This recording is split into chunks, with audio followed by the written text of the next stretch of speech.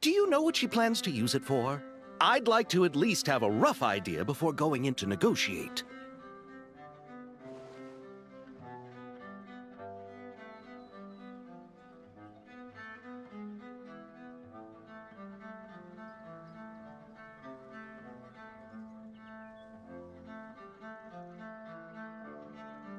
I didn't ask for the details, but I did see what looked like a fishing permit and a business license on her desk.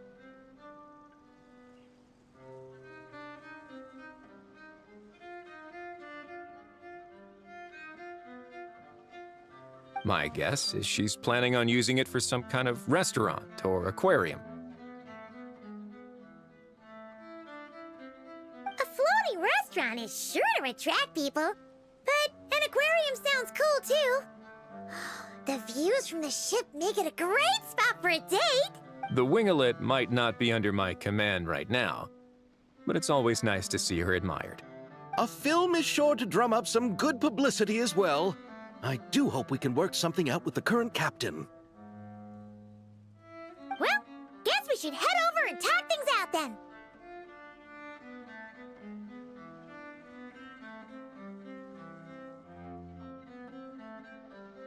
Best of luck.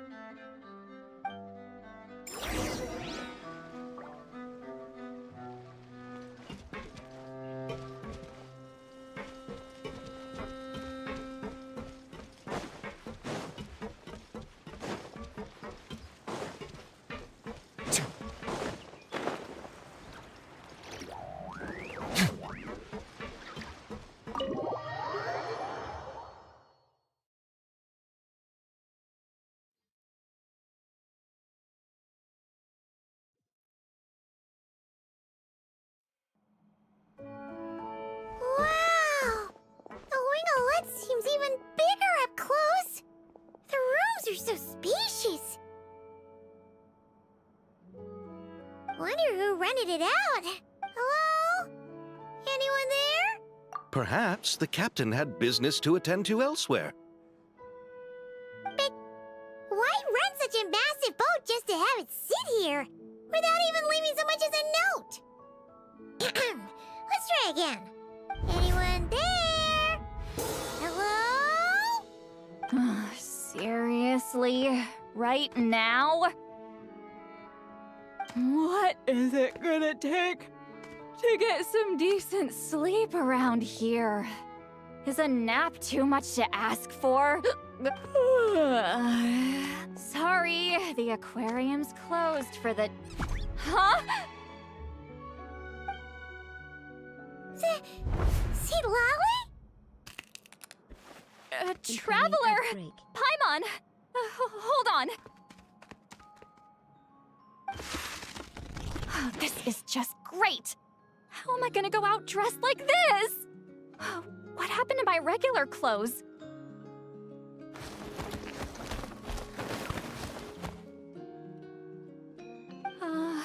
The wash! I put them in the wash after I drank too much and fell into the fountain. Oh, this can't be happening. Am I seriously gonna go out like this? Think we might have caught her at a bad time.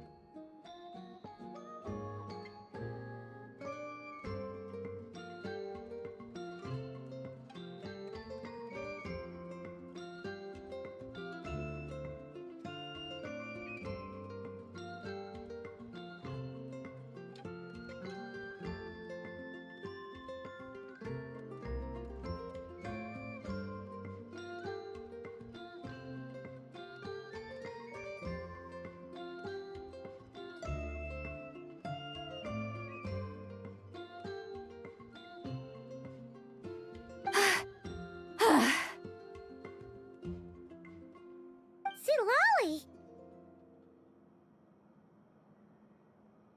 I don't want to hear it. Hear what? A single word about what I'm wearing. No comments, none. Is that clear? Oh, yep. Crystal. Huh? You think so? No, wait, I told you not to say anything! What was...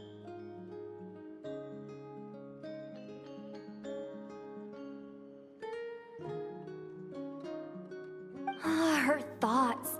I heard her thoughts. How could I forget about that? This is so embarrassing. I seemed a little too pleased to get that compliment, didn't I? Wait, the mind reading went both ways. Does that mean the Traveler's hearing all this too? You clearly did! Huh? What did we do? Paimon's not following. Nothing. It's nothing. Let's just move on. Did you need something? You're not here alone, I see. Hello, I'm Xavier, a film director and producer from Fontaine. I meant to introduce myself sooner, I just didn't want to, interrupt. No wonder we ran into each other in Fontaine of all places. You must also be in town for the festival then. That's right. We're helping Xavier with his film. In fact, we were hoping to shoot some scenes on this boat. You're the one who rented it out, right, Seed Lolly? Me? Rent a boat? I wish I had that kind of spare cash floating around. Not to mention the spare time.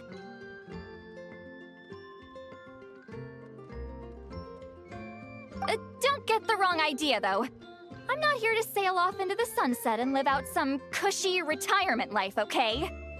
I'm not that old. Then why you dress like... how did you end up staying aboard the Winglet? Well, I heard one of my favorite light novels was getting turned into a film, so I came to Fontaine to catch the premiere. Originally, I booked a room near the Opera Epicles, but I'm quite particular about where I sleep these days. I think it's an age thing. And that bed? I just couldn't sleep in it. I tried to find a different hotel, but with the festival, everything was completely booked. Just as I was worried I'd have to sleep under a bridge or something, I happened to spot a help wanted sign on the side of the road. Oh, so you're here to take care of the boat? No, I was hired to man the front desk. The pay is a bit low, but food and drinks are covered. And it includes room and board during the festival. Plus, the job is simple. So I thought I'd give it a shot. Wow, they actually thought you'd be a good fit, huh? What? You don't think I'm cut out for it? All I have to do is tell people the aquarium isn't open yet. Other than that, I'm free to do whatever I want. It's a pretty sweet gig. That's all? Yeah, I was also kinda shocked. But it's not a lie. Head downstairs and see for yourselves. There's nothing but empty tanks. Not a marine animal in sight. Did your boss mention anything about being open to film crews using this space? Our production was hoping to film on the deck for a few scenes. No. That never came up. You could just ask her. Oh, she's around? What kind of person is she? We should know what we're heading into. She's nice enough, I suppose. Pretty reasonable, too. Even offered for me to move to a bigger cabin if I was too cramped. Back at the Masters of the Night Wind, I'm used to being the one giving orders. But working under her doesn't feel like being bossed around. She seems to respect what I think. Wow, she sounds like a great boss. She did tell me she'd rather not be disturbed, though. She's been working on an important project, so I'd keep it brief. Got it. Thanks for the heads up. All right, the captain's quarters are this way. I can take... Wait.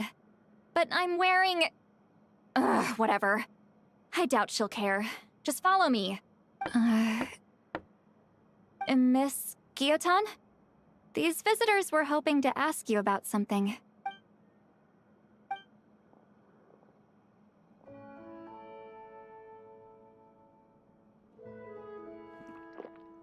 I thought I said to limit the interruptions. Just tell them the aquarium is still...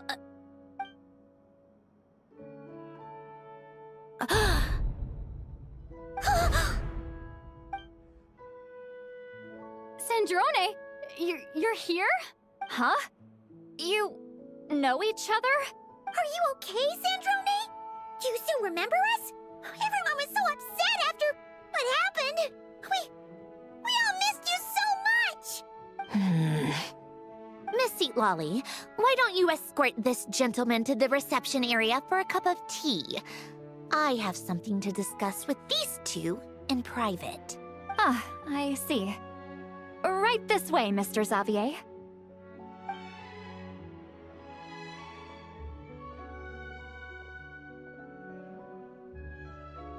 Sandrone? I really can't go anywhere without running into you two, can I? Are you okay? During the battle, your core, it was... Destroyed by that bastard Dottore. That's right. But as you can see, I'm fine now. No major issues. Or at least, there shouldn't be. Oh, what a relief! Oh, why didn't you tell us sooner? Or come back to see your friends? Now that I have the chance, I just want to say... Thank you for saving me. Huh? Don't get the wrong idea. I only saved you so we could complete that formula and defeat Dottore once and for all. Even if he did crawl back from the grave to make us all miserable again. That doesn't matter. You're still a hero. All right. But it wasn't just me. All I did was lend my brilliant mind to the cause and take care of one part of the plan. Although, I'm not denying it would have fallen apart without me. You got that right. You're amazing. But how did you go from a... From a lifeless pile of scrap to looking like this? Well, my mom was trying to put it a bit more gently, but... yeah. Where do I even start?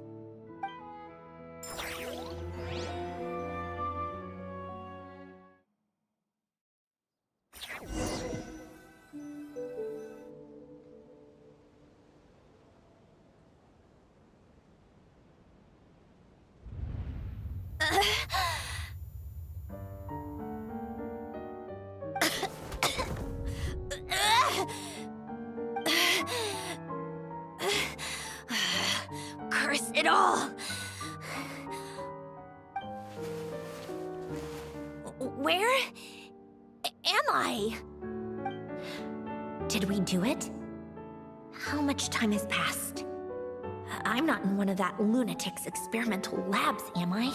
Wait, Fontanian decor. Books from the Research Institute. Phew. One thing at a time. Initiate self-diagnostics. Assess the extent of the damage. Cut power to compromised, non-essential components. Then reconstruct available action modules. Severe damage to the core. Dottore, you bastard. Polonia?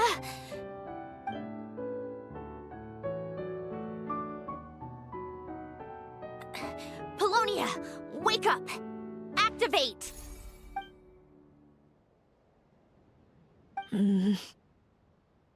You're in even worse shape than me. Internal gears and energy circuits are barely intact. Extreme damage to the core, just like me. Rebooting is off the table. Even if I could repair the damage, I don't know if... You used up all your critical energy in those final moments, didn't you? To protect the core of that guy in the hat, and the numerological array. Wait, the array. Yes! The prototype is still here. But can I even run it in this state? Whatever. I have to try. I just need to confirm one thing. Activate the numerological array. Connect the computing core to my body. just like I thought. It needs too much computing power.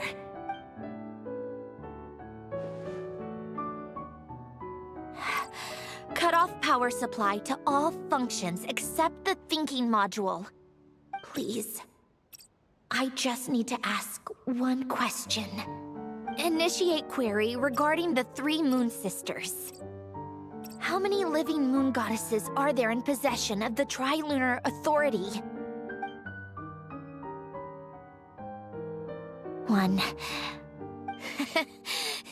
It worked. You did it, Columbina. You made it back. But how did I survive? The self-diagnostics showed damage severe enough to shut me down for good.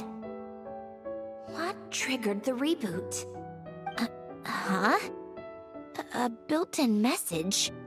Only visible after a core reboot? The final gift. Alen!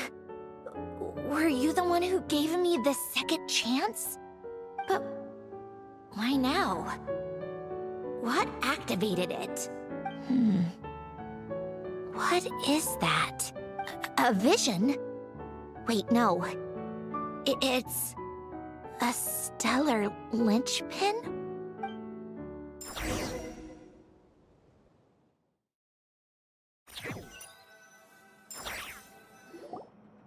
A stellar linchpin? What's that? You can think of it as a rare kind of vision. As for what causes one to manifest, well, that's still unknown. But in Snezhnaya, or in Afatui's research at least, it's believed to have some connection to the third descender. The third descender? We knew his remains were used to create the Gnosis, but this is the first we're hearing about a stellar linchpin. You knew about the remains? Right, of course. Look who I'm talking to. Yes, the Heavenly Principles used the remains of the third descender to create the 7 Gnosis as a means to consolidate the Archon system. Visions result from that same system, so extrapolating from there, it's clear that the manifestation of a vision is also, to some extent, related to the third descender. Still following? For those that wield them, visions serve as a means to channel elemental power. The same is true of stellar linchpins.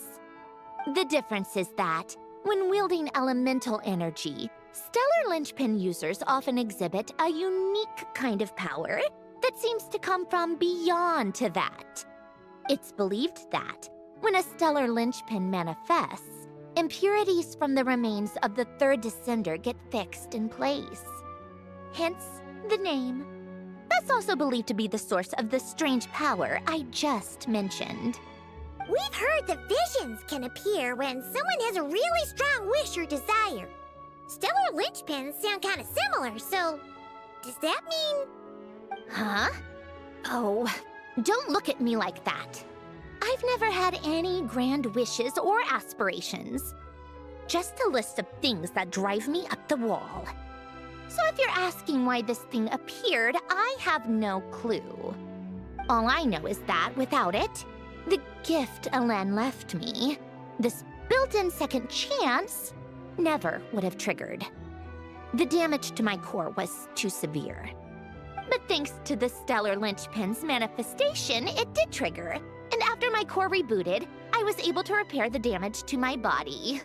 I also managed to import the numerological array, along with some of Polonia's surviving algorithms, into this form. Wait, does that mean Polonia is... Yes. Unfortunately, Polonia is... beyond repair. Oh, we're so sorry to hear that. But you also mentioned something about a final gift?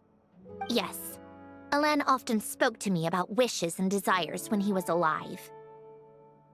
I suppose he thought there might come a day when I wished for something, and was willing to sacrifice my own life to fulfill it. So he left me a chance to start over. Nice to meet you. I'm Spyro. No, Never. Alen once said I was his proudest masterpiece. That might sound boastful coming from me, but it's also an undeniable fact. After Alen died, I started studying how Polonia and I worked. Polonia is essentially a computational machine, so it wasn't difficult to figure out the mechanical principles there. But when it came to my own structure, that's when Alen, the Lord Artificer's true greatness, struck me once again. I attempted to imitate it when I created Catherine, but in the end, she turned out to be nothing more than a superficial replica. What? But his creation skill, Catherine, is super impressive. We were shocked when we first found out she was a puppet. No, she's nothing compared to what Alen was able to create. Some of the mechanical principles of my own core are still a complete mystery to me. Keeping that gift hidden wasn't even a challenge for him. Just a shame I had to waste it on fighting Dottore. I just couldn't stand the thought of him coming out on top. If you put it that way, the world owes me a whole lot then, doesn't it? Wait, but all this still doesn't explain what you're doing here. Risley said you rented the ship and even had some kind of fishing permit? That's because I'm trying to go back to the place Alen and I lived when he was alive. My former home, I suppose you could say. The second chance wasn't the only part of the gift. According to the message, Alen left me a few other things that are stored in the house we shared together. I'm hoping that whatever he left me can help fix certain anomalies in my rebooted core. And help me understand why I received a stellar linchpin in the first place. Okay, so go back then. What does that have to do with fishing? And to think I'm talking to the saviors of Fontaine. Did you forget that the water levels have been rising for centuries? I can't just go back to the place I used to live because now it's underwater. Oh, right. With the rising water levels and changes in terrain, it's not just a matter of finding where it is, but also clearing away any sediment or debris. But Fontaine law prohibits unauthorized individuals and organizations from excavating underwater ruins. A melazine caught me the minute I even made an attempt. Why not apply for authorization then? And face the endless slog of Fontainian bureaucracy. No thanks. Besides, I'm a Fatui harbinger. The diplomatic implications alone would be enough to give the gestionnaires at the Palais Mermonia a headache. A fishing permit, on the other hand, isn't difficult to obtain at all. Minimal paperwork required, and under the name Guillotin, the application was a cinch. So you're exploiting a legal loophole? Am I? That underwater home belongs to me. If I happen to chance upon it while doing some fishing, what's the issue with that? Of course, I do have to catch some fish to put in the aquarium, just in case the gestionnaires come to check up on things. That's also the reason I hired someone to man the front desk. Huh? But isn't that kind of a waste? He went to all the trouble of getting a business license and rented out this giant ship. Just for show? If you want to run an aquarium that bad, be my guest.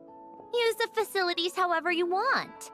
I'm certainly not going to stop you. All I want is to go back home and see what other gifts Alen wanted me to inherit. Hold on. Enough about me. What are you two even doing here?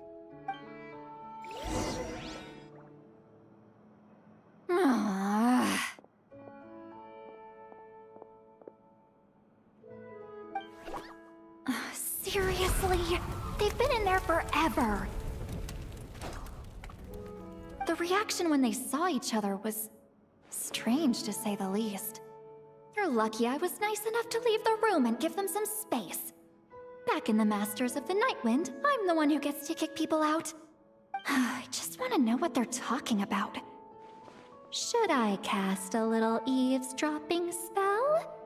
Oh, no, what am I thinking? I'm Granny Eastley. The great shaman of the Masters of the Night Wind. I can't do something like that. This is just ridiculous. Making me wait out here for so long? Where's their respect for their elders? Oh, here they are. Were you back there arguing or something? What took you so long? The two of you are already acquainted with Miss Guillotin, then? Oh, yep. But don't worry, we got everything sorted. Sandrone agreed to let us shoot on the ship, but it has to be when she's not here. When she's not here? That's right. You'll excuse me if I didn't exactly ask for this little reunion. I wasn't planning on seeing anyone. Like I said, my core is severely damaged. Even with the gift, there are anomalies that are making things unstable. I don't even know if I can continue to function without issues. So the priority is to fix these anomalies and get answers to my own questions. Then, I can see the people that need seeing. Anyway, just let Sandrone know when you plan to film Xavier, and she'll, steer clear. I do hope I'm not causing Miss Guillotin too much trouble. No! She just wants to keep a low profile for her own, complicated reasons. She doesn't want anyone else to know she's here. Understood. I'll be sure to keep that in mind. Oh, and see Lale? Huh? You mean Miss Guillotin? What does she want? Oh, please don't let it be about the pajamas. What? The 7th of the Vtuber Harbingers? Why are you telling me all this? I asked the Traveler about you, and I've decided it's best to be open in this instance. I can understand if you would rather not work for a Harbinger. Regardless, the room on the ship is yours to keep. You're an acquaintance of the Traveler, and I plan to honor that. Wait, she's actually nice? It's not a problem. The captain also worked for the Vtuber, and he helped Natlan a great deal. We know that there are good people among your ranks. Besides, I've been around long enough to know what it means to earn one's keep. This isn't Natlan, and I don't expect special treatment. Besides, sitting at a desk isn't exactly back-breaking work. I appreciate that perspective, great shaman. Seat Lolly. Just call me Seat Lolly. That title makes me sound so... old. Well, Seat Lolly, the Traveler and I are looking for something, so we'll be heading underwater together soon. I'll leave the ship in your care while we're gone. Together? How often? Not too often. We're heading out in a bit, but I'll be available if you need something. You couldn't, go alone? I wanted to, but she was concerned about my physical well-being, so she offered to come with. Guess my mental well-being means nothing then. Huh?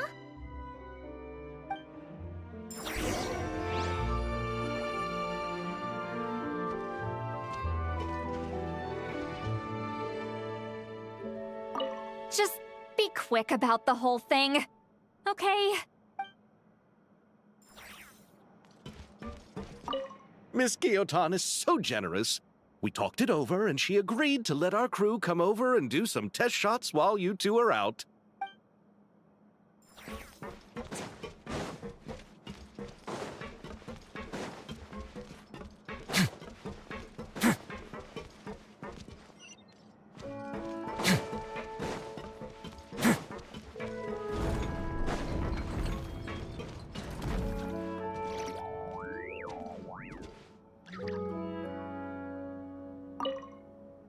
All right.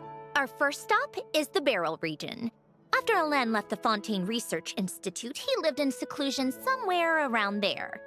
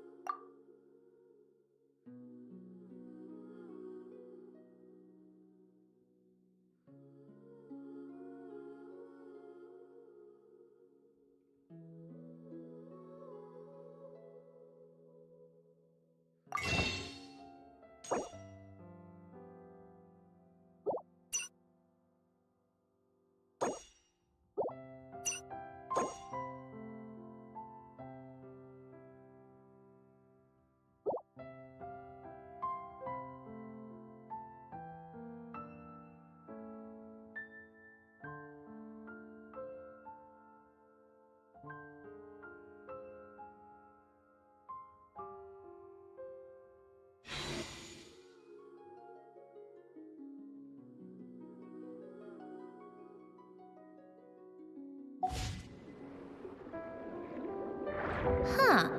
This place has changed a lot. Guess I really have been gone for a long... Let's look around and see what we can learn. Oh, and don't forget to catch a few to take back. We need to keep up appearances, remember?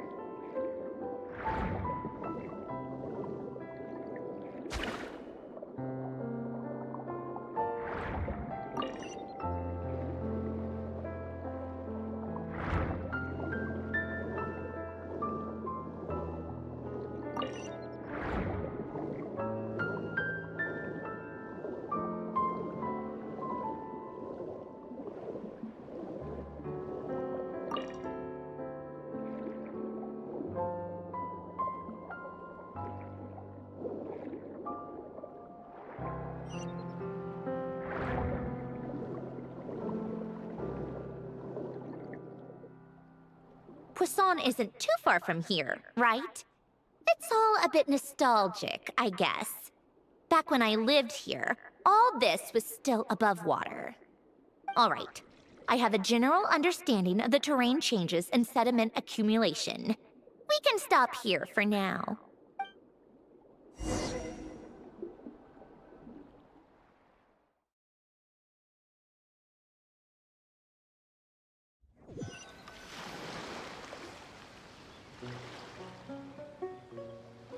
That went smoother than expected. I appreciate the help.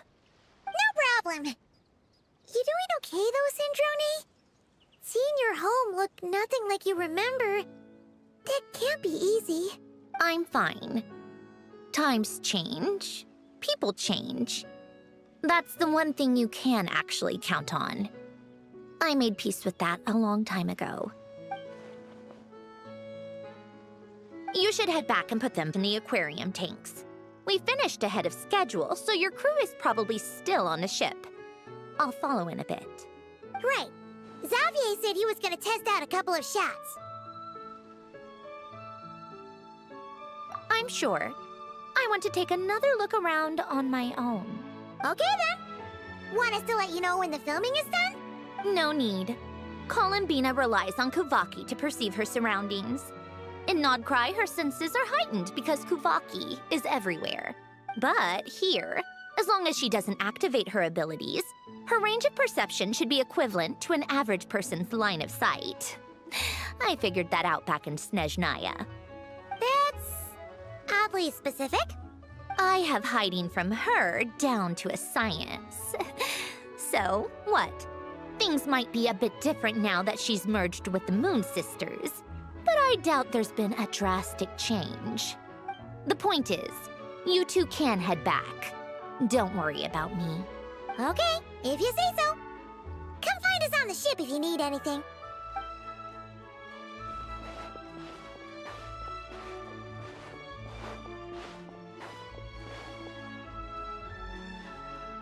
What did you leave for me, Alen? Did you know I would come back?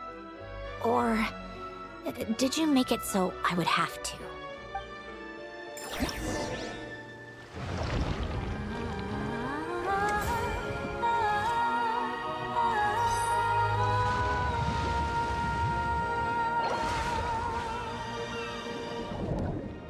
Did you know you can pet me? Check out the Pet Cafe.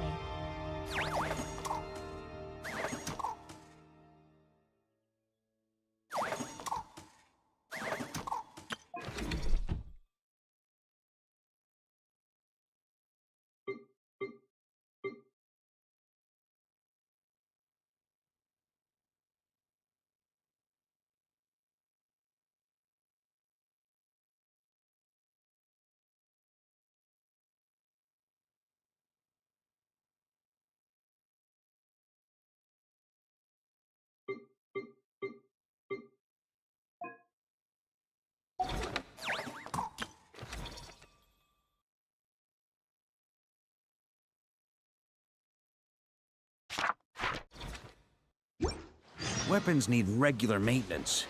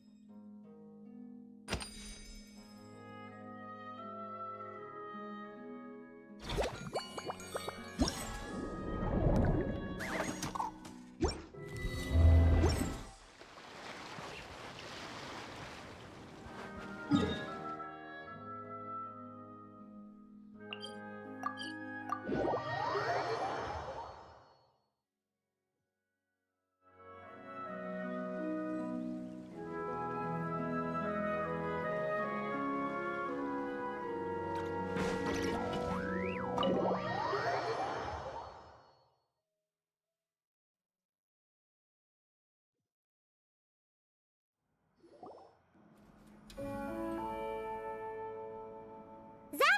we're back!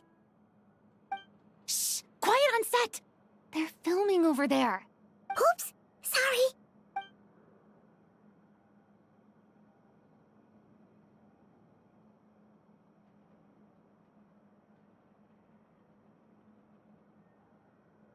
What's your take, Detective?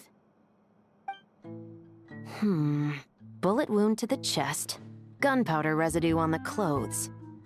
The victim must have been shot at close range. You think it was someone they knew? Yes. It's possible the suspect arranged for them to meet at this very spot. A reasonable deduction. But you're overlooking a crucial clue. What? The victim's pocket watch is missing. And cut! I think we got it! Good work, everyone! Phew, finally. Acting was nerve-wracking for me when I first tried it too. Just loosen up, and you'll get used to it in no time. Chevres! Charlotte! Oh, hello there, you two. You're filming here too? Oh, so Charlotte's crew must have been the one that asked you to help out, huh, Chevres? Yep. They heard about a potential filming location and wanted to come check it out. But when we got here, your crew had already beaten us to it. Luckily, Xavier and our director, Lapine Pauline, go way back. In the end, we agreed to just share each other's filming locations. Considering all the last-minute changes, that's just what Musketeer Pictures needed. For sure! Based off the scene just now, you must be the star of the film, Charlotte! You bet! This detective costume really suits me, don't you think? Oh, for sure. You're already right at home lurking in the shadows taking pictures of this and that. Add a notepad and you're practically method. Thanks, Miss Chiori. I appreciate the compliment. That didn't sound much like a compliment to Paimon. So this is a film set? It looks like a very happy place. This must all be quite new to you, Miss Columbina. Yes. I watched a few films with a friend once, but she thought there was no point if I wouldn't open my eyes. So she stopped inviting me. Looks like I missed out on a lot. True. But being an actor seems like a tough job. Huh? Most people would swap lives with an actor in a heartbeat. The lifestyle is so glamorous, and the pay is more than generous. But they have to act out lives that aren't their own, with the whole world watching on in judgment. If they don't do it justice, it must feel like they're letting people down. That's exactly how it feels. This young lady has quite the unique perspective. Well, that's true. But these actors are here because they want to be and they think it's fun. Most of them, at least. Not to mention, the film we're shooting is based entirely on you, Miss Columbina. You just need to be true to yourself. I don't have to pretend to be someone I'm not? Not at all. Authenticity is what we're after. For example, this first scene opens with you on the boat, sailing to your friend's homeland. You just need to think about that moment in the story and picture how you would feel. Oh, okay. We're all here? Wonderful! Let's head to the deck and get shooting. Oh, and this is for you, dear Paimon, your clapperboard. Whoa! Is this the same one Paimon used for the Two Musketeers? The very same. I saved it just for you. Thanks, Xavier! Feels like being reunited with an old friend. Of course! That said, I have a different job in mind for you this time, Traveler. Our film is focusing on a single protagonist, so conveying the subtle changes in her state of mind is of the utmost importance. In addition to the actor's own performance, another way we can convey that is through lighting. Huh? But there's already a lighting specialist, isn't there? Yes, but it's clear the Traveler and Miss Columbina share a deep bond. You might have a better chance of understanding her frame of mind in certain scenes. Oh, that makes sense. So, what do you say? Willing to take on the role of lighting specialist? It's settled! I leave the job of translating our leading lady's inner thoughts in your capable hands.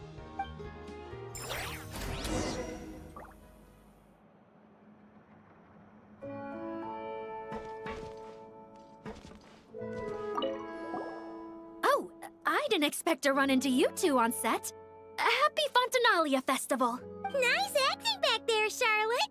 Thanks. I'm, usually the one behind the camera, so it's actually pretty nerve-wracking being the center of all that attention. But I've known Miss Lapine Pauline for quite some time, so we work really well together. Miss Lapine Pauline prefers to assign roles based on our own personalities. She'll even adjust the script to make it a better fit. The scene from earlier was just me and Chevres, but Navia and Emily are also going to be taking part. Ooh, that's quite the lineup. Your film's leading lady also seems like quite the score. Just on first impressions alone, it's clear she's someone special. Guess we'll just have to wait and see who wins Best Picture and gets to go home with the Farina Award.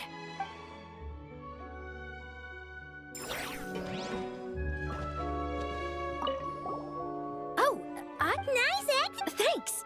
But I've Miss Lapine Paul, the scene from earlier. Ooh. Your film's leading.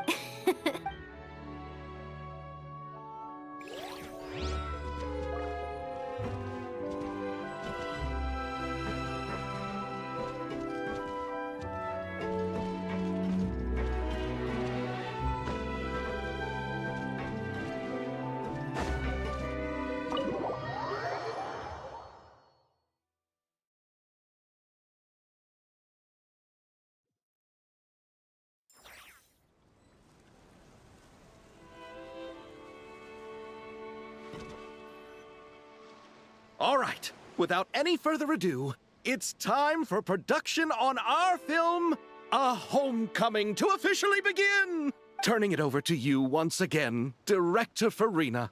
All right. Positions, everyone. Camera operator, clapper loader, get set up. Let me know when lighting is good to go.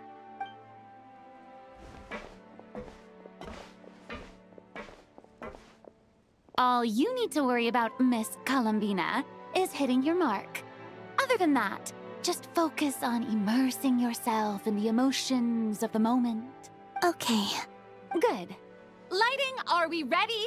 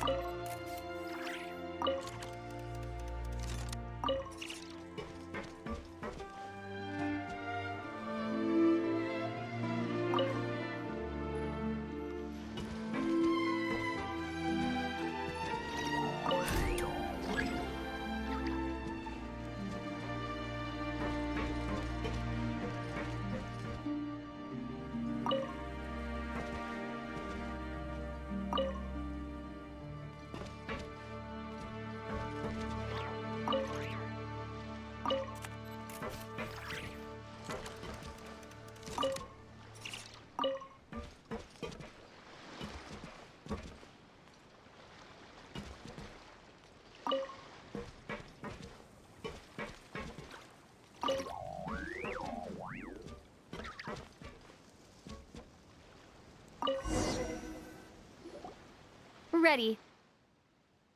All right, quiet on set. 3, 2, 1, action! This is her homeland. Columbina. Cut! The emotions I'm looking for were definitely there. Let's just try to keep it a bit more natural. Oh, but definitely keep that gesture at the end. I loved how real it felt. You looked genuinely moved. All right, if you're ready, let's go for another take. Miss Columbina? That presence. It kind of felt like... Sandrone?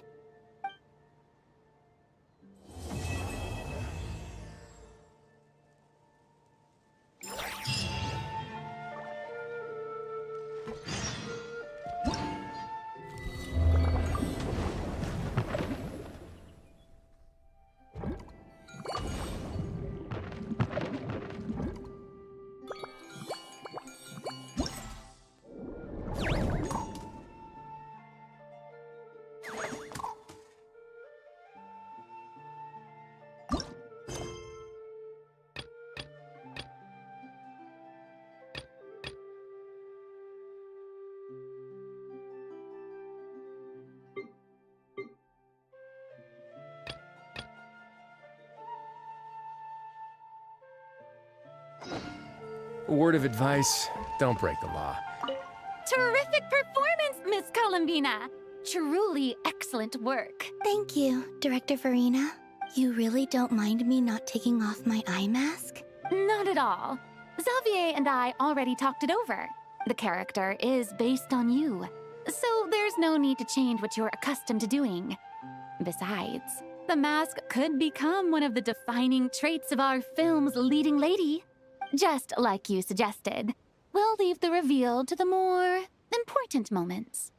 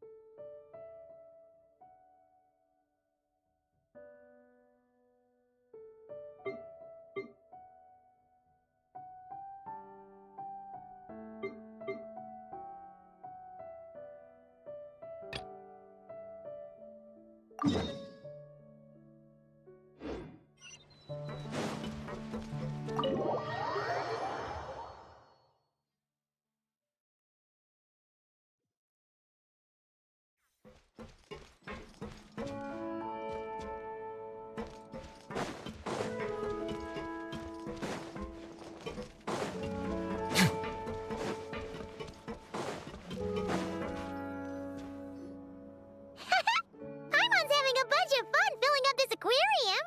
Since Sandrone doesn't mind, we should definitely catch some more fishies and make this place extra beautiful. Hey, you two. Come over here. Huh? Is everything all right? Here. This is for you. What is it? It's an underwater mobility device I've been working on. Huh? Wow! That's so kind of you, Sandrone. It's just a simple mechanical device. I saw the way you were catching fish and... how should I put this? It seemed somewhat... unsophisticated. To be perfectly frank, I found it quite difficult to watch. Was it really that bad? It was inefficient, unskilled, and completely and utterly inelegant. No need to apologize. Everyone has their own ways of doing things. But seeing as you plan to keep adding to the aquarium, it might be best if you use this device. The waters of Fontaine are home to more than just harmless ornamental fish. There are plenty of predators who could do you some real harm. This device will not only help you fish, it'll also help you flee. All right. Oh, and if you're going for a swim, go now. And don't forget to tell me what you think of the device. I can always make more adjustments if you have any feedback.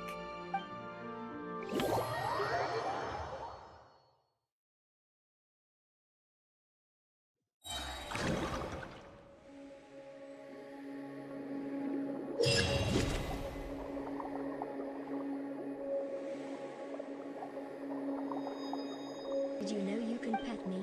Check out the pet cafe.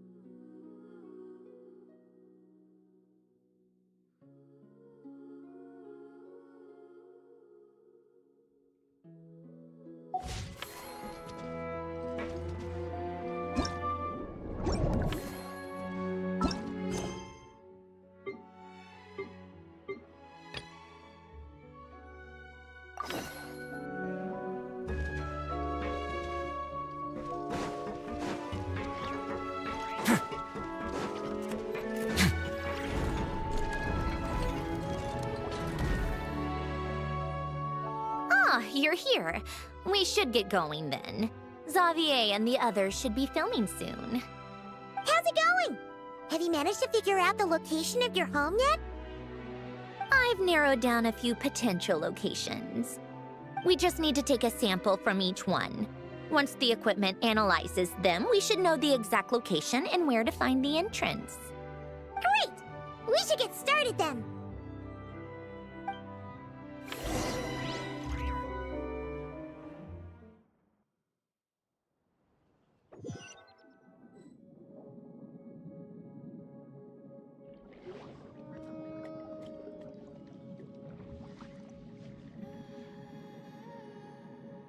All right, let's get a move on. That should do it. Let's head back. The filming should be just about done. We made good time. We might even know the location by the end of the day. You sound pretty happy about that. Do I? I suppose I've just had enough of these anomalies I've been dealing with. The sooner I can fix them, the better. Anyway, enough chit-chat. We have work to do. Oh, but let's head in through the side door. I don't want to run into the crew on the deck.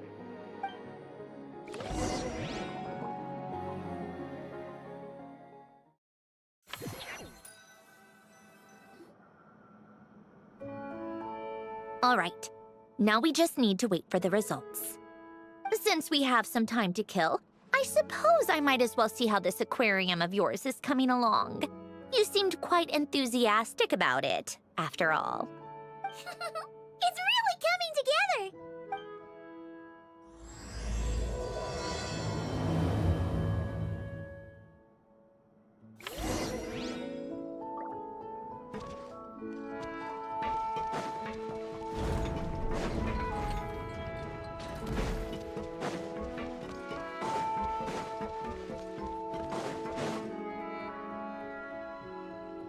Oh, kind of impressive, actually.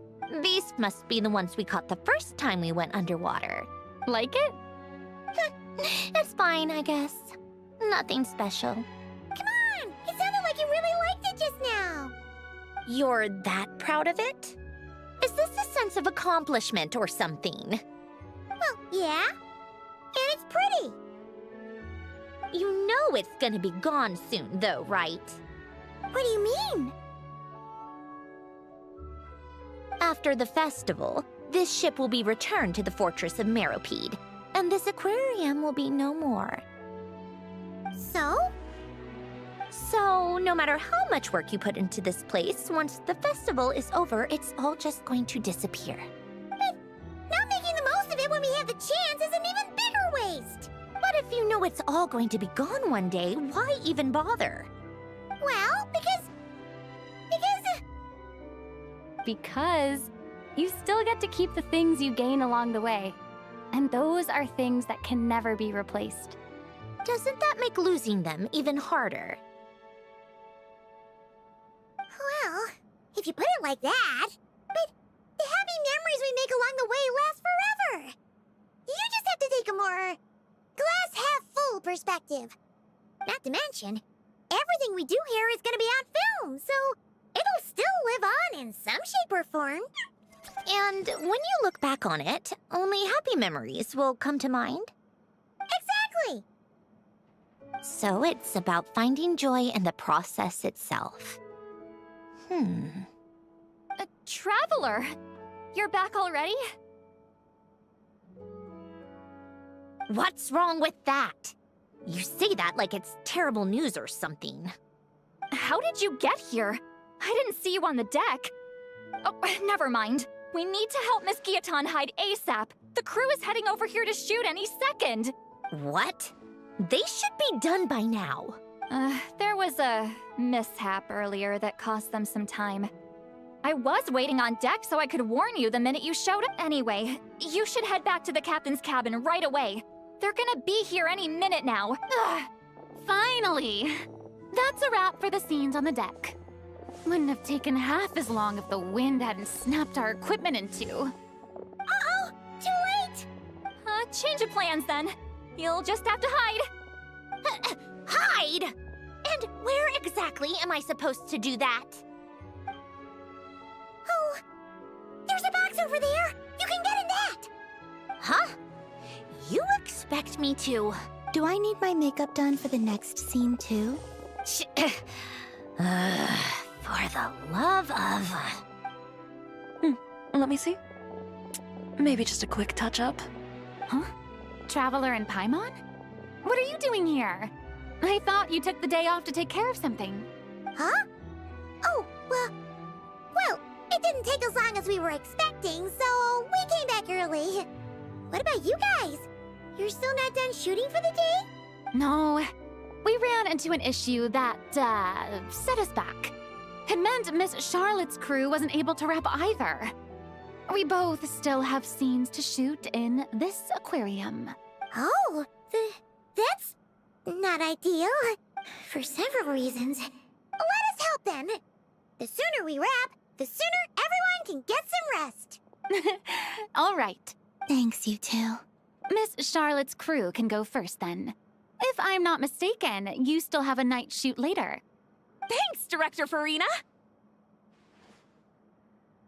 Of course. Fellow artists should help each other out where we can.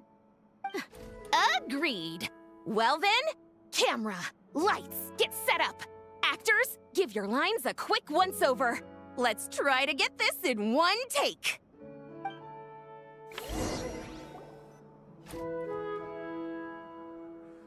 All right, places, everyone! And 3, 2, 1, action! So, the story ends like this. But when Duke St. Germanus departed, he clearly said that everything was beyond redemption. Huh? That sounds familiar. Wait, it's from that novel I came across while researching the numerological array. He's only a genius when it comes to mechanics, and everything else, he's just an ordinary person. Huh? What was that noise? Whatever, I'll just fix it in post. Miss Jacoba, please don't speak as if I were the accomplice. Not so hard. This box isn't sturdy enough for that. This is why I keep saying, don't put too much trust in Clockwork Mecha. Unlike humans, machines don't have a heart. A heart? That's right. It's what's on the inside.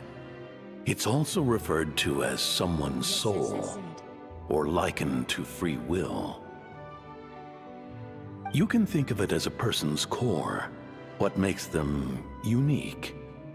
In general, though, people don't believe machines are capable of having a soul. You said my emotion module was faultless. It is, but that's not quite the same thing. Do you think I have one then?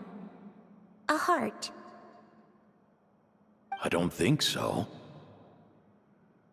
I know so. The question is, do you recognize it within yourself? That's where you're wrong. I can't believe this. Forcing me to hide in a box and listen to this drivel. Me. In the end, clocks tick through tranquil years. Fish swim in crystalline springs. No matter how grand a dream is, it will fade away like this. Forlorn, wordless, silent. And cut. That was a long one. What did you think? If she makes them do another take, I'm going to flip a lid. And not just the one to this box. Oh, there were some weird audio things going on, but acting-wise, it was great. It's a keeper. Perfect. That means I can get out of this box. It's our turn. Camera operator, set up for the next scene.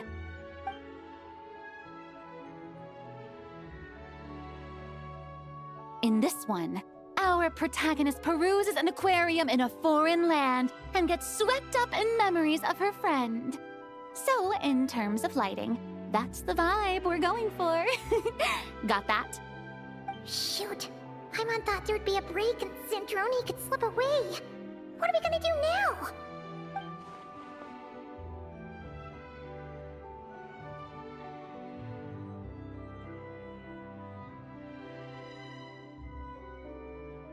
Break a leg!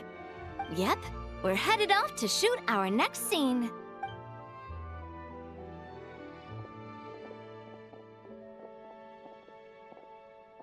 All right, quiet on set! We're about to start rolling. Ready, Miss Columbina? Miss Columbina? I think she would like this. Quick, we should roll on this. It doesn't forage with the others, or prey upon its smaller kin. Instead, it remains where it is, cradled in the coral's quiet beauty, as though the raging cyclones above are of no consequence. And yet, she still stood before the cyclone in the end. So I think that story has it wrong. She is no different than us. She has a heart. Columbina. Hmm?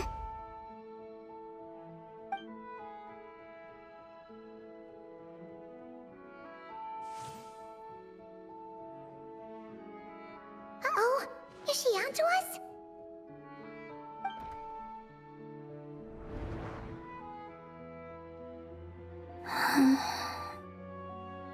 What is she doing?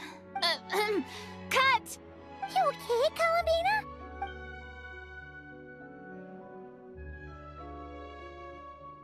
Hmm? Oh, yes. I just thought... Why don't we take a short break? It's been a long day of shooting so far. That last take was beautifully organic, though. We can use it as is. No need to go again. Thanks, Director Farina. But I'm fine to continue. You're sure? In that case, let's shoot some quick B-roll. Then we can move to our next outdoor scene.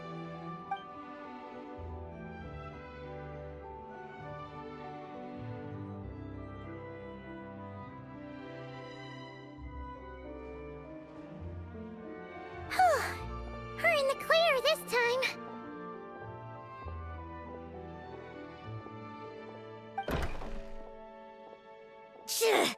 Ugh! Absolutely suffocating. You okay, Zandroni? Right as rain. Come on, let's go check the test results. It's time for me to go home.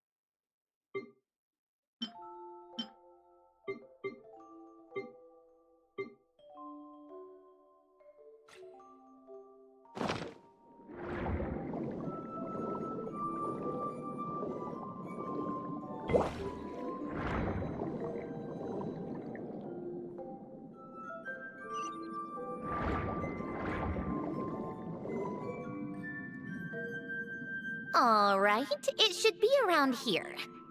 Give me some space. I'll activate the water insulating mechanism.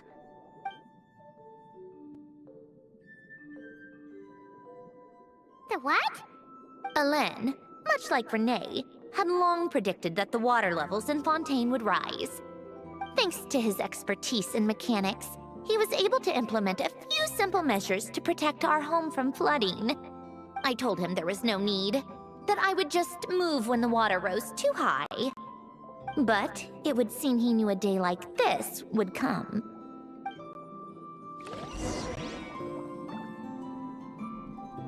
All right, the silt has been cleared away. Evening ad break.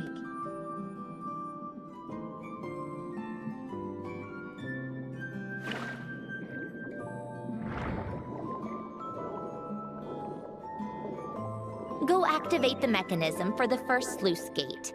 That will fill the empty middle chamber with water.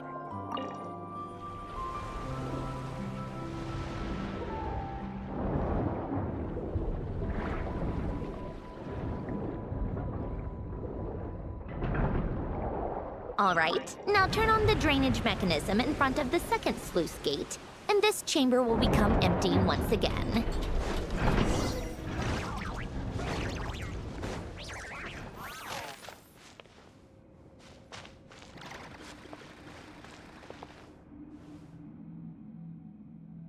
So, this is where you used to live?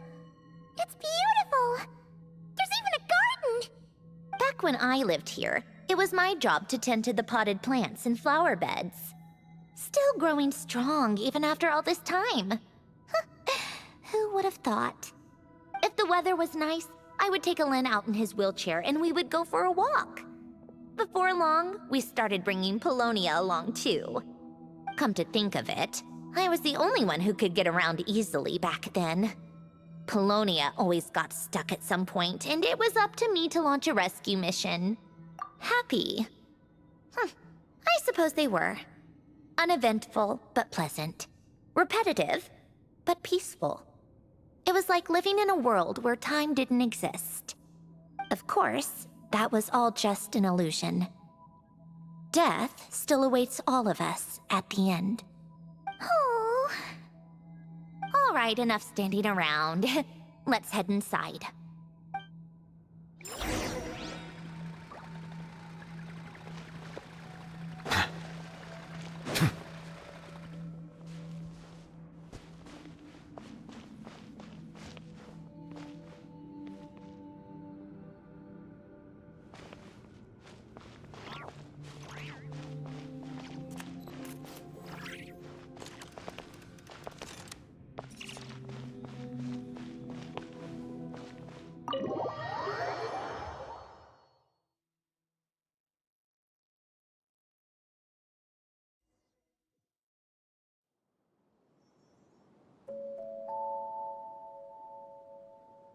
Yep, this place is exactly how I left it.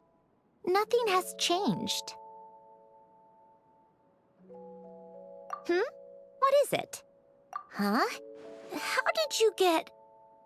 Oh, Arlecchino gave it to you, didn't she? And you... read the whole thing. Just so you know, a lot of that was written a long time ago. At that very desk, to be exact. Anyway, since you've already read it, you should just hold on to it. I can always start a new one. Well, feel free to look around. I'm going to start looking for the gift Alain mentioned. Oh, but be careful with the stuff around here. I'm not saying you can't touch anything. Just try not to choke on the dust. Coffee. Tea.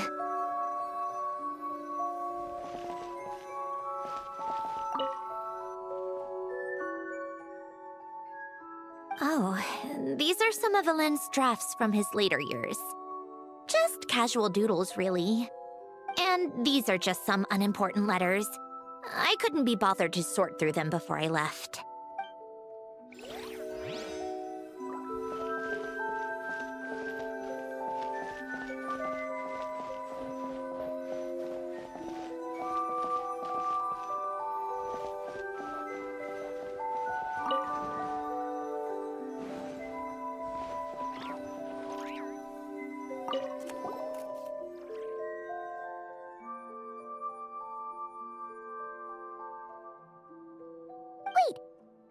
people in this picture look kind of familiar.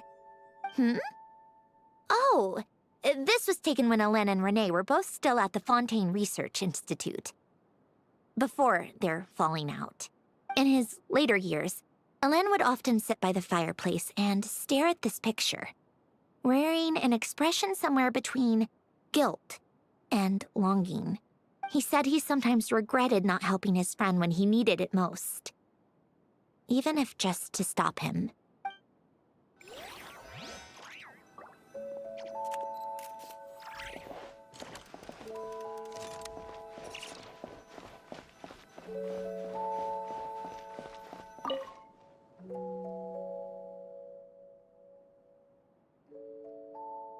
Oh, I played with these when I was little.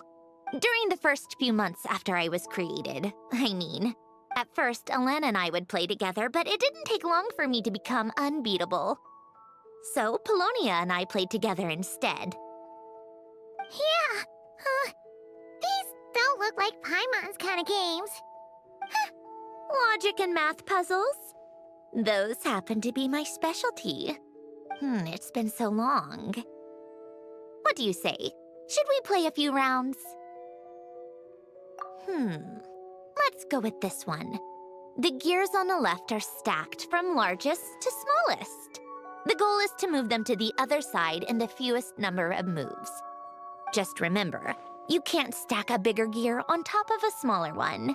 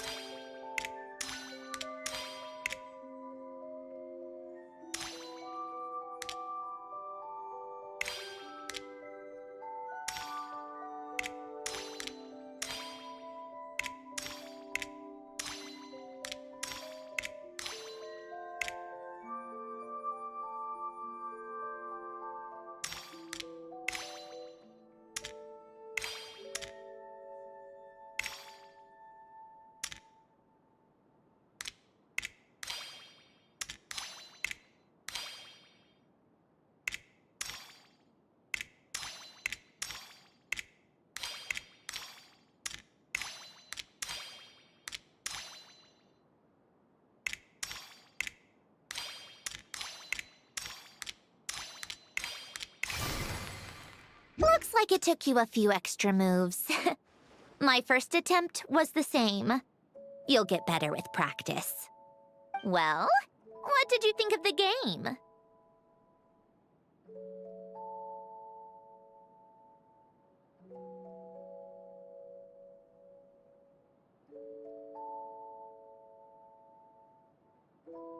You showed quite a bit of promise, too.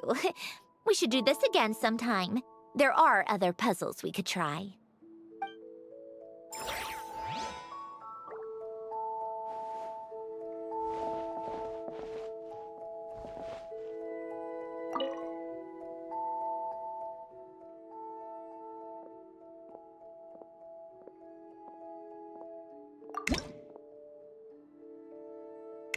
A warm hearth.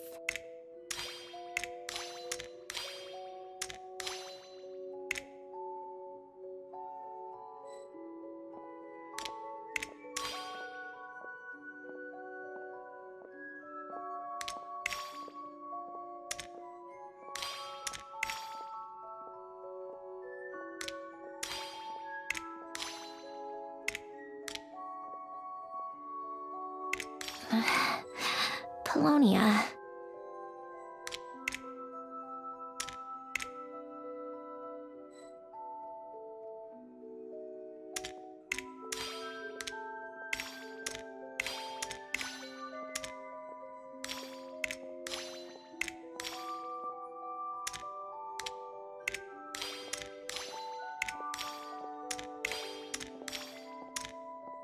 Coffee. Tea.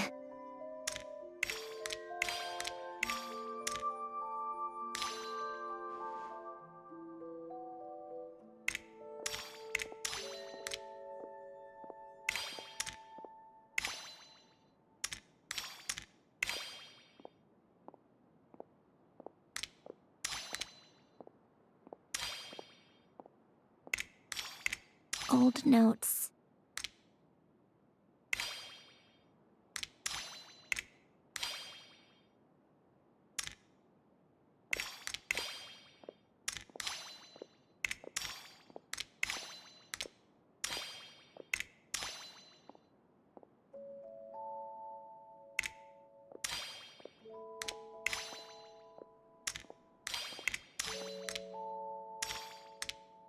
A warm hearth.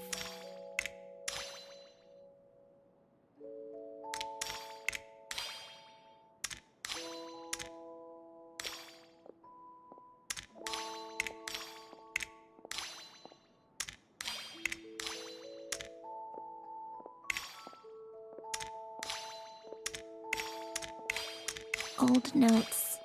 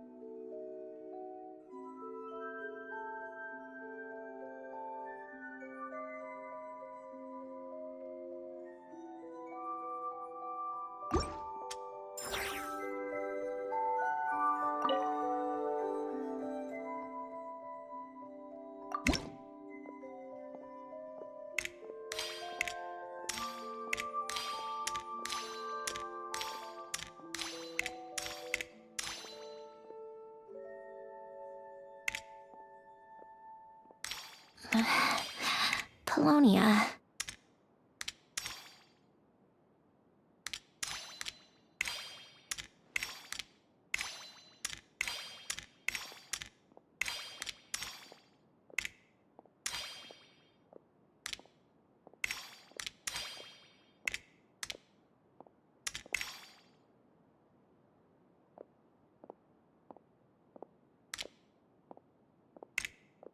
Old notes.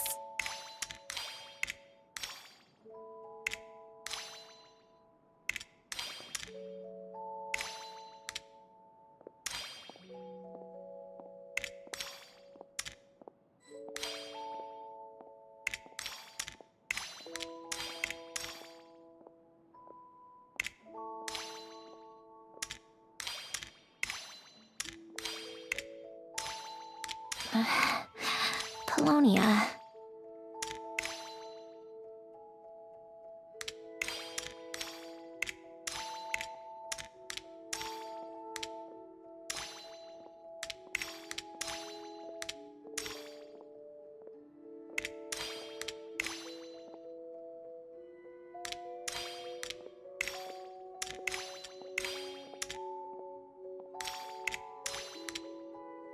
A warm hearth.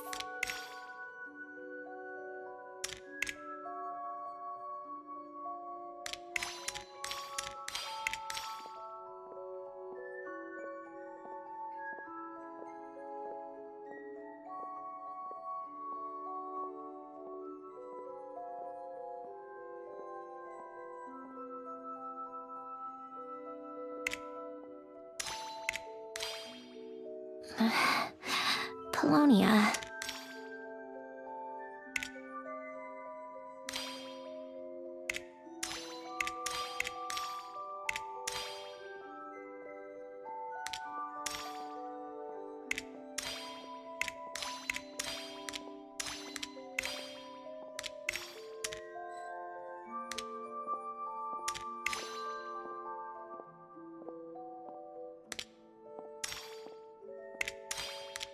Old notes.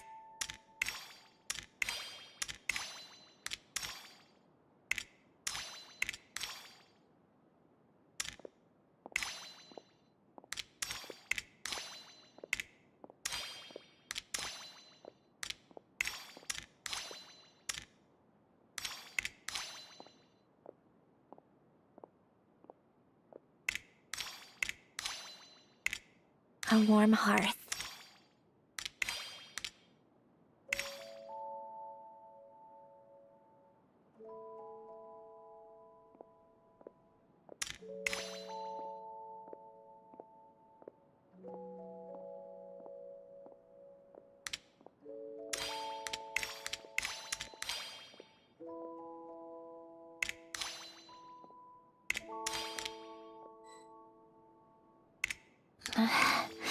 Polonia.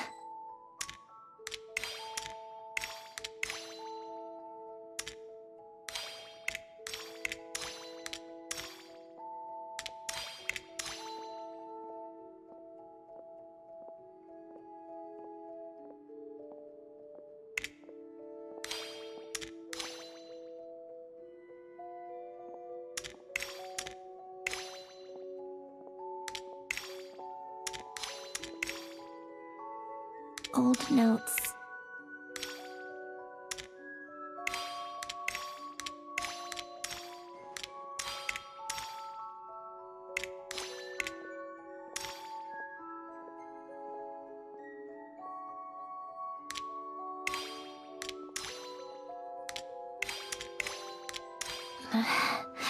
Polonia.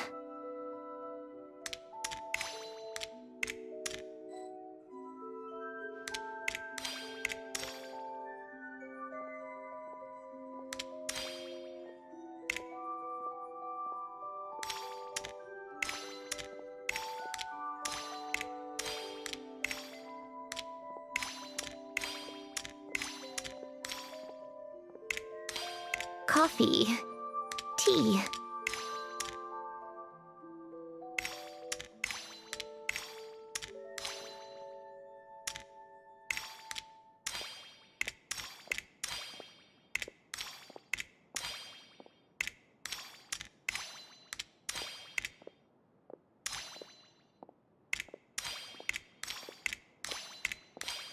ZZZZ. Old notes.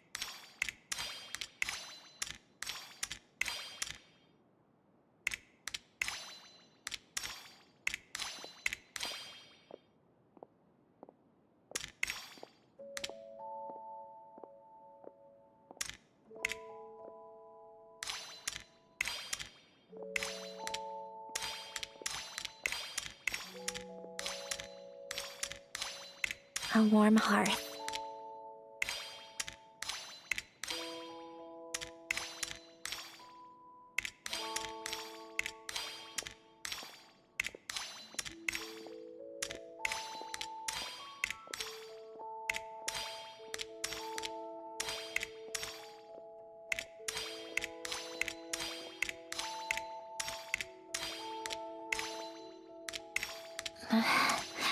Polonia.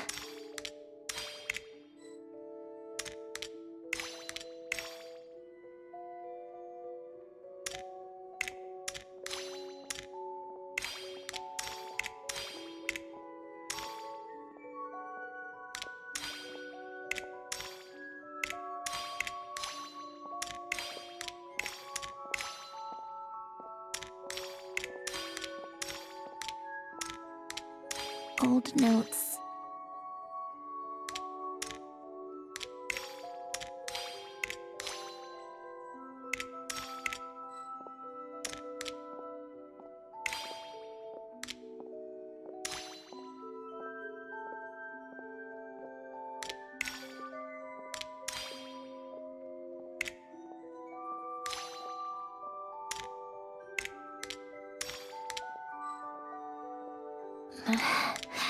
Polonia.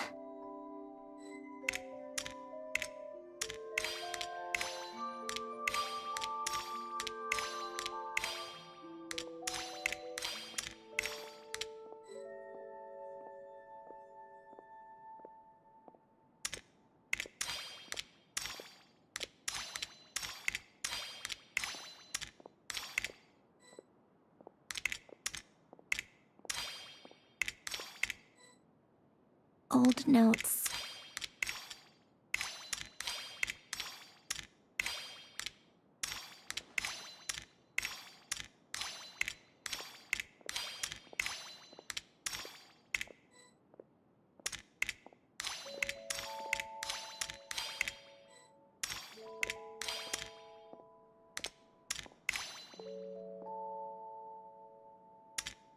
A warm hearth.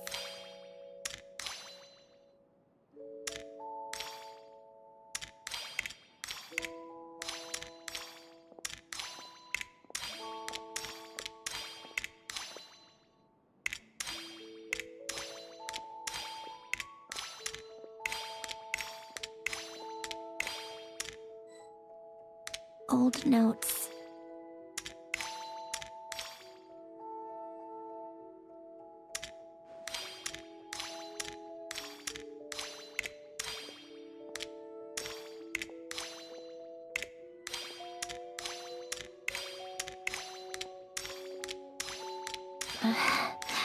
Polonia.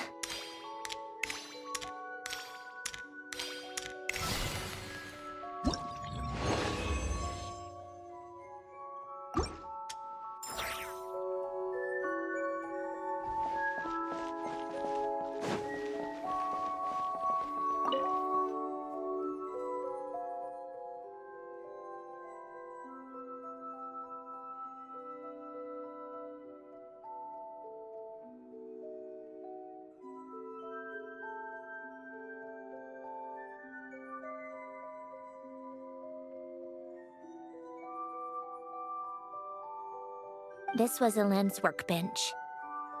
Later on, of course, it became mine. It's where both Polonia and I were brought to life. Before...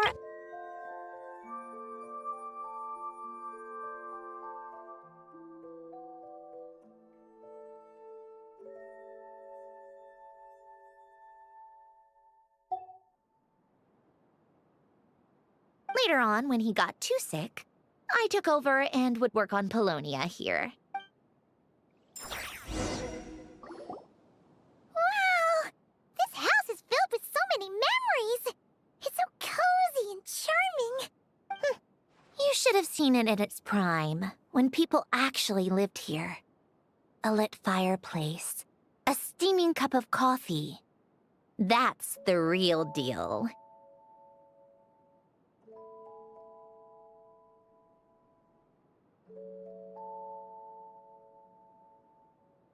You know, we also used to have a mechanical piano that Elend built. Ooh! How chic! Elend never played it much. He probably wasn't able to at that point. But I managed to teach myself. Music theory is essentially math, after all. I loved perusing Elend's collection of classical music. The chords and harmonies felt like individual mathematical puzzles. It was fascinating, so I did some composing as well. But as Elend continued to deteriorate, even the sound of music began to grate on his nerves. So I got rid of the piano.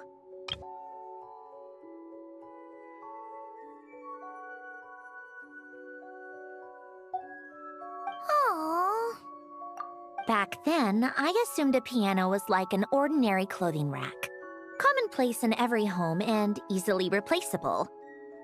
It was only after I left that I realized how hard a good piano is to find. Enough about that. Elend's gift should be just in here. The only things undisturbed before I left were a few of his personal belongings.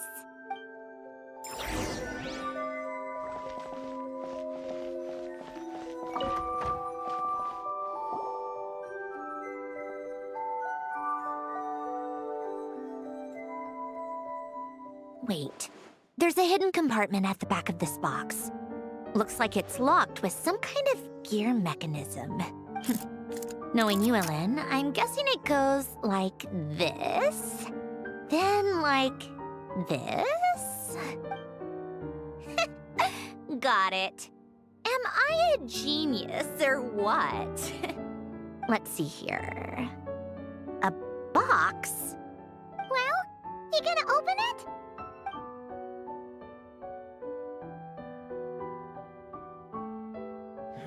It's heavier than I was expecting. Just how much stuff is in here?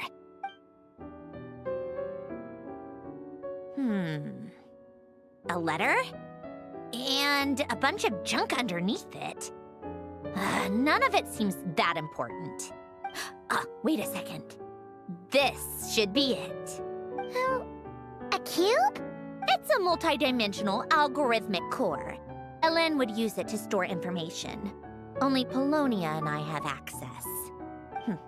All right, I'll start looking into the core and the letter. Feel free to go through the rest of the stuff and see if there's anything useful.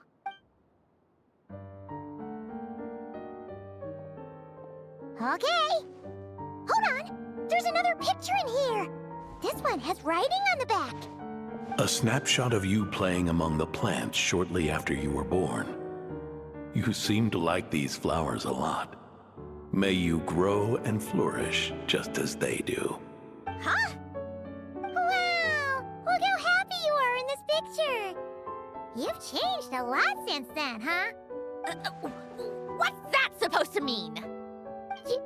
Just that you come off kind of aggressive sometimes. Or, annoyed at everyone around you? Well then, people should stop being so annoying. It's not like I'm the one with the problem. Of course not. Oh, here's something else. Looks like a piece of paper torn out from somewhere. Today, I solved another math puzzle and made a breakthrough on a construction problem the Institute has been stuck on for years. Am I a genius or what? No, wait, that's From now on, I should have people address me as Her Highness the Clockwork Princess, Unraveler of all reason. Nope. No more of that. I thought I tore this page out. You wrote this? Then how did it get... Wait, there's more writing at the bottom. You seem to have developed a distaste for this particular entry, considering I found it in the trash. I'm sorry, but I could not help but hold on to it. Forgive me. Lynn! Don't be embarrassed. Everyone goes through a phase like that. Nonsense. I wasn't even the one who wrote that. It must have been Polonia. That's enough. I told you it was Polonia. You know what? We're done with this. No more rifling around in the box. Just put it down and let me read the letter. To my little clockwork princess. Not another word. Got that? If you're reading this, You've most likely received the gift I left for you. I just hope you didn't stumble across all this while cleaning out my effects or something trivial like that. I once asked if there was something you wished for. Do you remember that? I wonder if time has changed your answer. Regardless, I have another gift. A formula that will allow you to come face to face with the anomaly inside of you. If you even still call her that. Why this gift? To understand that, allow me to wax poetic on the soul once again. I would ask you to stick with me until the end, but I know you will. You always have.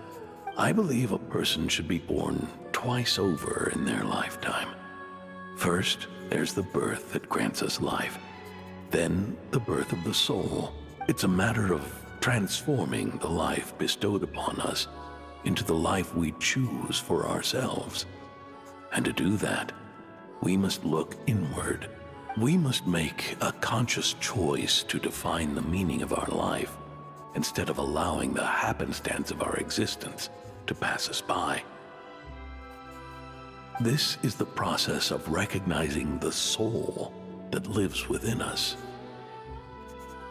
You are my proudest masterpiece. I told you that long ago. But to me, you have never been a creation or a machine. To me, you're just like the rest of us. You have a heart. In fact, some theories think of the human brain as nothing more than a machine, and thought the product of its computations. So you see, perhaps we're not so different after all. Your inner machinery is just far more advanced than most.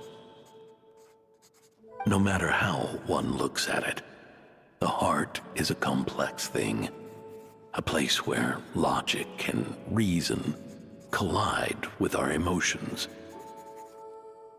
Your computational capacity allowed you to become sentient and develop logical reasoning.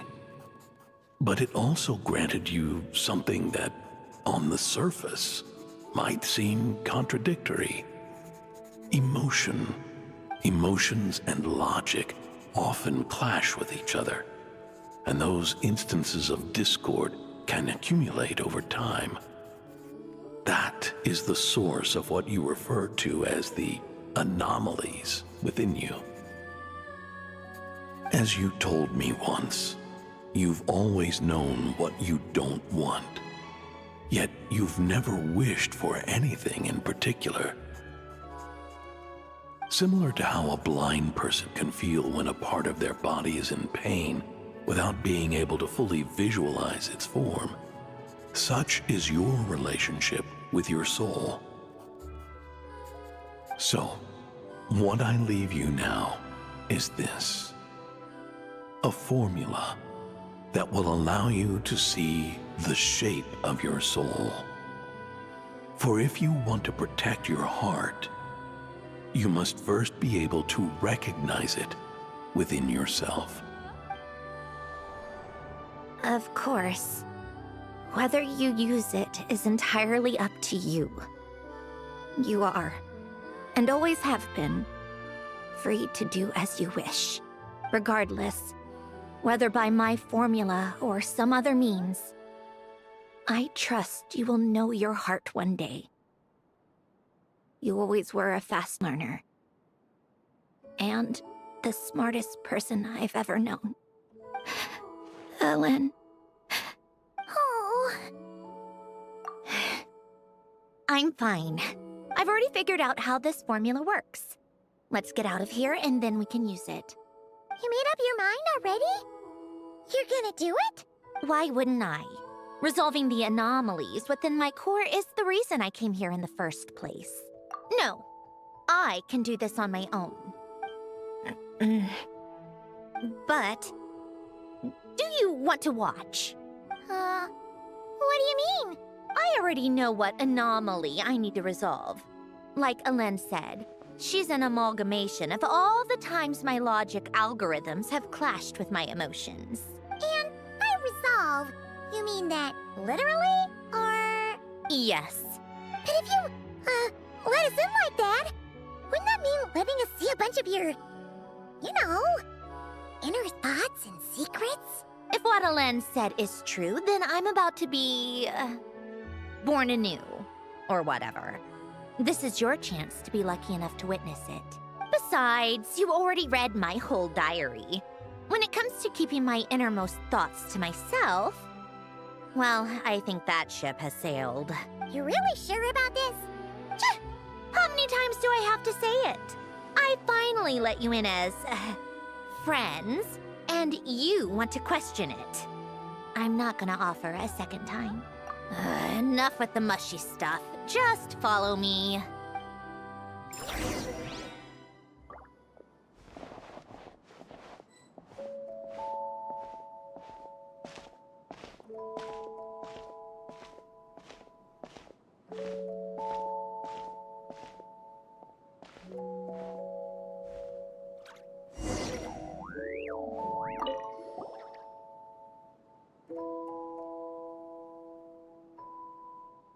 All right. With the numerological array, I can construct a simple formula that will allow you to experience what I see and hear in real time.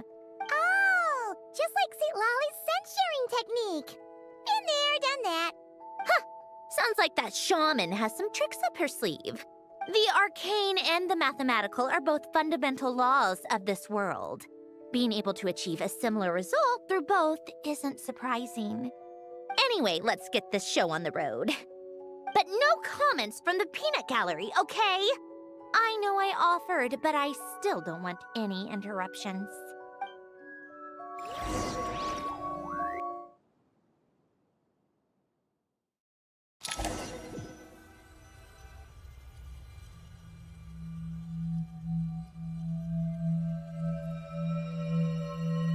Is this my heart? No, it's probably just the result of a lens formula. A space dedicated to resolving anomalies. Huh. But it looks like the walls are all... mirrors? You made it. About time. Is that me? From the past? You just spoke of anomalies. Well, here I am. What happens when emotion contradicts reason? Shall we sit down and talk?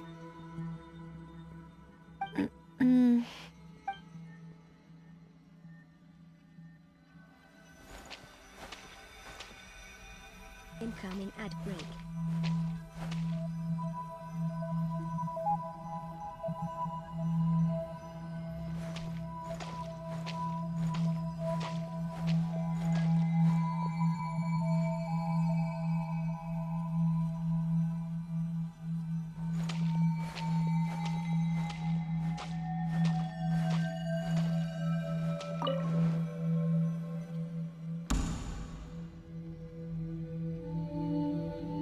That should do it. Hello? My name is Alain Guillotin. Can you hear me? Brings back memories, doesn't it? The time we spent here. Here. I want you to have this. A notebook? You can use it to write things down. I don't need to write things down. I have unlimited memory. Even so, some things are more important than others, right? You can use it to write about the things that matter. So you wish me to carry out a basic priority sorting operation? I suppose you can think of it like that for now. But journaling is also an act of finding oneself. Much like we use wooden stakes to guide a plant to grow in a certain manner, what we choose to write down gives the soul much-needed direction. In the act of choosing what to forget and what to hold on to, we decide what kind of person we want to become. I don't understand. Like I said earlier, I don't need something like this. This is where we were born, where our life began. Mornings of tending to the garden, afternoons spent cleaning, reading, or studying. Evenings of cozying up by the fire, listening to Alain share stories about his past. Alain. What is it? What are you drinking? Oh, this? It's coffee. It, makes me more productive. I want to try it. Oh, okay. Here.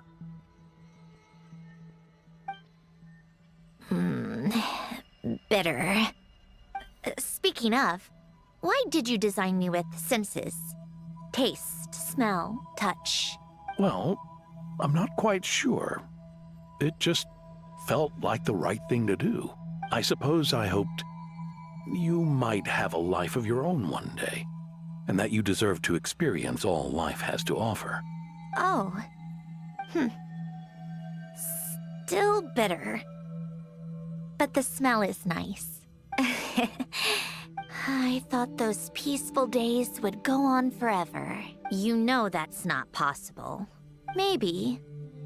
But how was I supposed to know the end was just around the corner? That was just bad luck, was it?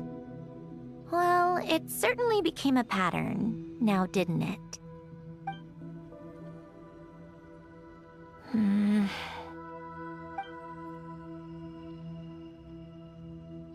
Over time, one of the habits we picked up from Alain was a love of coffee. We even took to hosting tea parties. A machine acting like a human. Kind of laughable, right? I suppose that's just what I'm used to.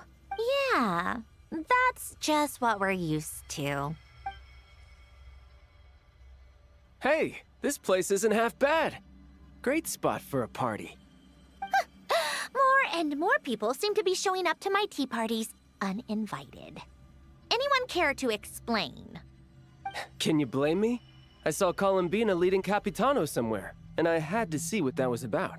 I had simply asked Columbina where I might find Arlecchino. I have business to discuss with her, and Columbina suggested looking here. Tartaglia and I were unaware that this was a private gathering. Apologies for the intrusion. It won't be for long. Whatever.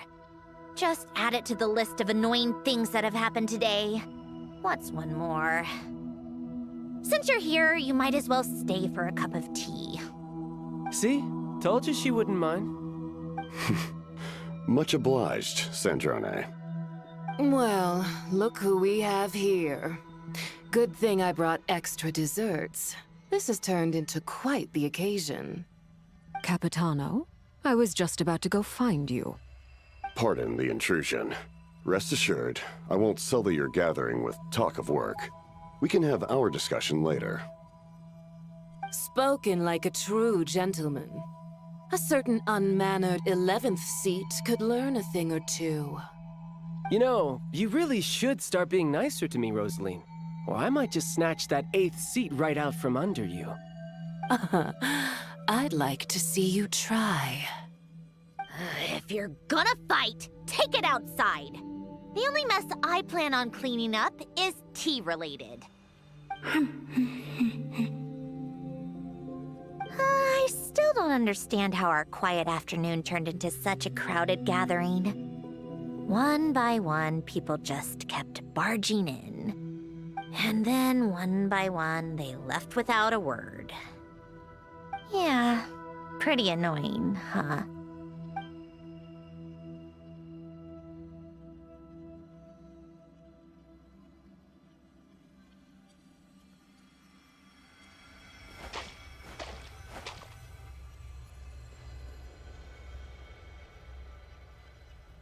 Of all my days with the Fatui, the times I spent with you, Arlecchino, and Rosaline, they were my favorite. Goodbye, Sandrone.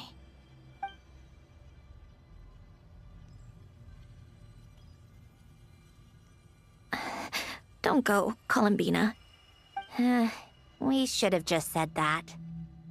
Why didn't we? If we had, would the story have had a different ending? She couldn't stay. There was no future for her here. She would have just faded away. You're right. I suppose that's why you call me an anomaly. Every time you make a decision, there's a voice inside your heart. My voice, asking to contradict all logic and reason. Why didn't we make her stay? Is it worse to fight for something just to lose it? Or not to have fought at all? Don't you find it unfair? One by one, we keep losing the things we care about the most.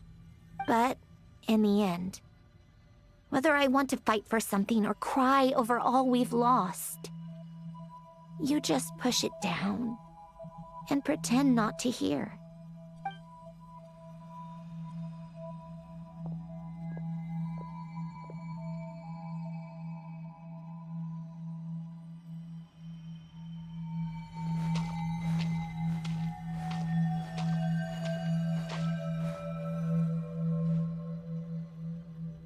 And now, even Polonia, the other half of Elend's legacy, the last remaining member of our family. Even Polonia is no longer with us. I did everything I could, but it's just like Elend always said. Polonia was one of a kind. There was no replicating what he managed to create. Don't you feel like our connection to the past is fading bit by bit? Like, even the things we have left are slowly slipping away. I suppose. But you can't move through life without having to say goodbye. And even as we experience loss, there are always new things to be gained. Ever so logical. What's your take, then? It feels like the more I care about something, the faster the world takes it away. It sounds so stupid, but I can't help it. That's the hand life has dealt me time and time again. Why even fight for something that's just going to be lost in the end? Better to never have had it at all.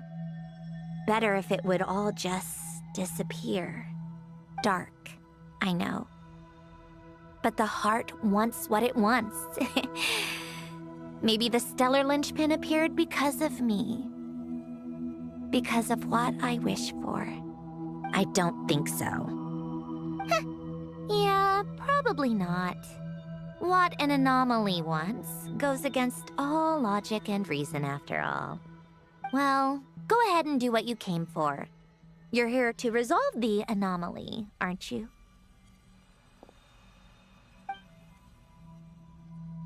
Yes. What's it gonna be? Keeping me imprisoned here like before? Or eliminating me entirely, like debugging a code? That might actually be a mercy. I don't care. I just don't want to experience the pain of loss ever again. Go ahead. I'm ready.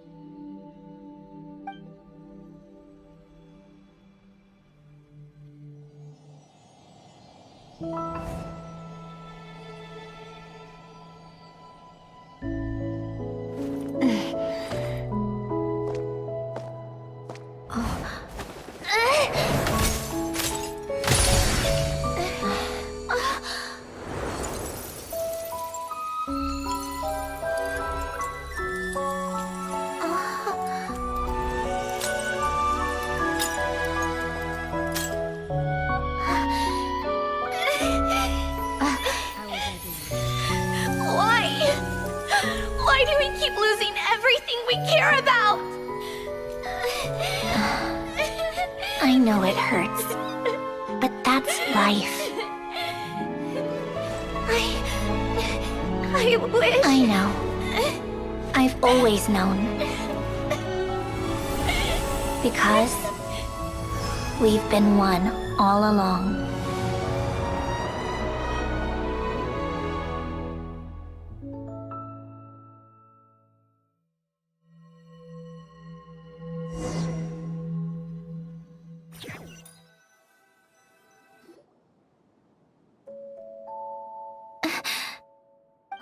Sandrone?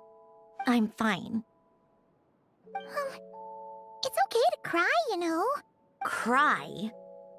You've gotta be kidding me. Save the comforting for someone who needs it, Paimon. The emotional side of my core algorithm. My emotion module has always been fully developed and operational.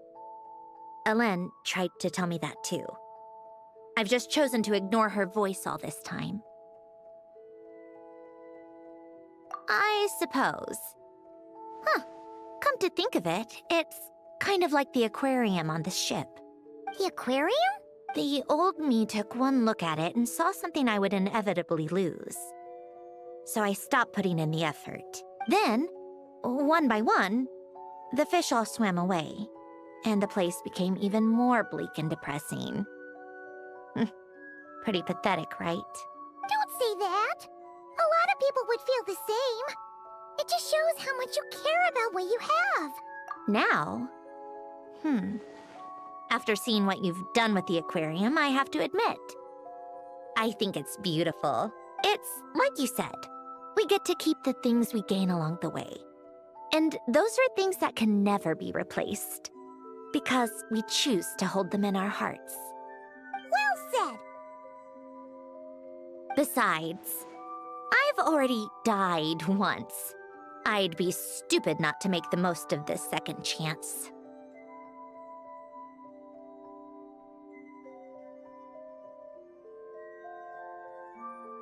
Right.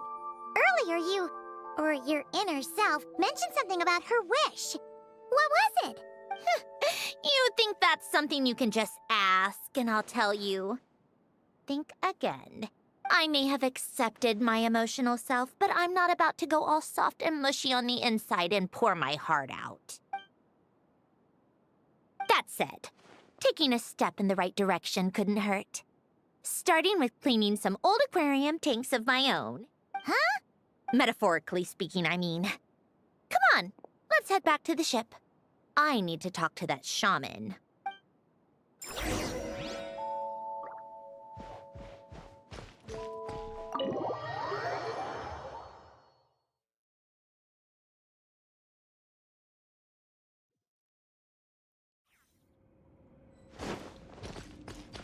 Yeah.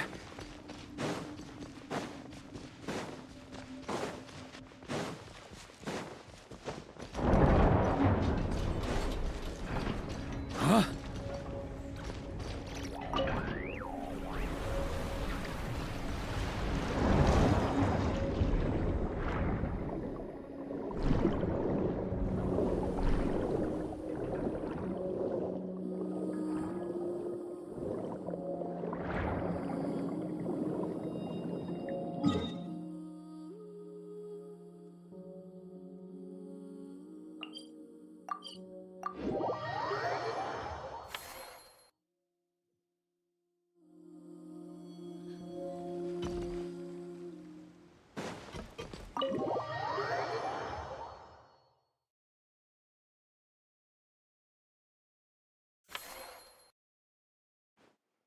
Huh?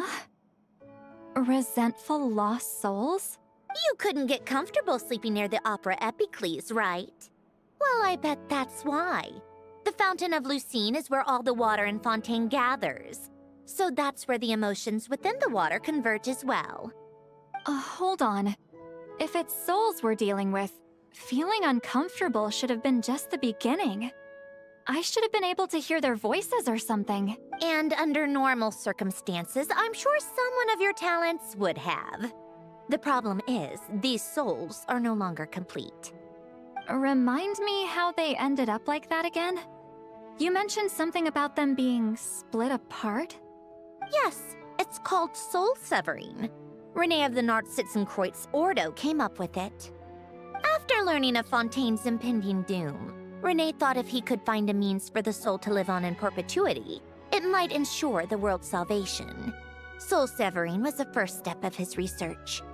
Unfortunately, his theory of the four orthants was imperfect at the time, and a failure along the way caused his physical form to dissipate. Jakob, another member of the Nartsitzenkreuz Ordo, sought to carry on Renee's legacy and restore his physical form. He even used some of the people who stood in his way as test subjects for his research. By severing their souls? Yes. After Renee successfully awakened, the two continued their research, and all the severed souls ended up merging into Renee's consciousness. After you saved Fontaine by turning Fontainians into true humans, these souls returned to the ley lines. But the souls severed before Renee awakened had nowhere to go, doomed to forever wander the waters of Fontaine as listless spirits. Almost as if they exist outside the bounds of this world. Unrecognized by the ley lines or fate. No wonder I couldn't sense them. Not only that, but over time, they began to fuse with other entities. Their inner resentment lured in all sorts of evil beings, which corrupted and defiled them into nothing more than accumulations of filth. But the full transformation must have been recent. Otherwise, the Udex surely would have noticed. Wait, no, he must know already. That would explain the underwater melazine patrols. No wonder I kept running into officers from the Mara Chaussee Phantom earlier. In that case, let's go find Nervalette and we can sort it out together. No, not just yet. Why not? For one, the diplomatic castle alone would be a nightmare. Even though I haven't reported back to Snezhnaya yet, I'm not planning to leave the Fatui anytime soon. Besides, with me here, success is a done deal. Involving other people would just complicate things. All I need is for Miss Seatlolly to help pinpoint the location of this monstrosity. Think you can do it? With my eyes closed. This is what I do. I'm a lot better at it than manning a desk, at least. But, how exactly do you plan on resolving this soul stuff? Even to me, there's no obvious answer. Seems pretty complicated, all things considered. Just trust me. I have the perfect solution. Oh, alright. If you're that confident, we'll follow your lead. Why the sudden interest in helping Fontaine with this, Androne? You never knew Renee and the others, right? No, I didn't. And you're right. This problem has nothing to do with me.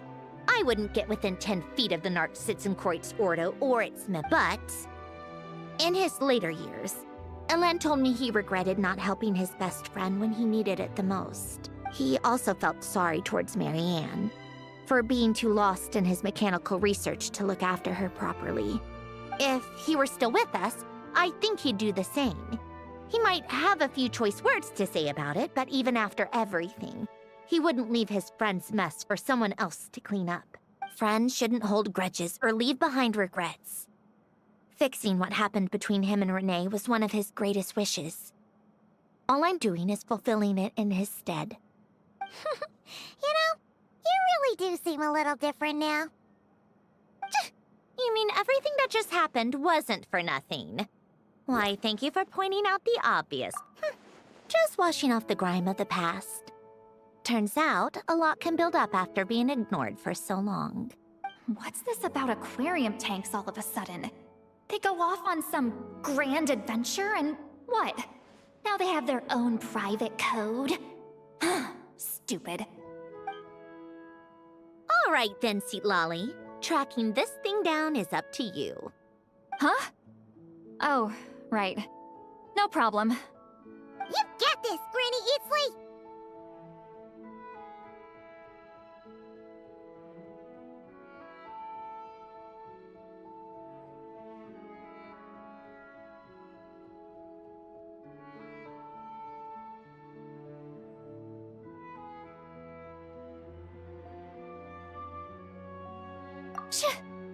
You, come with me to Hotel de Boer for a drink. Right now. Why? Because I said so. Miss Guillotin, I'll report back on the location tomorrow morning. Just need a drink or two first to bolster me up. Well, don't let me keep you. All right, you. Time to go.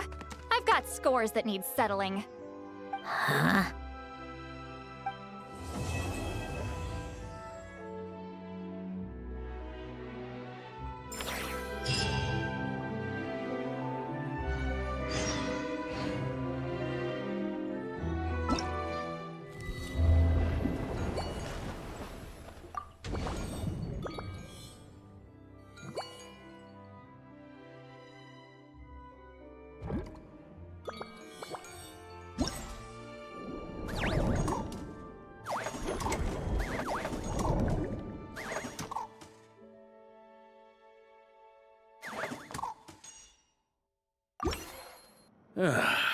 Sure feels good to get away from my desk.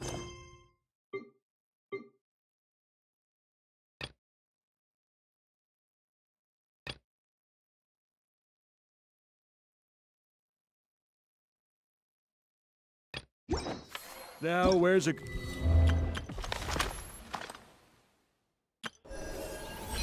spot for a nap.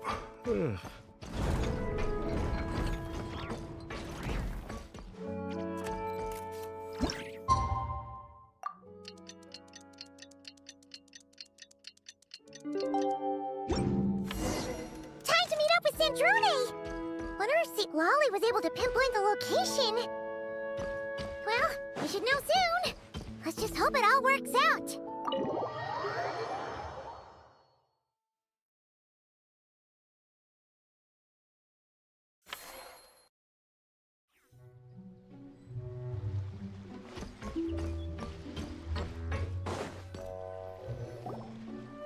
Seatlolly sure drank a lot last night, huh? Wonder if she's even awake. Good morning. Ah! Columbina! Oh, you sure know how to make an entrance. What are you doing here? We just finished filming a last-minute scene, so I came up to get some fresh air. The others are still down below discussing what the final scene should be. You mean, how it should end? Yes. They're torn between whether the heroine should reunite with her old friend or not. Ah! Because the whole point is that she came to her friend's homeland to search for her, right? Oh, Paimon almost forgot the plot! Yes. Director Farina and Miss Chiori think a tragic ending where the two never meet would be more poignant. But Director Xavier thinks having the two reunite would make for a more touching and heartwarming ending. Me? I'm not sure.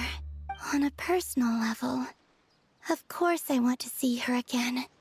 Of course I want to experience that moment where we reunite. Even if it's just for the cameras. But that means an actor would have to take her place. And that makes me feel... Oh. Huh? Yeah, don't look so worried.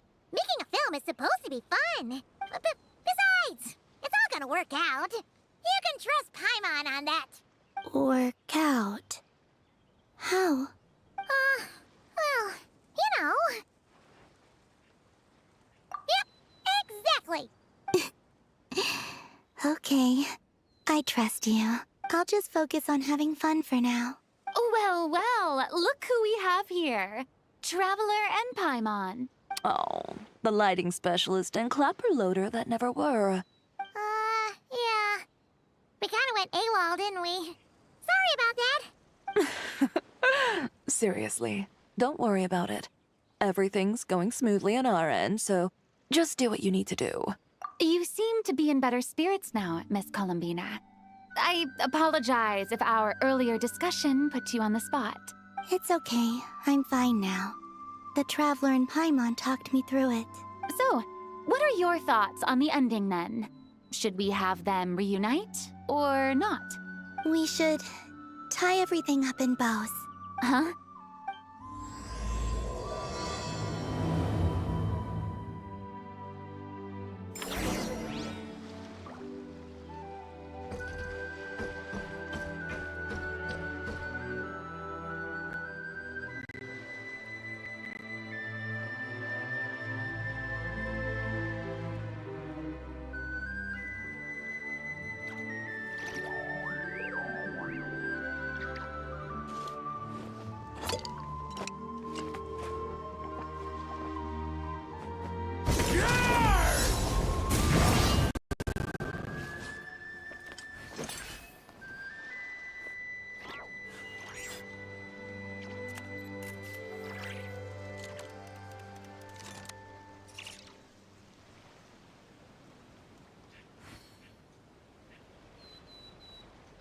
Weapons need regular maintenance. Take good care of them, and they'll take care of you when it matters most. Say,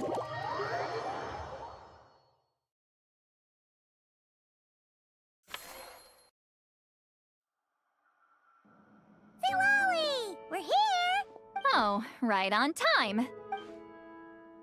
Well, yeah. We weren't the ones who drank our weight in alcohol yesterday. What? Are you suggesting Granny can't handle her liquor? It takes a lot more than that to get me drunk. Really? 'Cause, you stopped making sense after a while. Did I? Huh. News to me. I didn't say anything too crazy, I hope. Let's see. You spent half an hour bad-mouthing Auroron, half an hour complaining about work, an hour talking about light novels, and, Paimon kind of fell asleep after that. Are they gone? Oh, the crew? Yeah, we bumped into them on the deck, but they just left. Wait, but now that everything with your core is sorted out, what's stopping you from seeing Columbina? She misses you a lot. I just want to deal with this mess first. Besides, this is a perfect chance to make her jump for once. I have to plan it out more. But enough about that. Were you able to pinpoint the location of our target? Of course! When Granny Eatsley promises something, she delivers. Great, let's see. Morte region. Wait, this is the Tower of Gestalt. The place the souls were severed. Is that the source of the resentment? Or is it the Narzisenkreuz Ordo in general? Let me come with. This thing's movement isn't fixed. If it's not at this location when we get there, I can use a ritual to summon it. You've already gone to more than enough trouble. I don't mind. These old bones have nothing better to do anyway. Summoning a spirit isn't going to do me in. Besides, if I don't go, they'll just have more inside jokes I can't join in on. All right then. I appreciate it. There's no time to lose. Let's head out!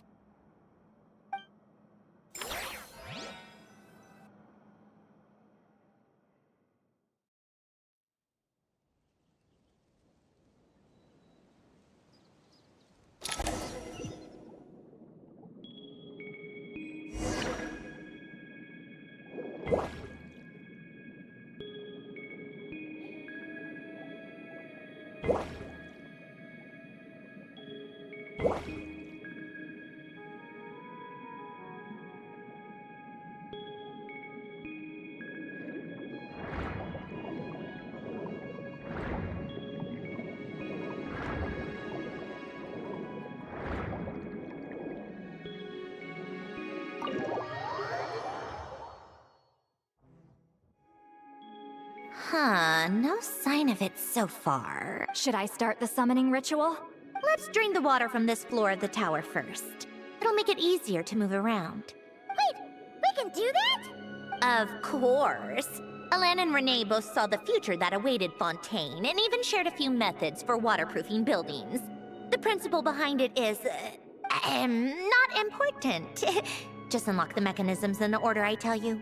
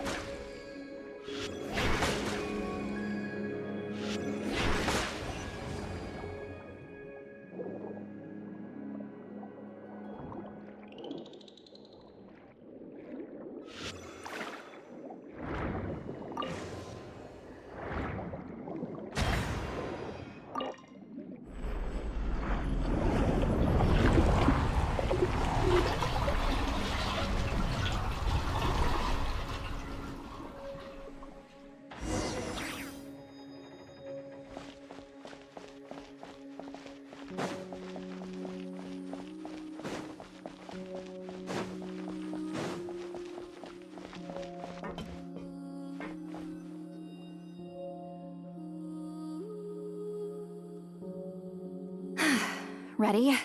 Yeah. When this thing appears, I'll try talking to the souls inside. But more than likely, they've already been driven to madness. If communication fails, we'll have a battle on our hands. In that case, Paimon better find a hiding spot. If a fight does break out, I should be the one to deliver the final blow. Trust me on that. Understood. All right, I need quiet. Wandering spirits, drifting along the tides. Hear me now. Broken souls, silenced, torn apart, and forsaken. Follow the traces of the past, and return to us. Let resentment recognize resentment. Let vile entities be drawn together. And in this place, take form once more.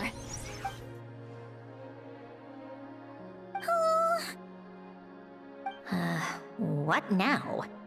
Is that it?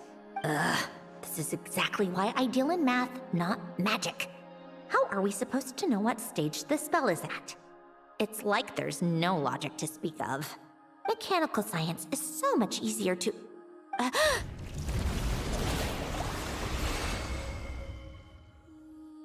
Watch out!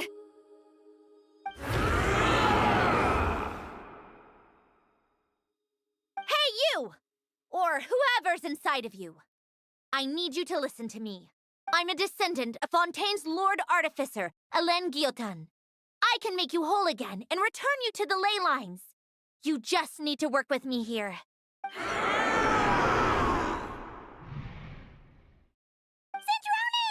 Cinderoni! Looks like talking this out is off the table. All right, plan B. Time to blow off some steam.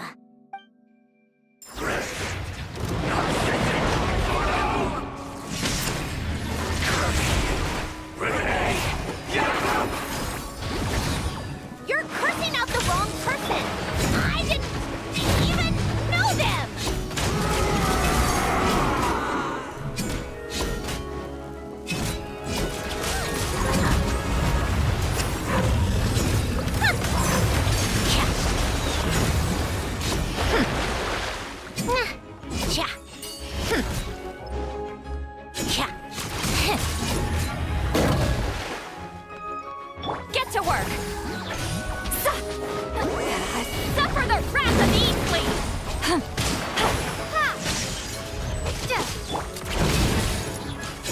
Let's test my hypothesis.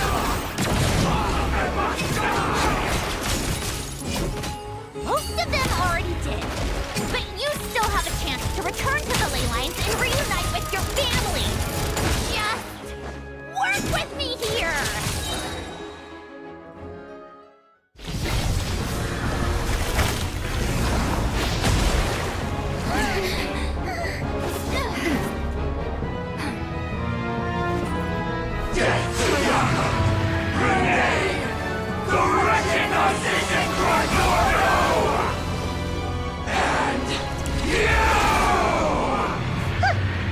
I told you I'm not like them.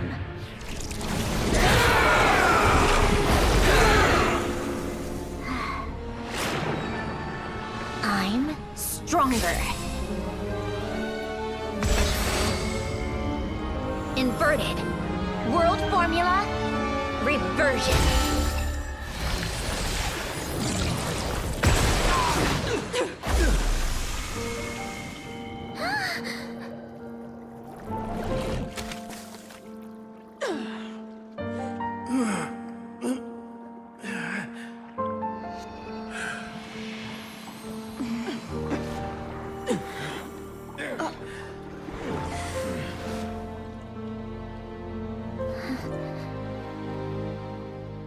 Be at peace among the tides. Lost souls.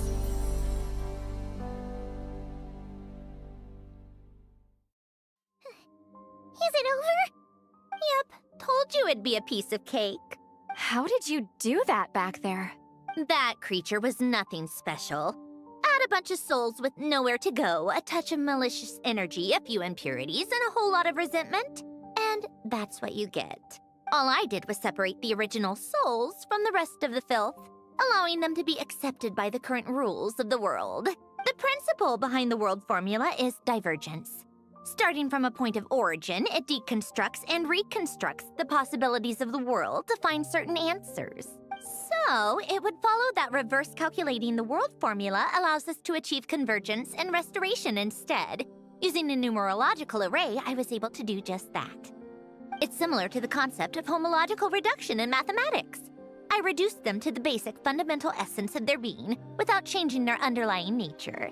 That meant... never mind. Judging by all the blank stares, I'm guessing you don't actually care. I think I finally understand how Outlanders feel when I ramble on about shaman stuff. Point is, it was super impressive!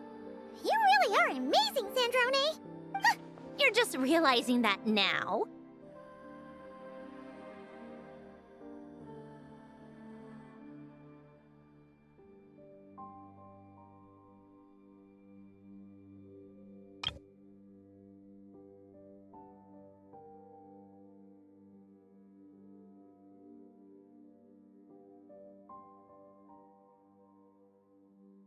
Ahem.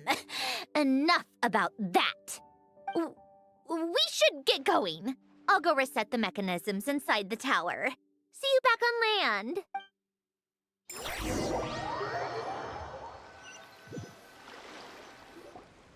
Well, that's one old mess for the books. Glad to have that over and done with. Feels nice to do a good deed every once in a while. You helped everyone out a bunch and not cry, too. Kinda seems like you're just a good person at heart. I wouldn't be so sure. I'll be heading back to the Fatui soon enough. You two are too trusting sometimes. Fine. Just don't say I didn't warn you when it comes back to bite you. Well, where to next? Back to the ship? Yeah! Your personal business, the Narcitsan thing, it's all resolved. That means you can see the people that need seeing now, right, Centroni? Everyone's gonna be so happy you're back! You wouldn't catch me dead admitting to this before, but... yeah, I really have missed everyone. Columbina's a special case, though. This time, I'm definitely getting her back for all her annoying antics over the years.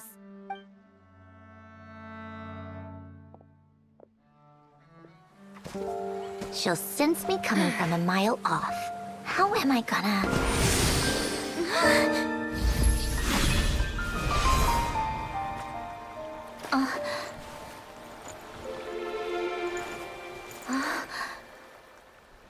Sandrone?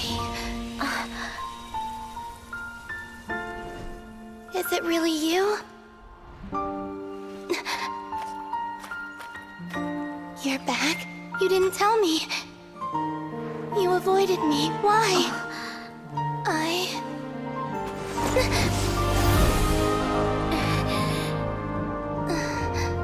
Sandrone? Now we're even. I missed you so much. That makes one of us, idiot. I'm here, Columbina.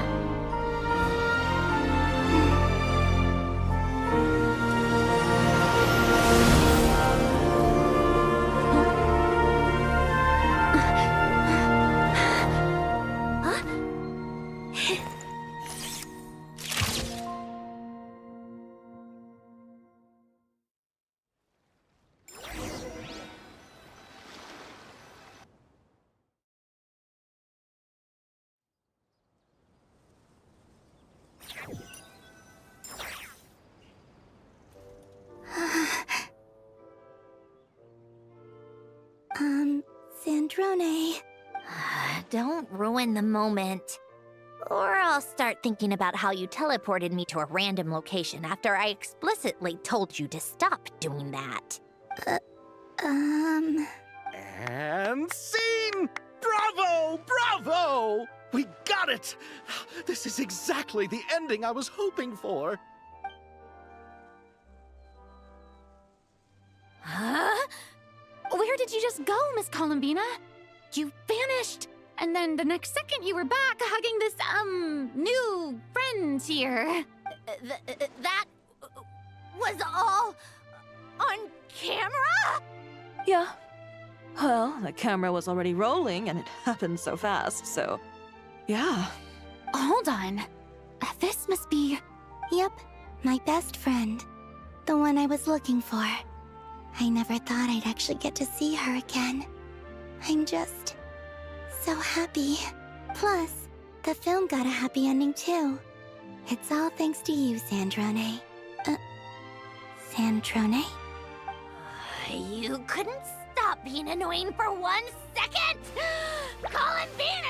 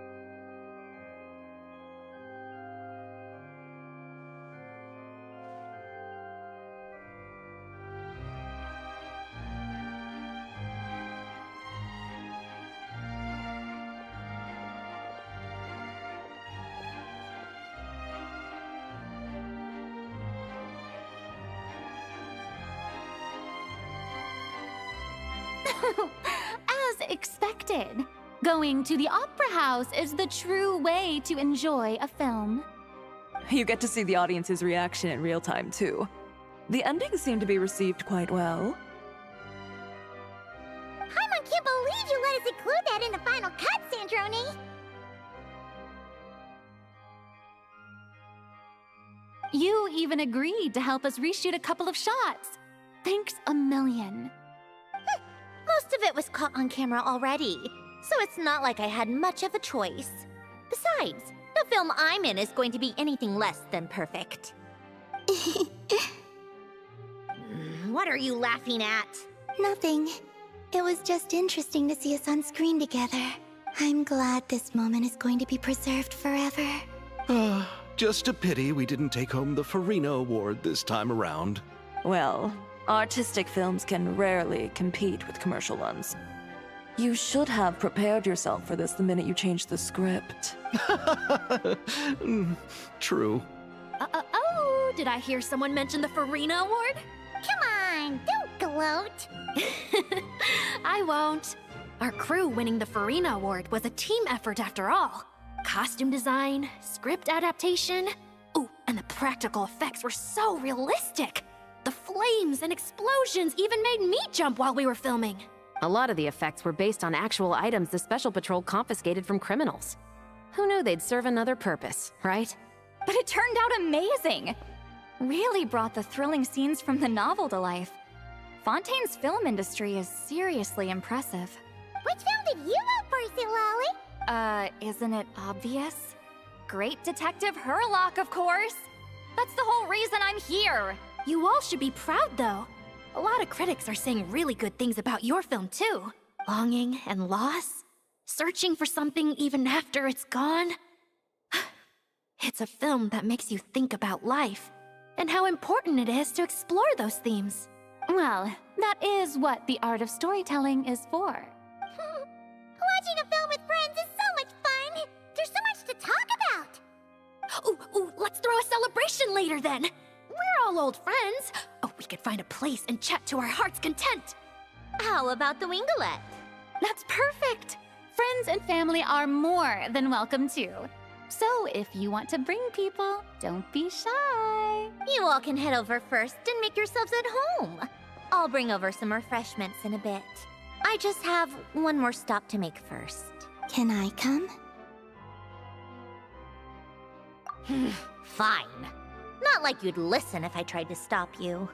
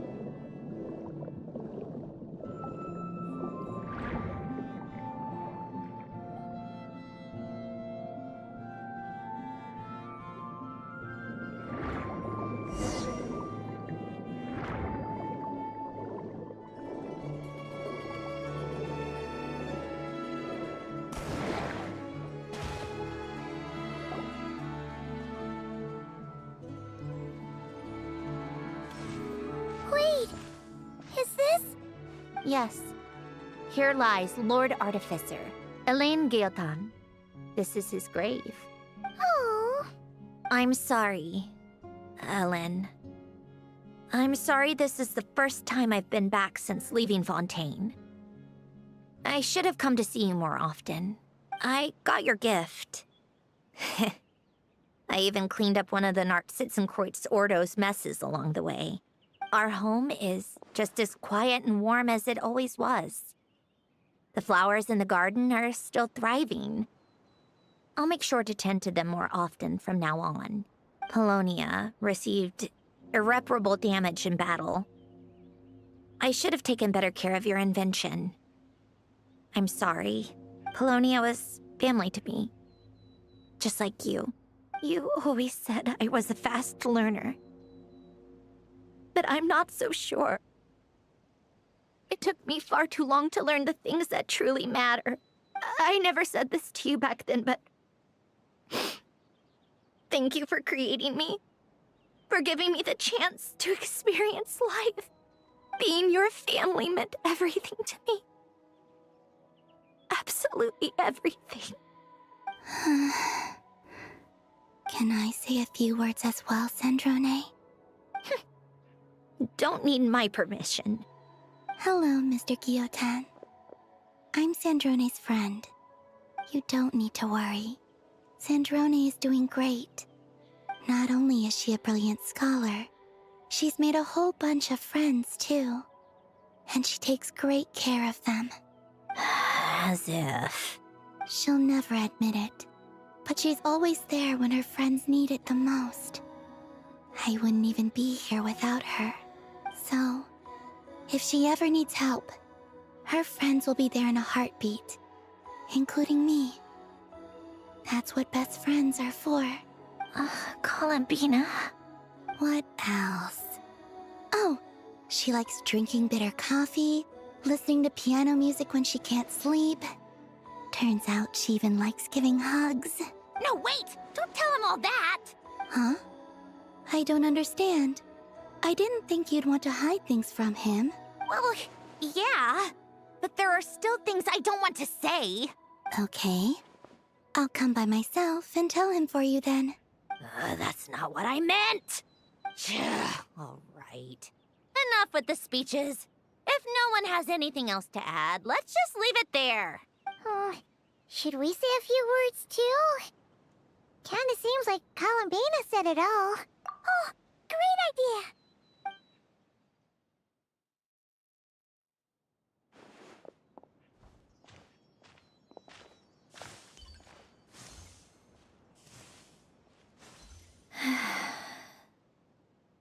Goodbye, Ellen.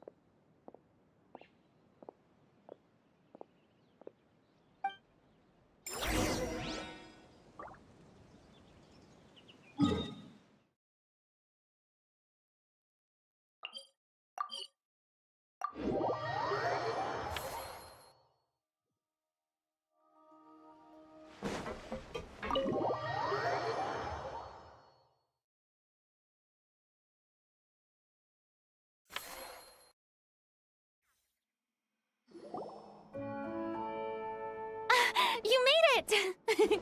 The party's already started.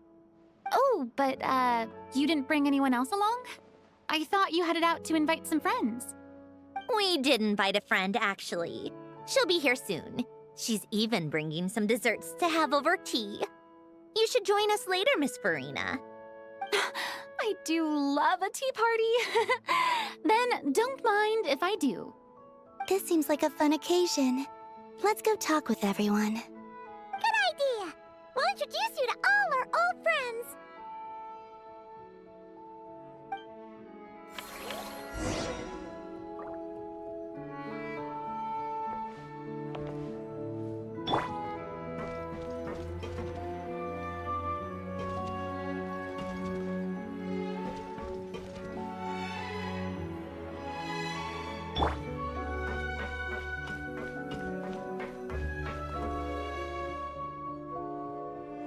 Granny, it's Lee.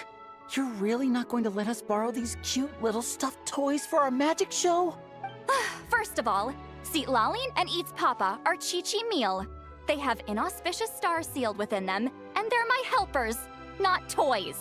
But the Grin Malkin Cat and Boggle Cat box are Linny and Lynette's helpers.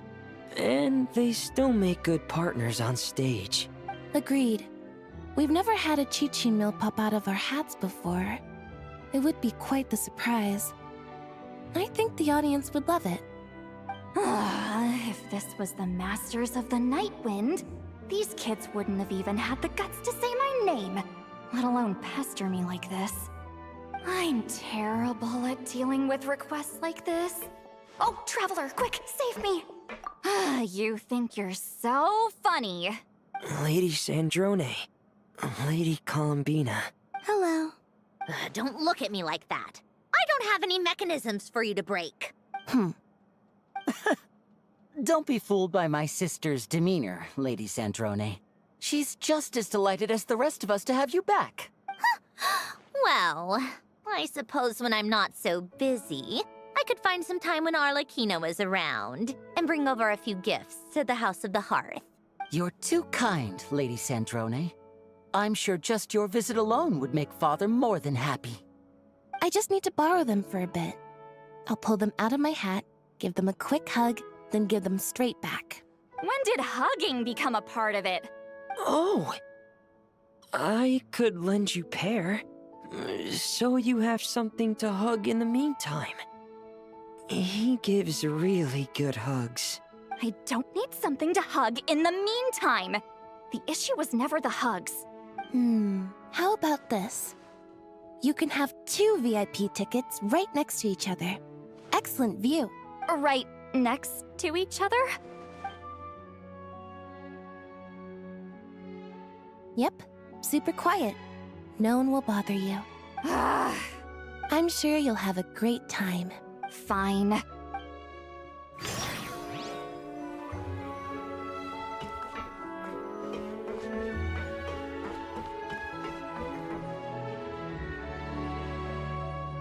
a second! Mr. Baptiste and Veronique! You're here! Friends of yours? Veronique is the prop manager for Musketeer Pictures. And Mr. Baptiste is the author of The 2 Musketeers. Yeah, former prop manager. Now we're just 2 criminals serving our time.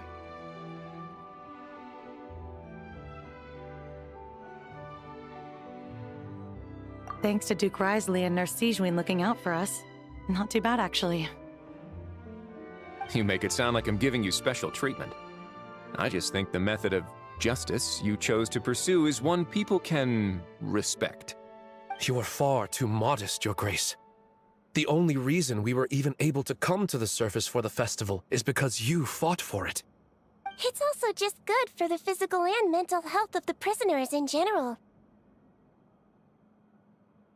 Anyway, I suppose I have you to thank for keeping the winglet in such good shape.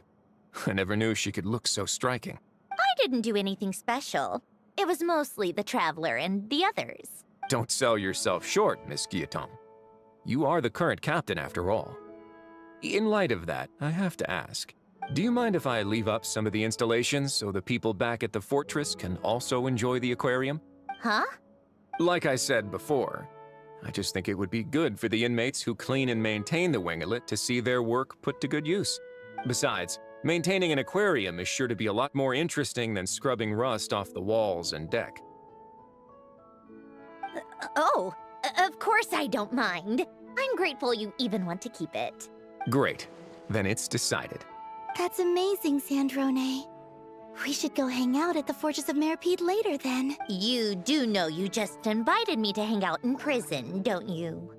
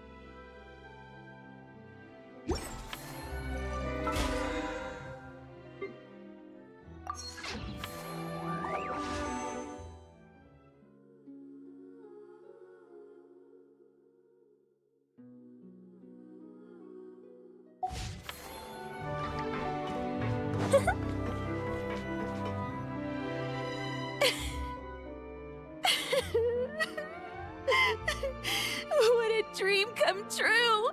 For once, it all worked out! I can die without regrets.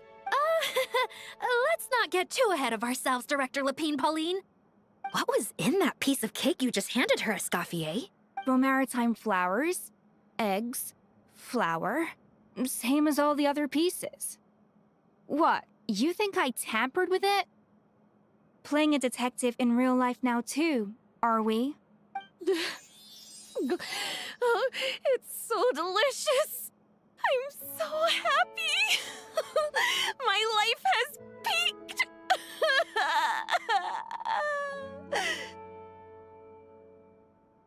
Miss Lapine Pauline, look who I brought!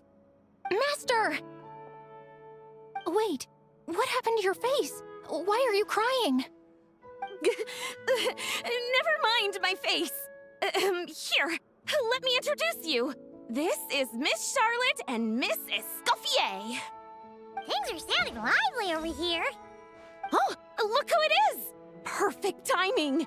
I was so busy with the shoot, I feel like we barely got to talk. And the elusive Miss Guillotin. It's great to see you. Thank you so much for letting us use the boat free of charge. That was so generous of you. Oh, right. Introductions. This is Miss Charlotte and Miss Escoffier. That's kind of you. But I didn't really do anything. If you want to thank someone, it should be the Duke or the people who keep the boat in such good shape. Right. I'll head over in a bit and do just that. Miss Columbina? Yes? Could I interview you sometime? I'll treat you to some gâteau de bord for the trouble. There's only a limited amount available each day. Oh, but it's an absolute must-try when you're in Fontaine. Oh, sure. Bold of you to use my own cake as a bribe right in front of me. You know what? When else are we all going to be together like this? Come on, everyone! Grab your drinks!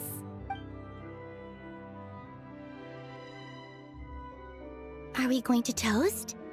Yup! Come on! Sante!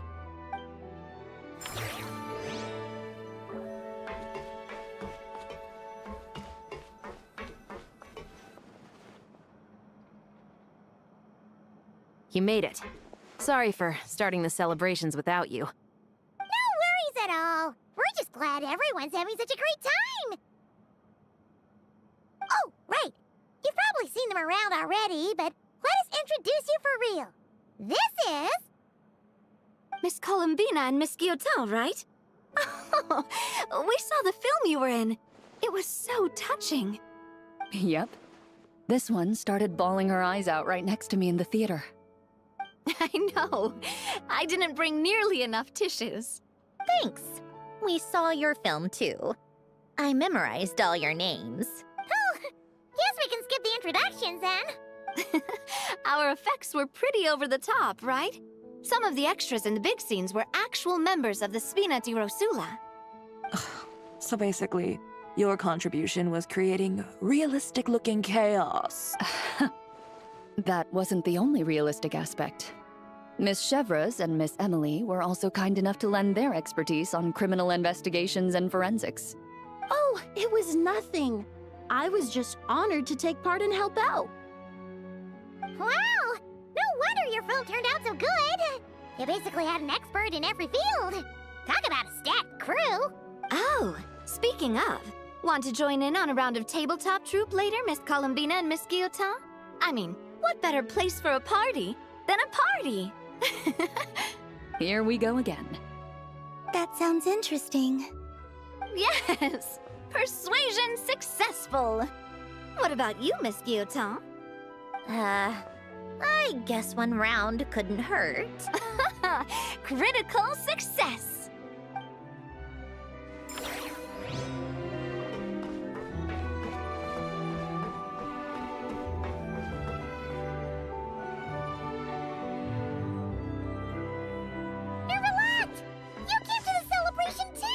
Yes. I can only hope my presence does not make anyone ill at ease. Who's this? All right! This is Nervalette, the Udex of Fontaine. And this is Columbina and Cinturone. Greetings. Hello. These two must be the Fatus and former Fatus related to the recent incident in Nodcry. I read about them in the diplomatic report. The Udex? Oh, the dragon that cries a lot. Oh, well... Jeez, Columbina. That's your takeaway from all those Fatui meetings? Seriously? Is that truly how I'm portrayed in the Fatui's intelligence? You must put a lot of people in prison then. Well, it would be more accurate to say I pass judgment on their crimes. All trials in Fontaine strive for fairness and justice, so as to avoid imprisoning the innocent. So, only the people who deserve it get sent to prison. Well, deserve is quite a subjective metric, is it not? At the very least, I can promise that in every trial over which I preside, I make every effort to deliver a fair verdict.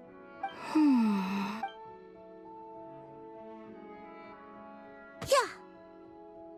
Oh, for the love of... What is she doing now? You seem like a good dragon. Not the kind that throws people in prison for no reason. I think we can get along just fine. Thank you? Then she punched me because... Sorry, Nervalette. She thinks that's a sign of friendship. Where does she even pick up weird habits like that? Ah, I see. I believe I have observed people on the streets of Fontaine expressing affection in a similar manner. I suppose I now know what it feels like. Yes. Quite, abrupt. You know, these two are surprisingly alike. Oh, looks like Arlecchino's here. Come on, Columbina. Let's go have ourselves a tea party.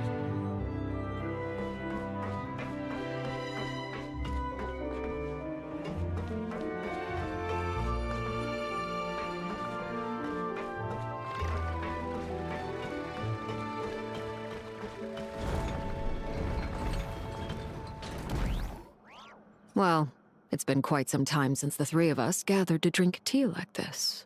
Yes, but your tea is as good as ever, Sandrone. Of course it is. The pastries you brought aren't half bad either, Arlecchino. I'm glad to hear it. Are they to your liking, Miss Farina? If I remember correctly, this particular cake is your favorite. Yes, thank you. The tea and pastries are absolutely delicious. I can't believe I'm casually sipping tea with 3 harbingers. Or are some of them former harbingers? Who knows? Due to diplomatic reasons at the time, our last tea party was rather tense. Wasn't it, Miss Farina? You have my apologies, but this is simply a casual gathering of close friends. So I do hope you can relax and enjoy yourself. Of course! I appreciate the hospitality, in both cases. Next time, let me be the one to treat all of you. I'm sure we'd all be delighted to have you join us more often. The same goes for you two. Of course we should do this again! We've all been through thick and thin together by this point. This is nice, Sandrone. It reminds me of the happy times back in Snezhnaya, when things were so lively. Yeah. To be honest, I never thought these gatherings would feel this lively ever again. Well, I think I speak for all of us when I say we're truly glad you're back, Sandrone. Me too. I've realized that holding on to what matters doesn't just mean protecting what you already have. By reaching out and striving for something new, you can gain much more than you think. No, that certainly doesn't sound like something the old you would say. Well, I'm only going to say it once, so don't get used to it. Who knows? Perhaps your tea parties will only get livelier from here on out. Once you return to the Fatui, we'll have more opportunities to keep in touch in any case. I want to spend more time together too. But I don't want to go back to the Fatui. Well, Notcry isn't too far from Snezhnograd. It shouldn't be hard to find a place where we can all get together. Oh, and then I can sing for you. Or put on some of your favorite music. Just like the old days. Speaking of music, I spotted a mechanical piano below deck. Is it yours, Miss Guillotin? Yes. Reclaimed, I suppose you could say. Why don't you play something for us? Huh? In front of all these people? Yes, why not? You play so well. Yeah, come on! Just a little, please? For the love of... Fine! One piece, and that's it.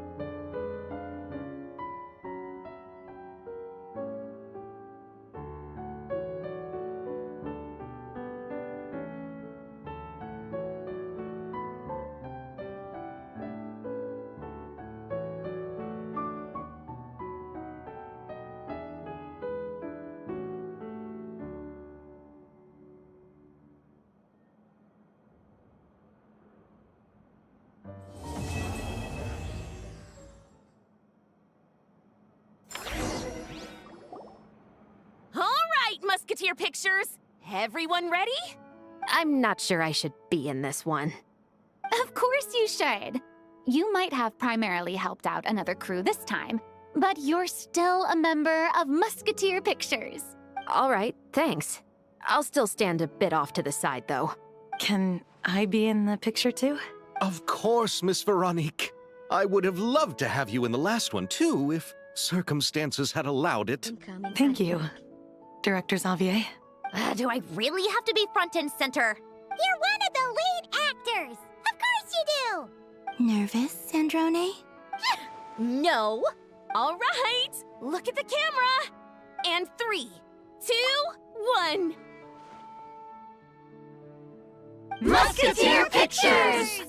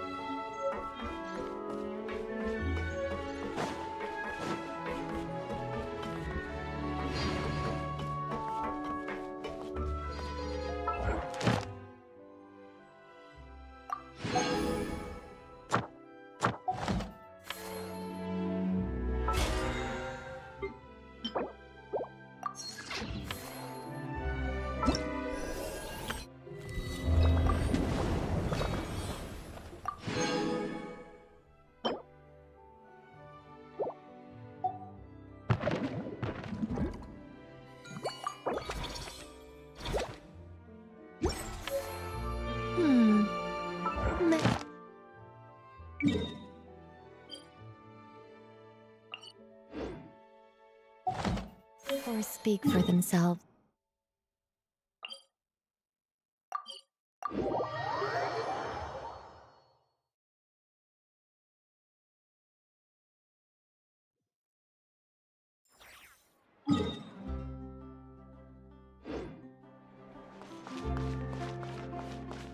Ad Ast... Thank you for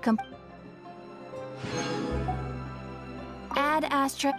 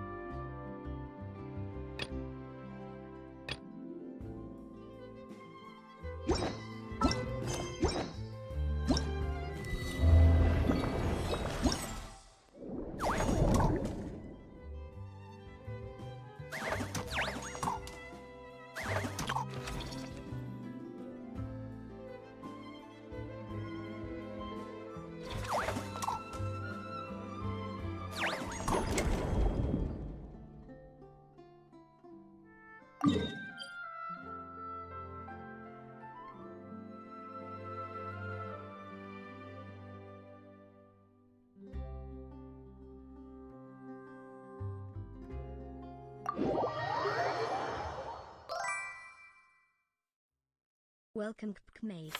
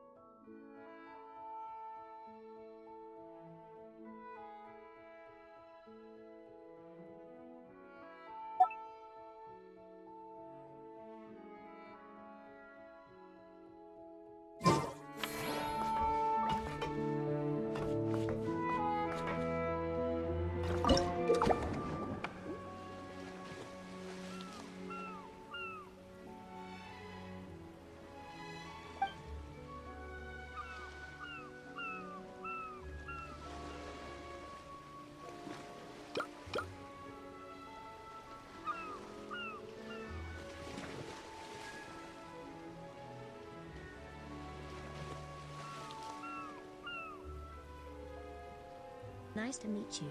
I'm Spyro.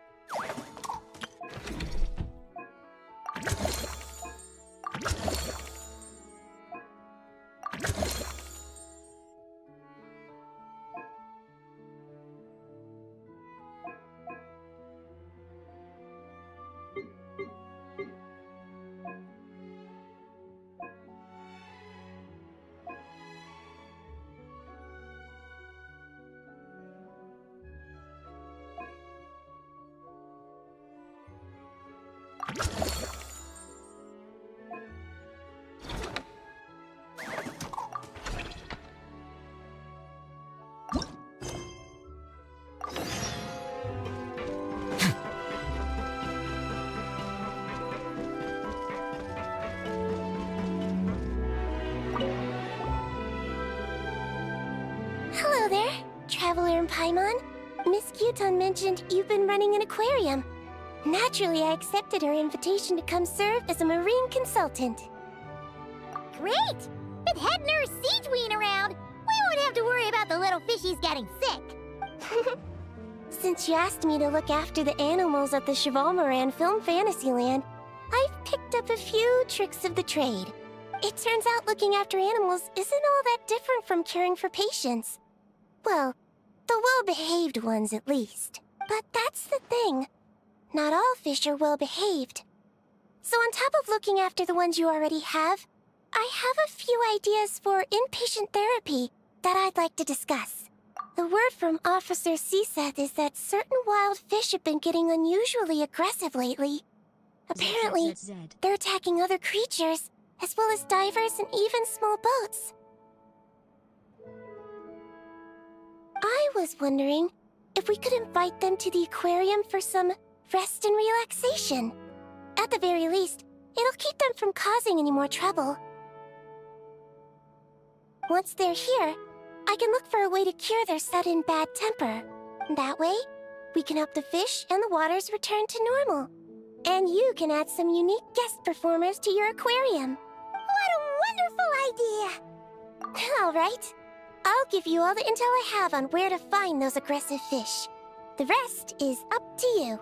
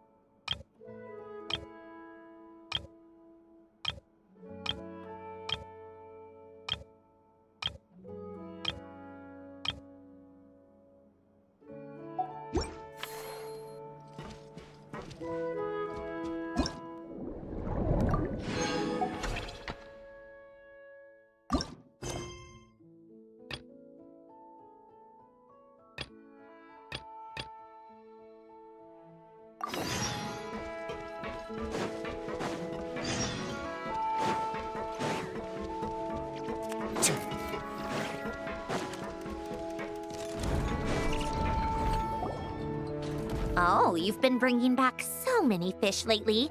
The aquarium is starting to look like a real ocean habitat.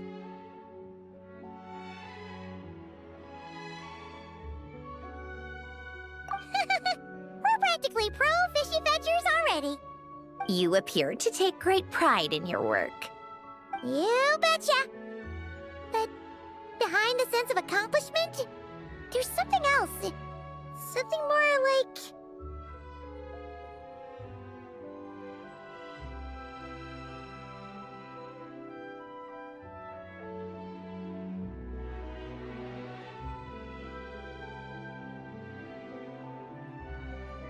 Yeah, that's it.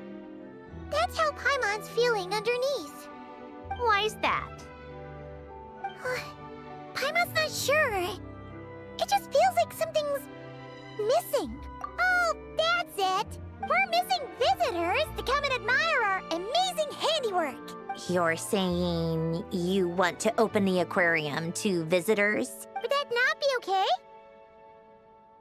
If that's the case, just leave everything to us. We'll take care of advertising and all the day-to-day stuff. You just focus on your own work. If that's what you want. Huh? We only get 70%? Oh, right. Of course. Sandroni is the one renting this boat, after all. Ugh, you make me sound like some sort of tyrannical landlord. You're putting in the work, so you should get the lion's share. I'm not stingy like Pantalone. So that means you're giving us the all clear? Sure, you have my blessing. Just make sure it doesn't get in the way of my research. Woohoo! The Winglet Gloop Gloop Thunderwater Fisharium is officially open for business! Of course, you already thought of a name.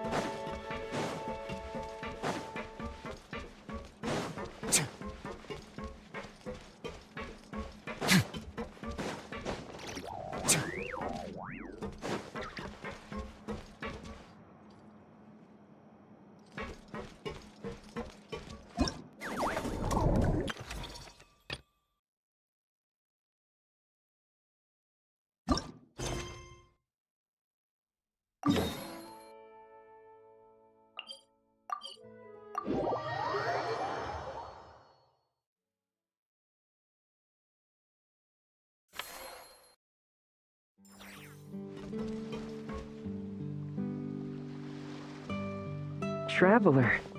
Paimon. It's been such a long time. Fremini! Why are you wearing your diving helmet? Mm-hmm.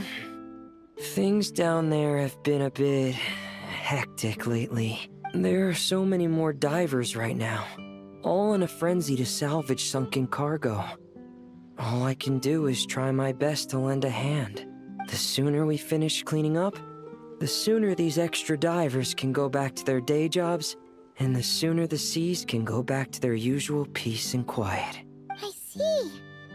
It must be really hard for you to adapt to all the commotion, huh? Thanks for your concern, Paimon. It's not all that bad, though.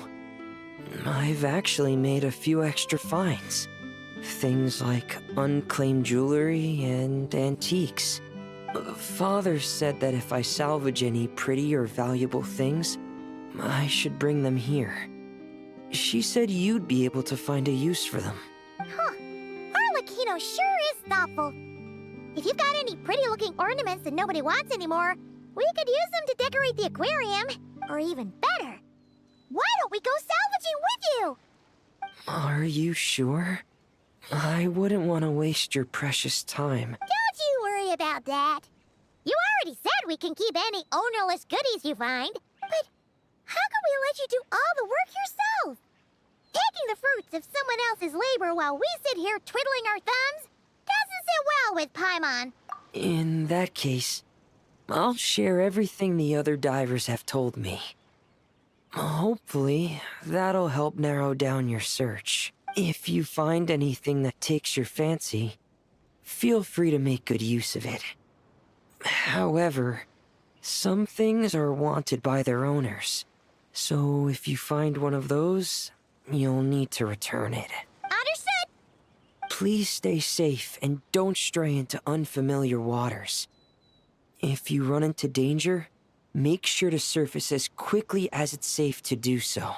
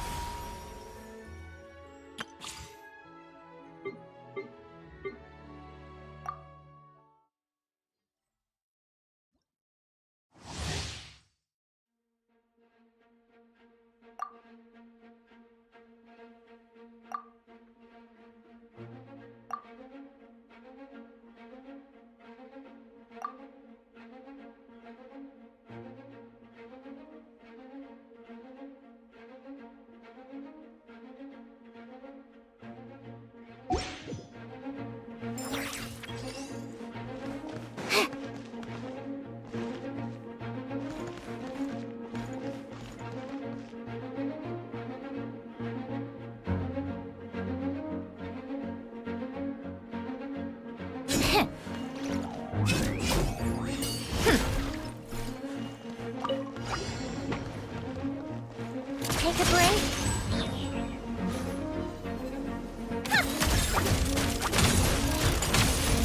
A spot of tea time entertainment.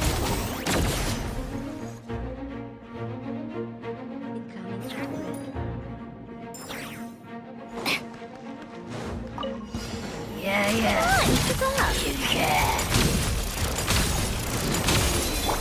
Right now, right here.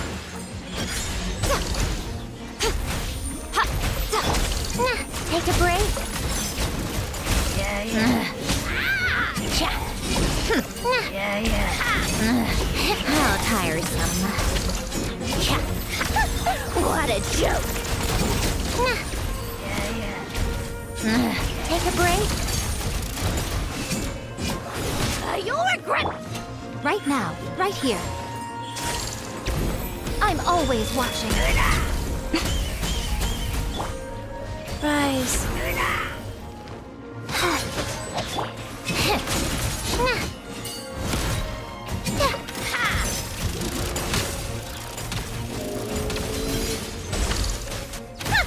Come on, keep up. Let's test my hypothesis.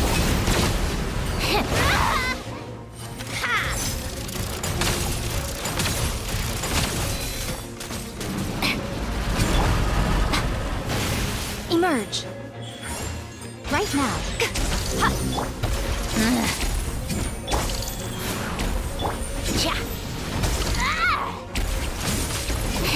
Absorption test. Right here. Emerge. How tiresome. A spot of tea time entertainment.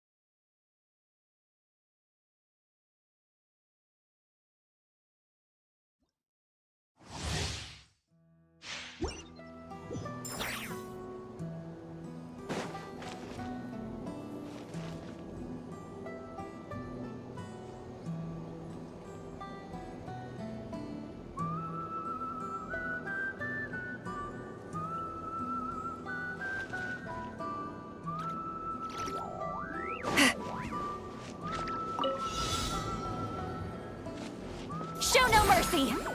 Take me up!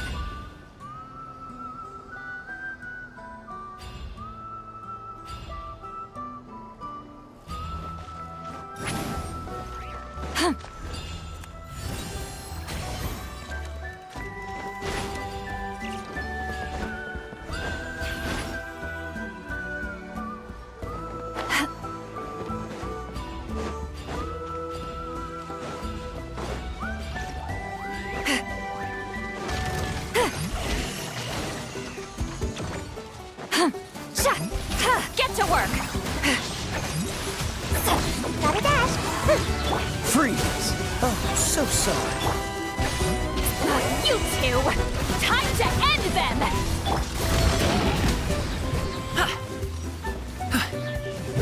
Up to it, Manzai!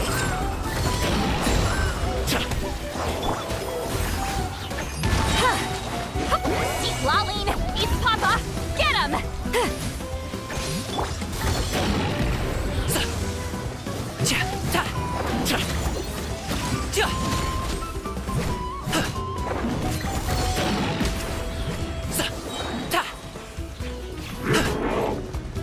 Mighty mythical beast!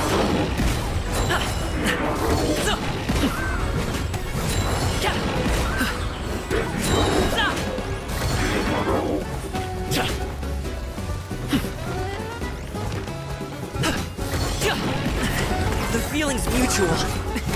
Many happy. You two! Time to end them! Dodge this! This one will be frozen.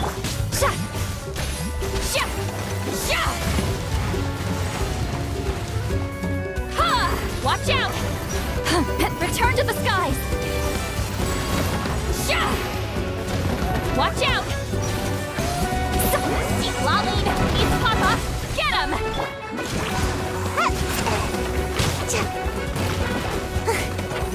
Make my escape. Cool it! Mighty mythical beast!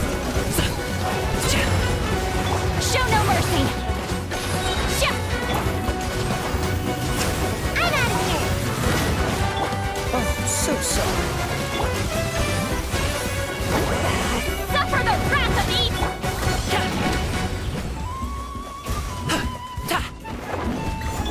Freeze! Come on out! Fulfill our pact! Don't get frostbite. Many happy returns!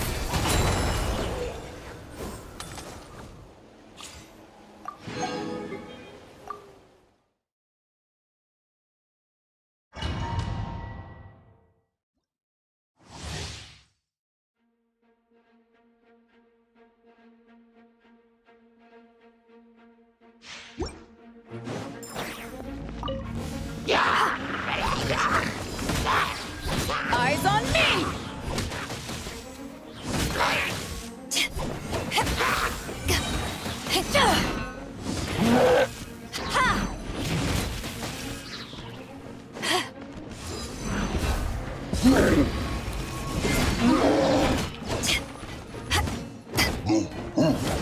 By royal decree! No, my sword! To ashes! Should replace my hammer.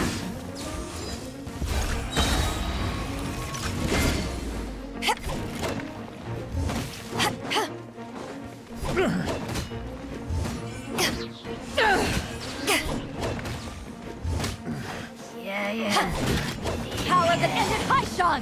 Rain outlines your fate. Rain Cutter! Oz, reveal thyself! Up and away!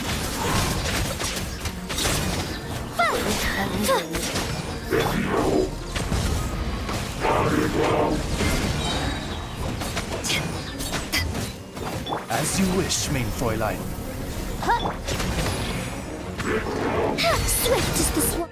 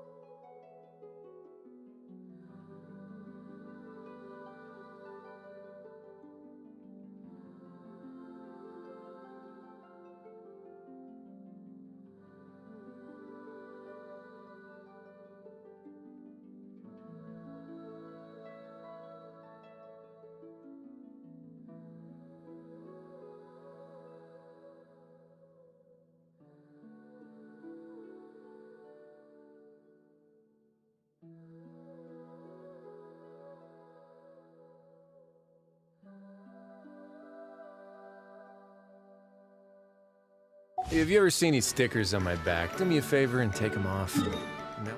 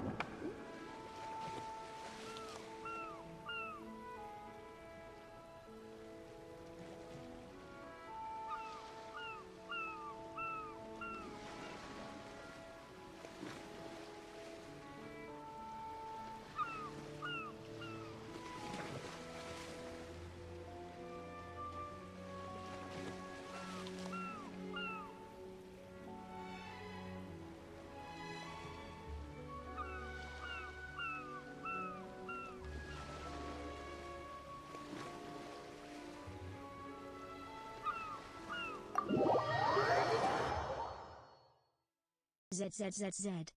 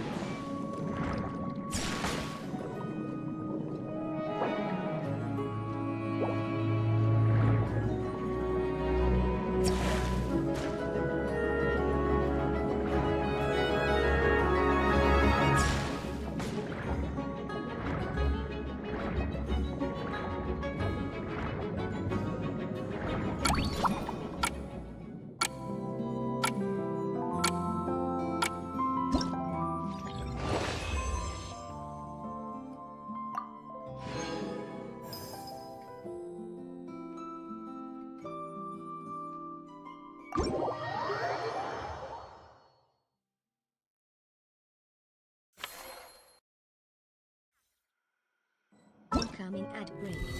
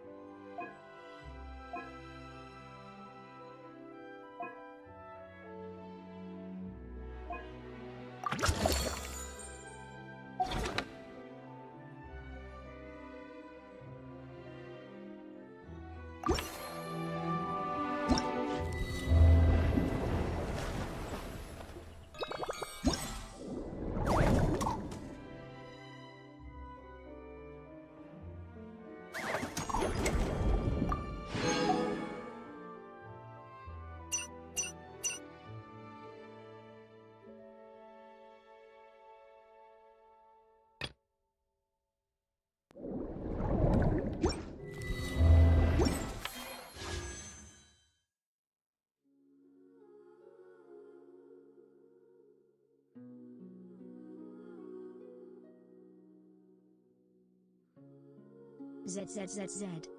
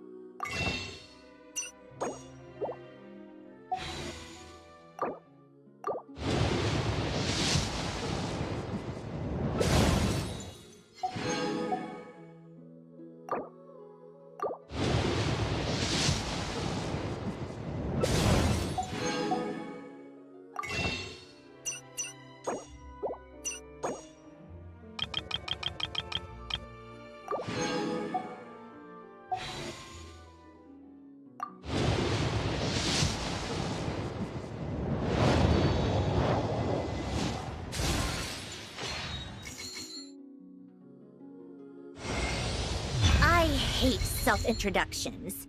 If you're supposed to know me, you'll get to know me naturally. And if you're not, why waste the time and energy? But, very well. For the sake of etiquette, I'll humor you just this once. Behold, before you stands Marionette, 7th of the Fatui Harbingers.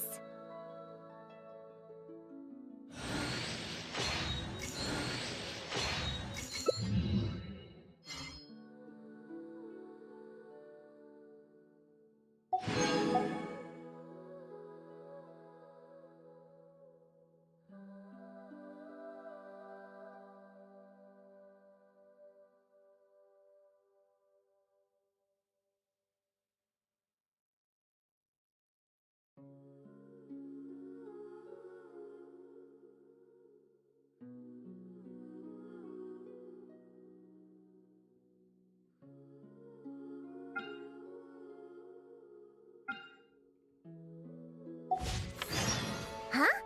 We received an invitation? Judging by the envelope... Oh! It must be from Sandrone! Looks like we've been invited to a tea party! Paimon can't wait! Come on, let's go!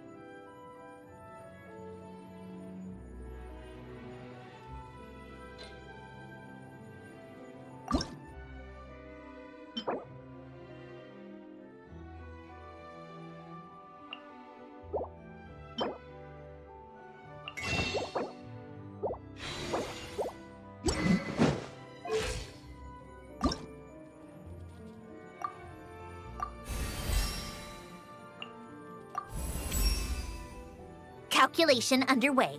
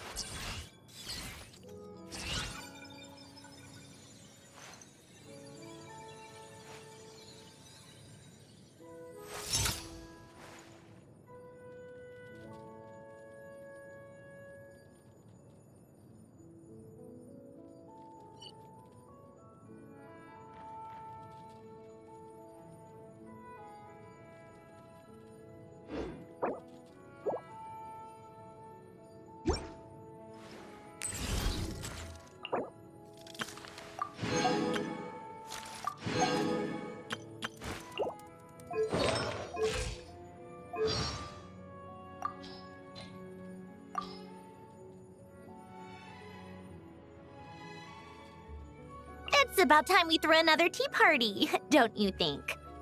I wonder who else is free.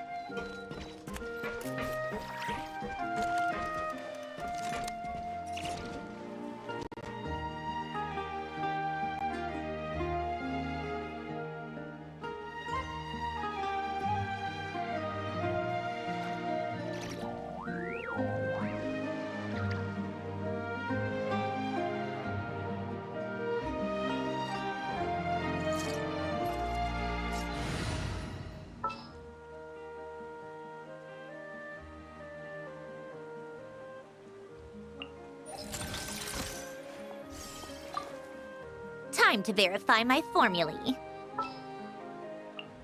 A pleasure to fight by your side.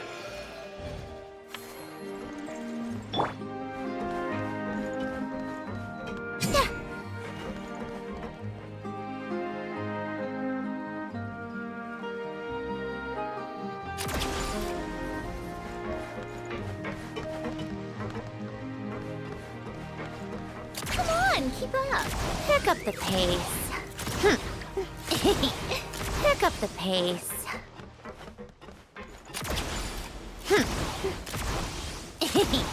Pick up the pace.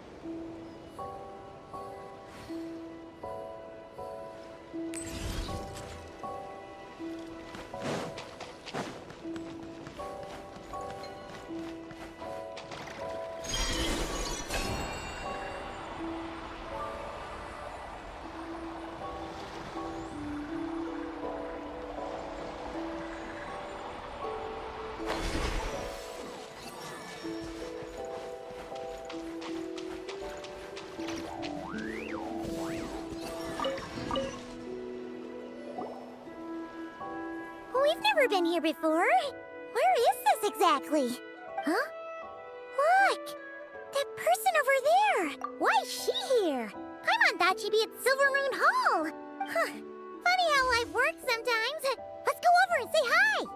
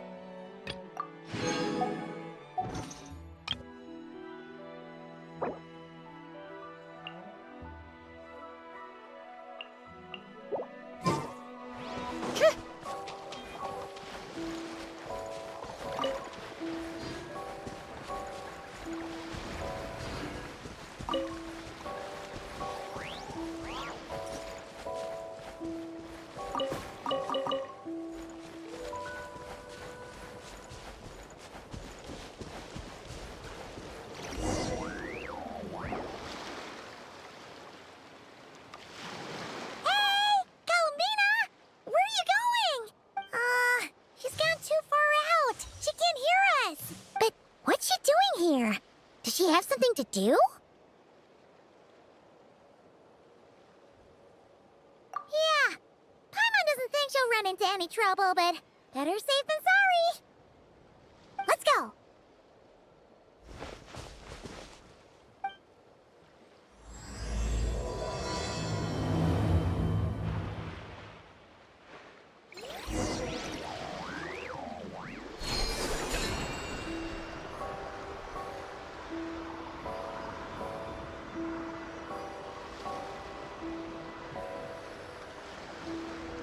Look! Is that an island up ahead?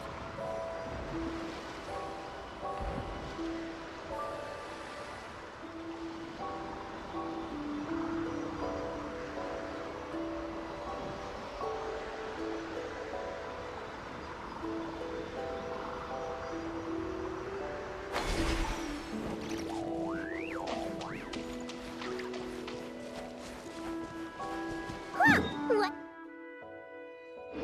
You know, there really is a little island here. Could this have been Columbina's destination? Let's have a look around. Hopefully, we'll find her soon.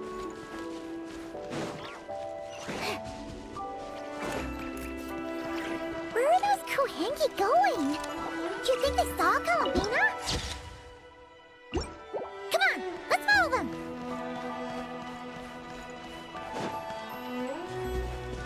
Wow! Here's a pretty little lake if Paimon's ever seen one!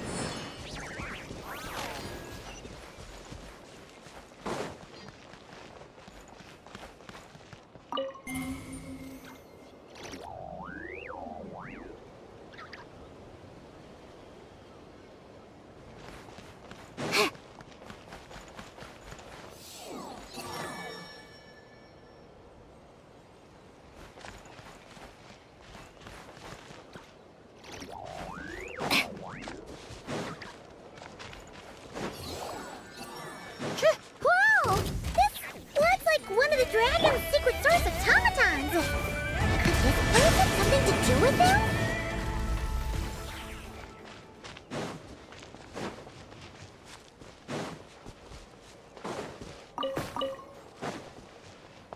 Look! There's an entrance leading down here! Should we go down and check it out?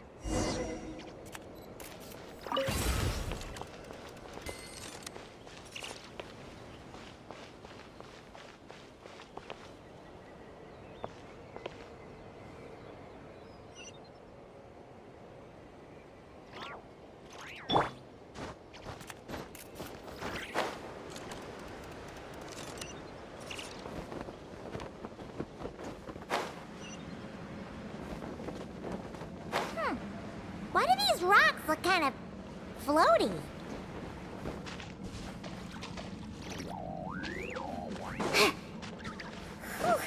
There's tons of broken machines in here, and none of them are ones we've ever seen before either. Oh, it's those floating rocks again! Do you think we can push them out of the way?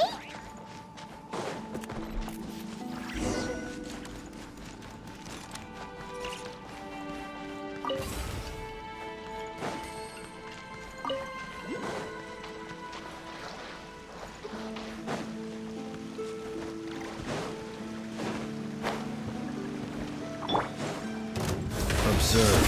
Do not fear the dark. Perhaps these treasures might be of utility to you on your journey. Please, I insist.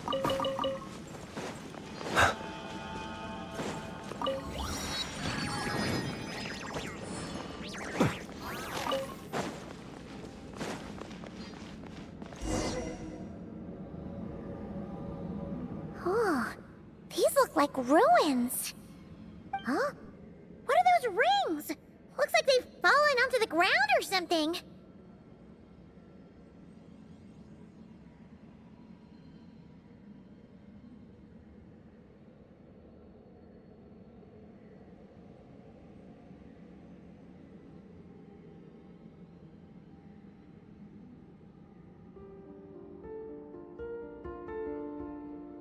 Is that so?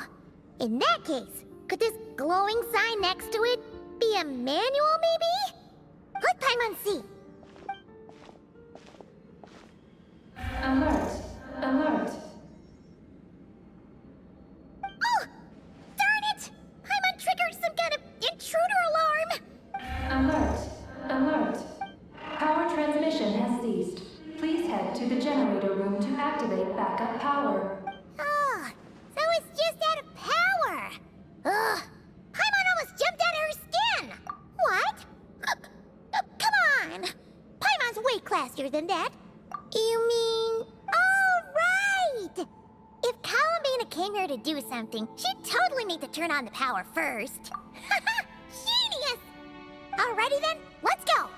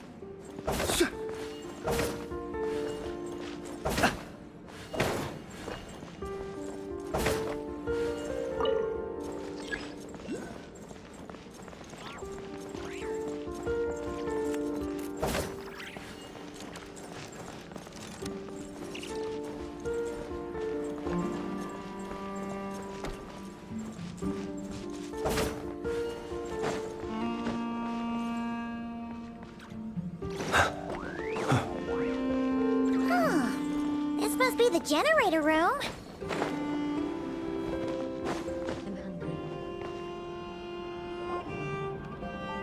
Huh. This thing doesn't really look very mechanical. But given where we found it, it must be the key to getting the power on somehow. But Paimon doesn't see how that's supposed to work. Yeah, and that's super weird. Do you think Columbina's already been here? Maybe she discovered that the power wouldn't start and went to look for a solution elsewhere? You know what? Let's give this thing a try anyway. Maybe we can find out what's going on.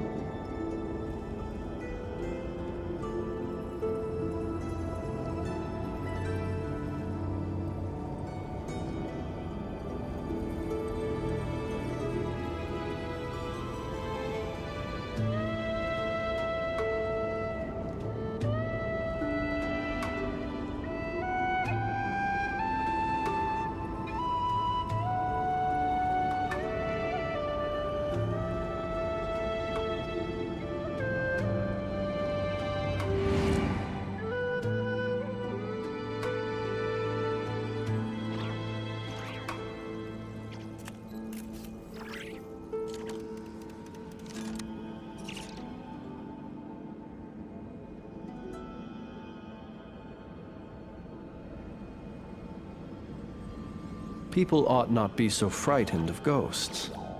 They are merely talking shadows, chattering away endlessly about their past affairs.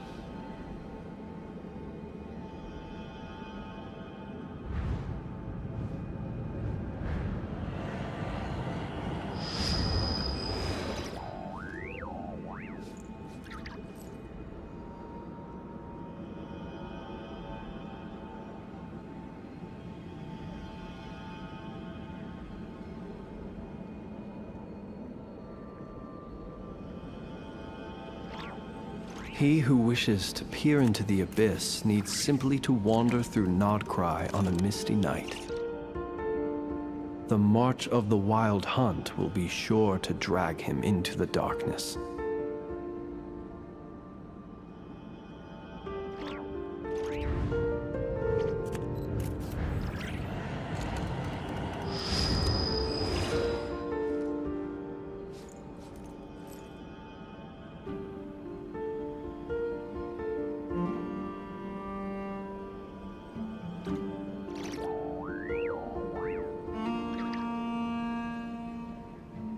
Let us have a modicum of patience for the richness and complexity of humanity. The wanton cruelty of the few is not worth our ire.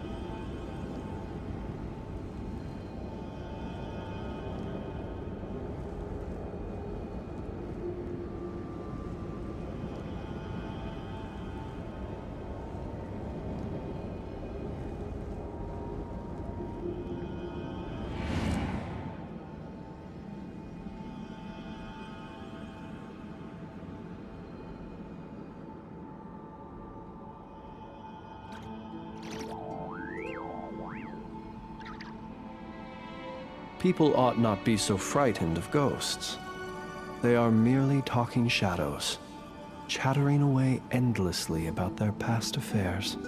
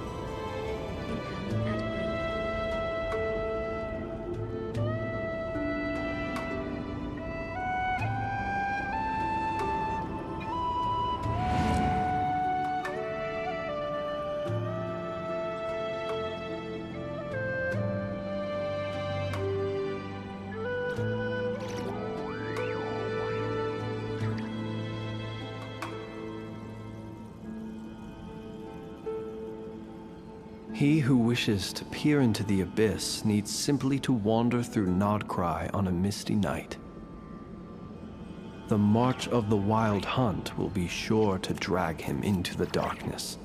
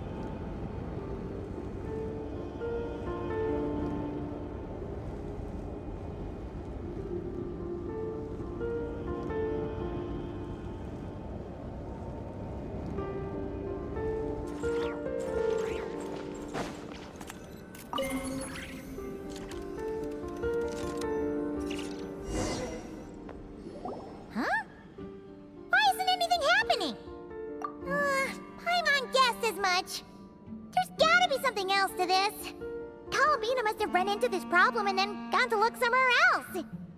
Huh? Columbina!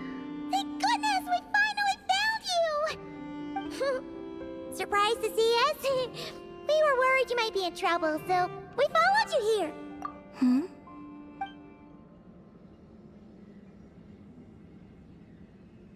Huh?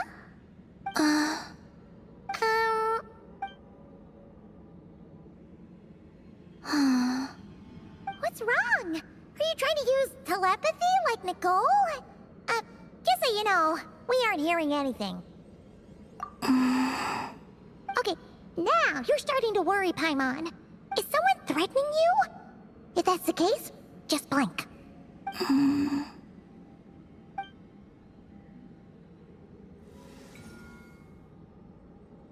Huh? What did you do?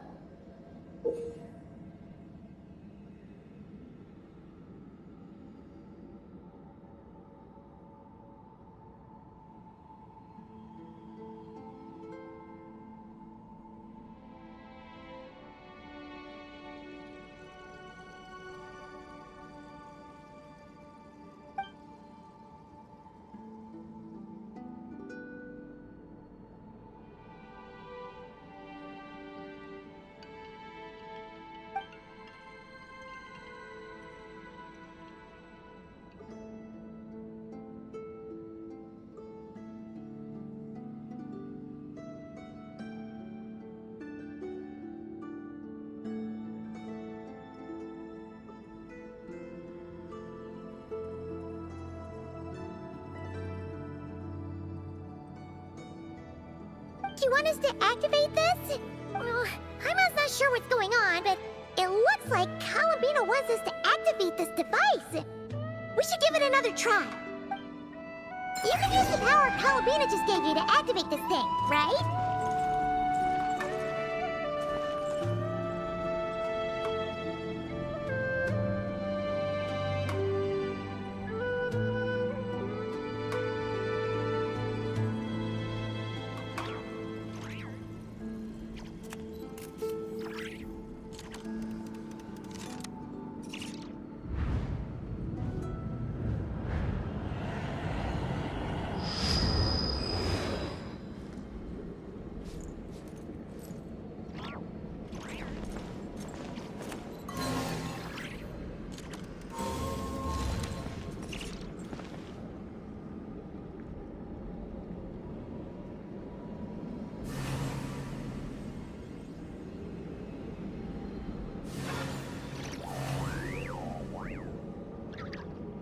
People ought not be so frightened of ghosts.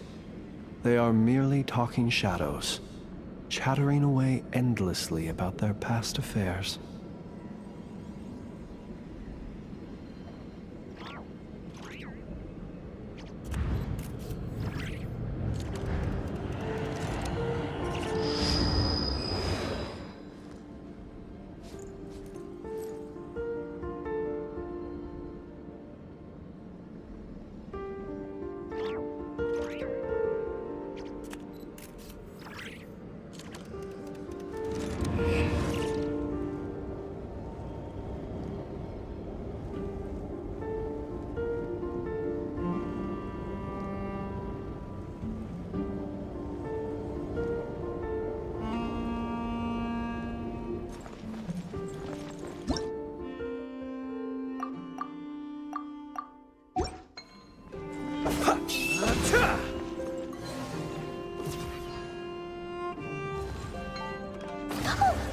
The device reacted this time!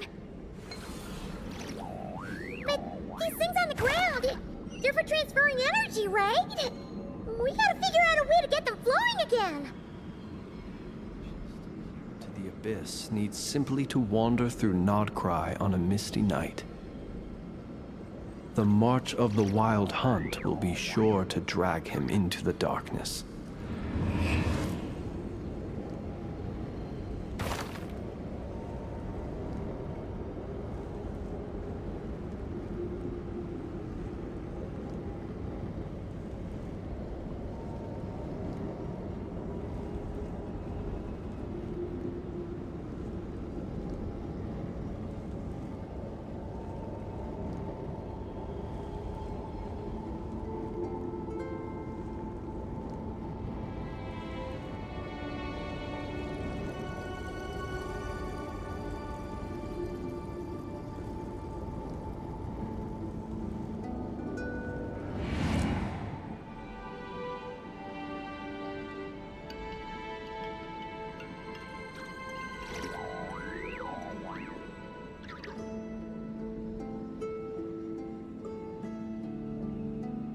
People ought not be so frightened of ghosts.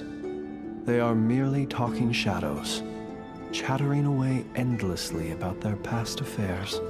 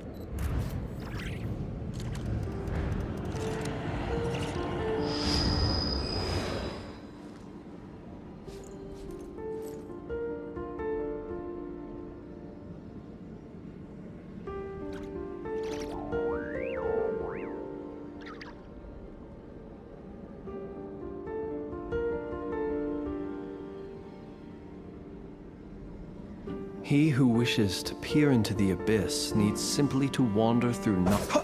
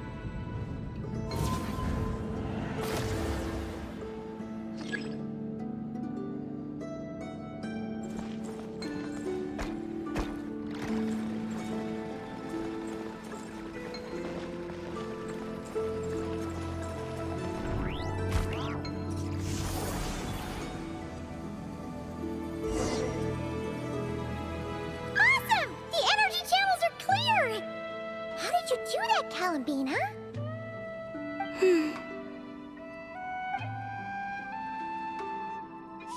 Wait, where are you going?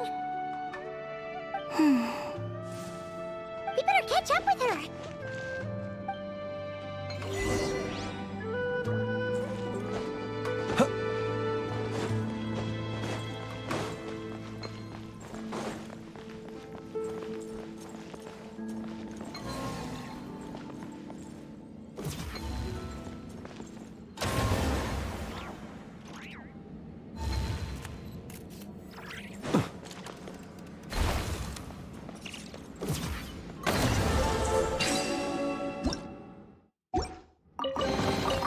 Not to be sniffed at. Oh, look! The 3 rings that fell to the ground! Wow! They look pretty fancy now, don't they? It's like going out for a bit and coming back to find your little house has suddenly turned into the Dawn Winery.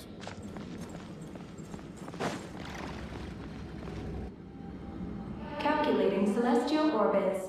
Please select the trilane coordinates you wish to view. Trilane coordinates? Wait! So this device is used to work out where the moons are? Calculating celestial orbits. Please select the trilane coordinates you wish to view. Connection lost.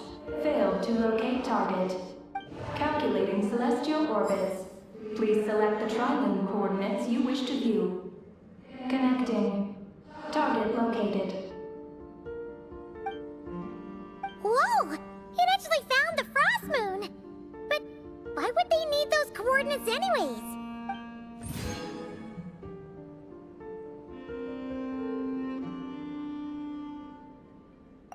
Frost moon coordinates located.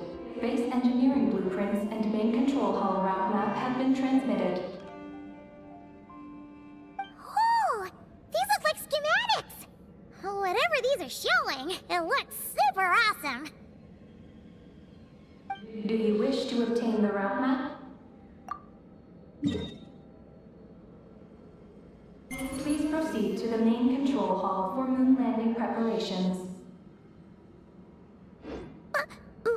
Moon landing preparations?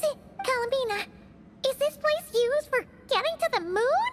But Columbina has taken me to the Frost Moon before. Why would she need this device? And the power she just gave me is completely new. I've never seen her use it before.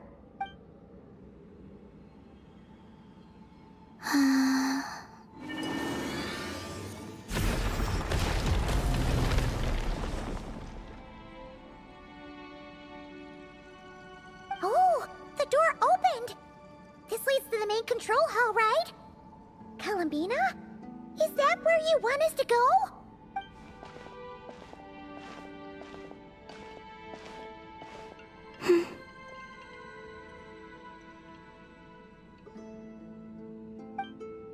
Columbina? Can you hold out your hand? Place it in mine, just like we do in Silver Moon Hall.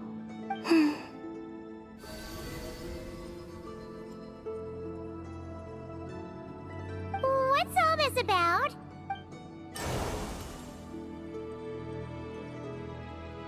Ah! What's going on?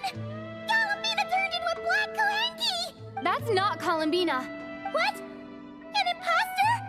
Let's go after her! What's going on? Why did that black Kohenki look just like Columbina? We gotta hurry up and catch it!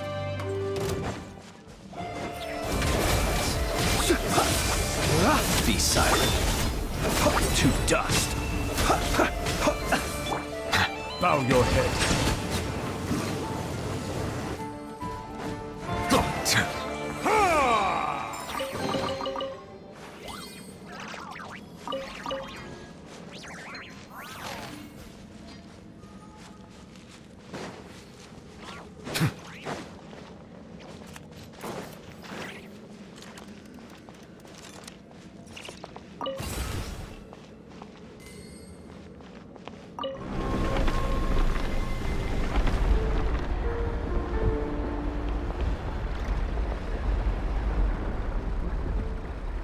What's that? Looks like something we saw in the blueprint just now. Look! There's the Kohenki over there!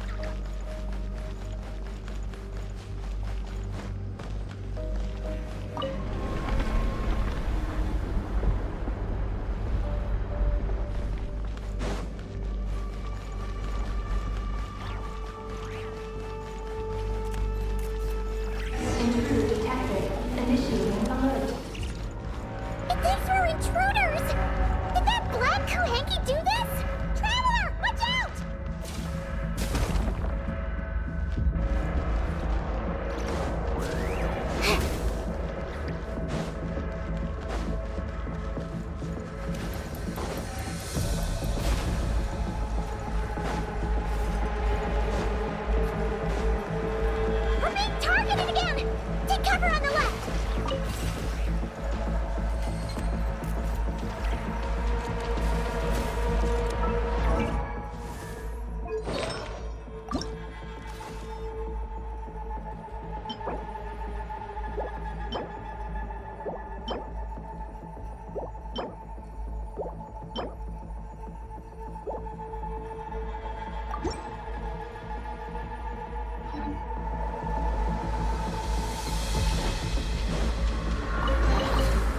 Certainly went out of your way for this, didn't you? It's all yours. Look! She's stuck behind the door!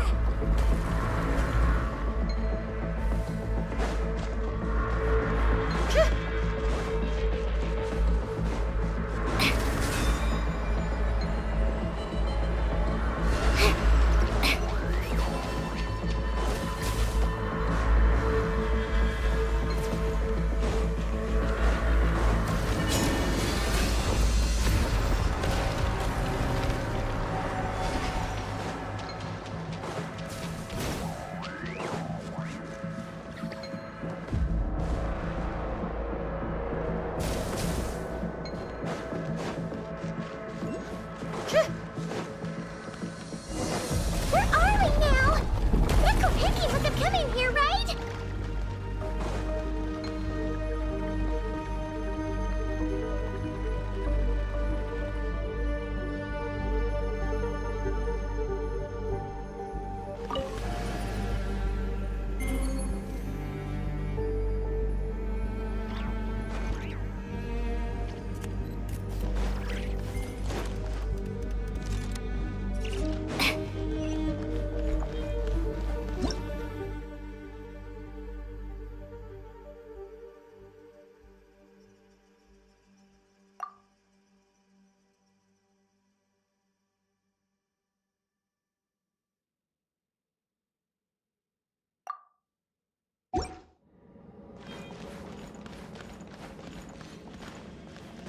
Oh!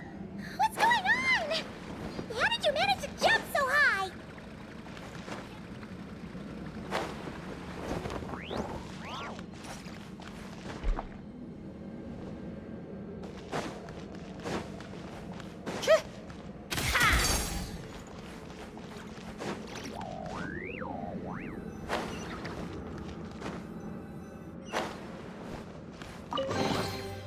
So, what's inside? Not that I care.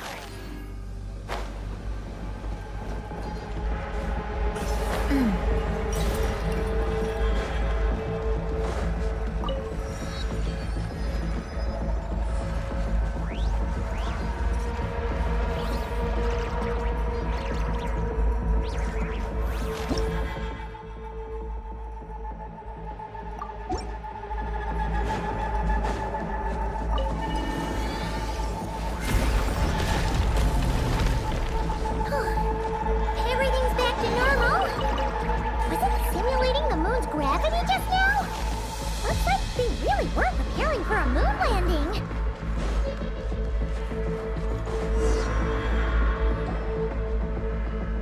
According to the route map, this should be the main control hall, right? Hey, you! The one pretending to be Calabina! Come out right now! Alert. Intruder detected in main control hall. Activating defense measures. Oh! Sorry! Wrong address! We were looking for someone else.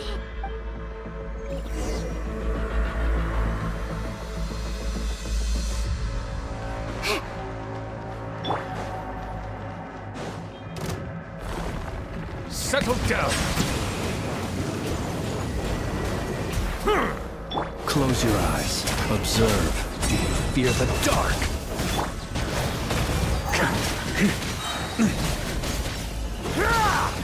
Maria sweeping in! Phew.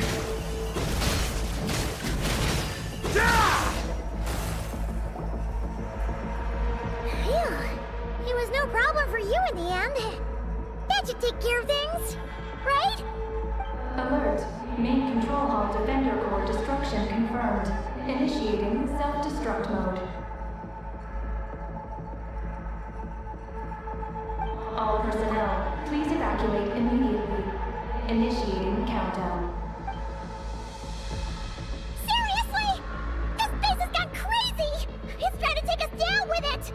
What should we do? What if some really important intel gets destroyed? Please verify orbital coordinates. Huh? What orbital coordinates? Ah! Our mystery Kuhenki's back! What are you doing? Will giving it the coordinates stop the base from self-destructing?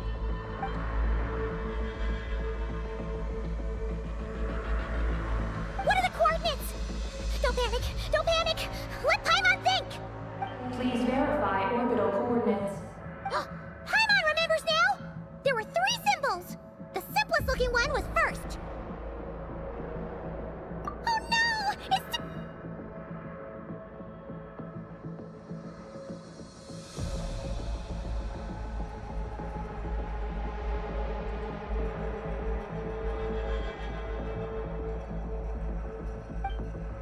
What are the coordinates? Don't panic. Please verify Paimon remembers now! There were 3 symbols! The second symbol had a super complicated shape. And lastly...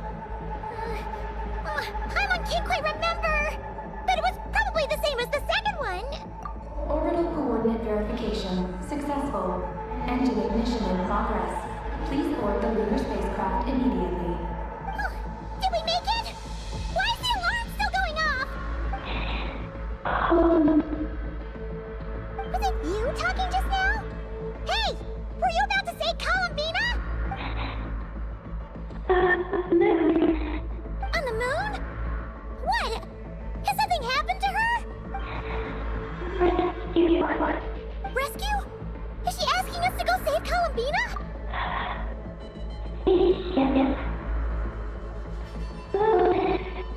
Take the spaceship? To the moon?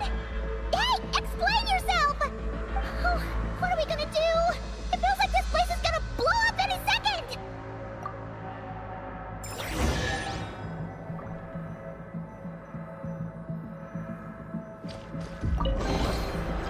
Any booze in there? Pour me a cup. This is bad. We still don't really know what's going on. If Columbina is calling for help, the spaceship is our only chance. You're right. And if this base blows up, we won't get another shot at going to the moon to rescue her. My guess is we'll just have to take a chance.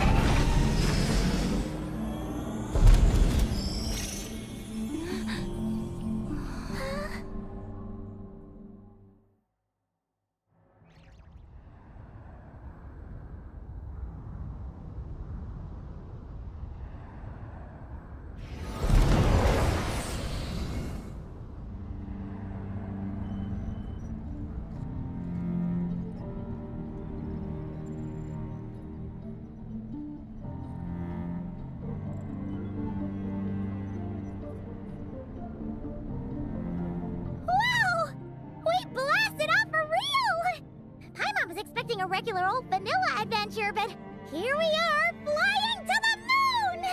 Hey, you! Tell us what's going on, will ya? What sort of trouble has Columbina gotten into? Seriously? Playing dumb again?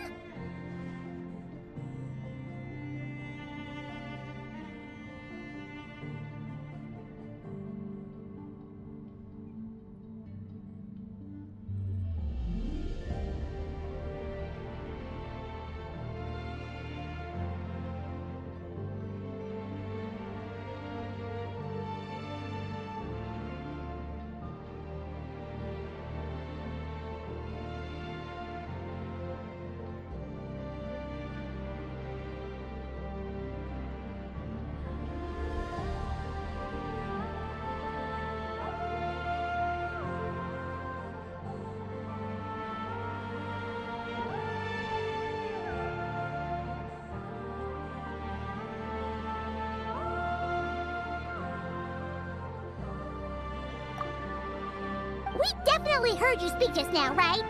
No, wait. You spoke through the base's systems, didn't you? Huh, that's weird. Then how about we take a look around this ship? Let's see if we can find something to help you talk.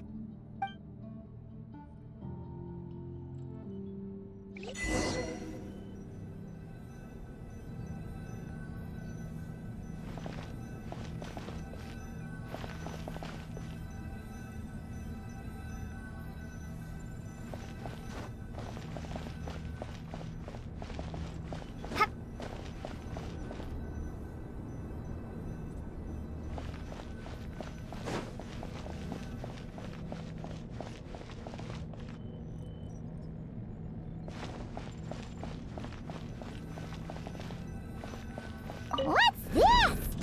Let Paimon take a look. Looks pretty spacious. Oh, could this be some sort of escape pod?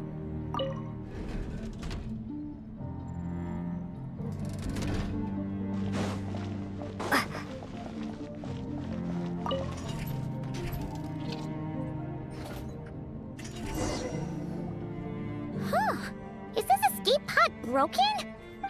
There's something glowing inside!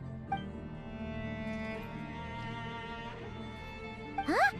She's here too? Does that mean there's something useful inside? But how do we get it out?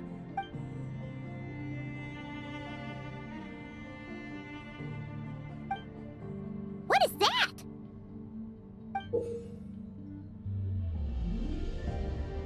It's the spaceships. Archeoloon spectrometer. Whoa! Is that your voice? You can talk through this thing? Mm-hmm. Power of the ancient moons. Transmit messages. Huh? That sounds a lot like phlogiston. Could this be dragon technology? Not. You mean... no? No.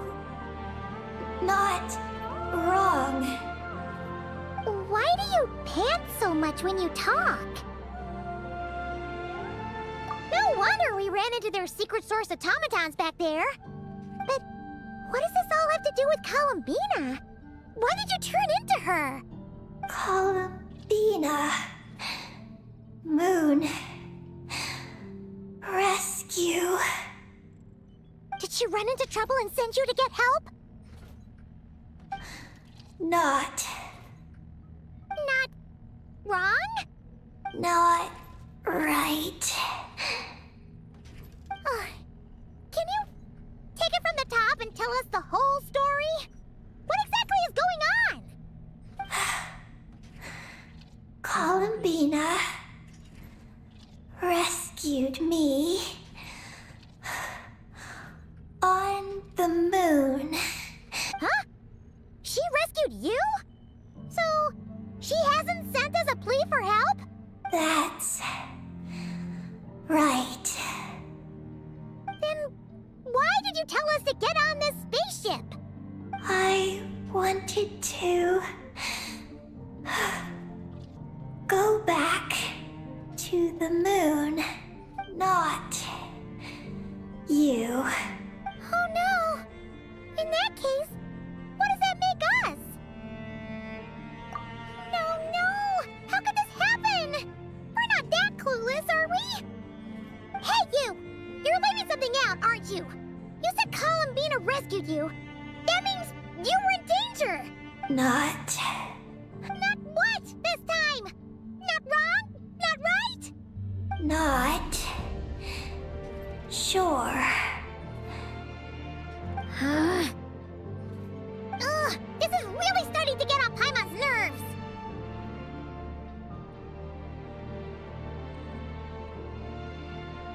I'm sorry. I'm not sure. When I woke up, I was very weak. I forgot many things.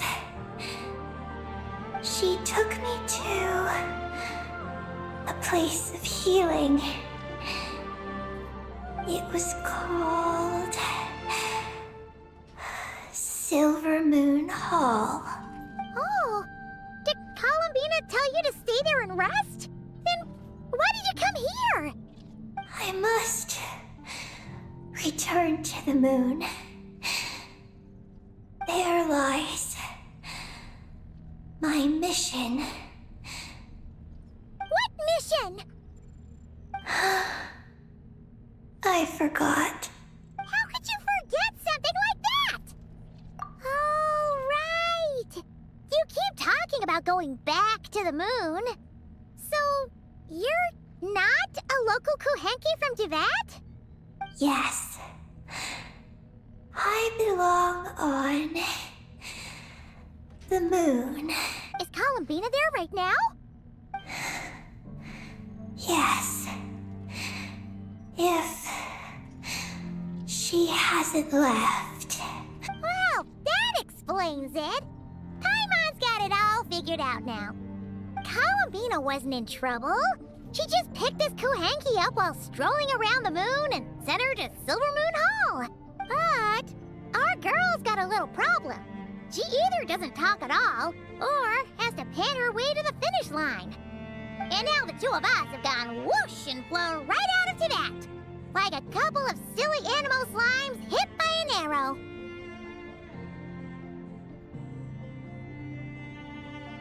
Ah, you tricked us! And that makes you a bad egg in Paimon's books. From now on, she's gonna call you, Aggie! Oh, good hunter. Mean restaurant. Shimurin. Will we ever meet again? I'm sorry.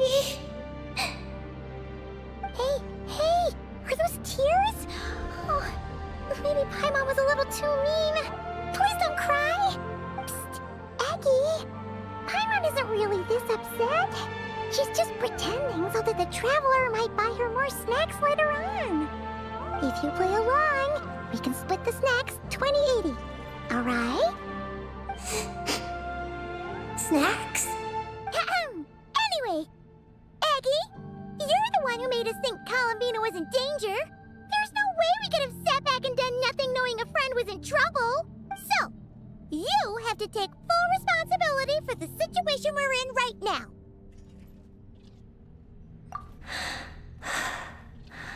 I can help. Then it's settled. Let's make this a surprise visit for Columbina. Who knows? Maybe she'll be really happy to have friends come and play with her.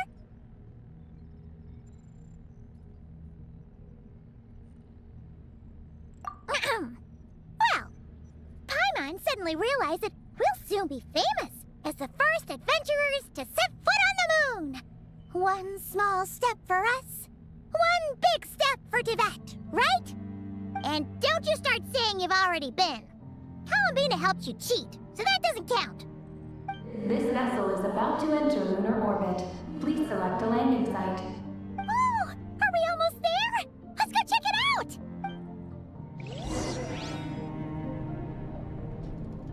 This vessel is about to enter lunar orbit. Please select a landing site. Oh, there are so many landing sites, but they all have super weird names. Which one should we pick?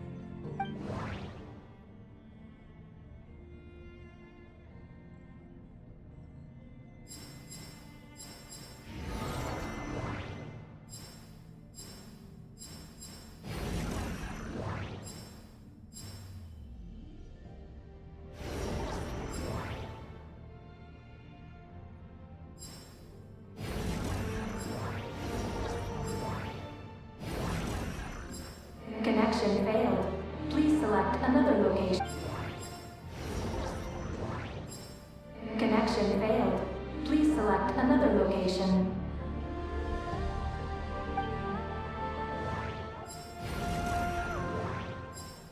Connection established. Confirm landing thruster initiation.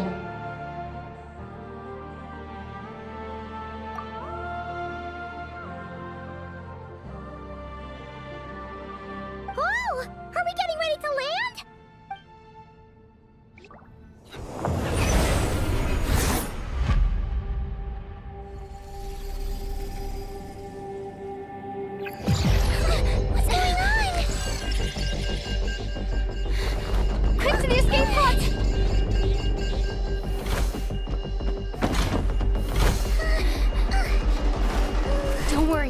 be fine.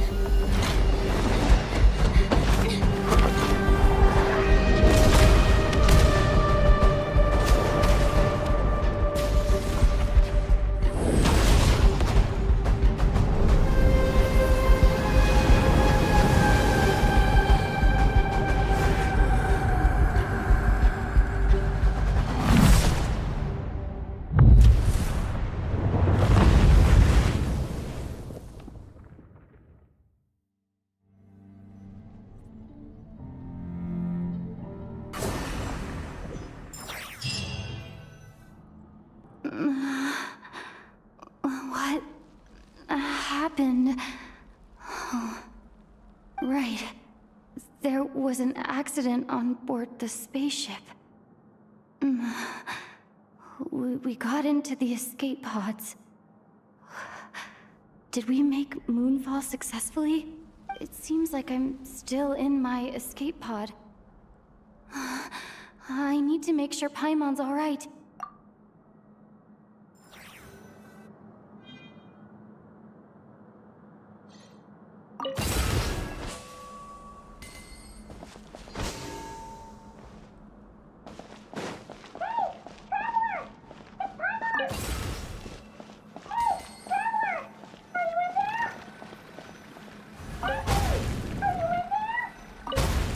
Looks like I'll have to find another way.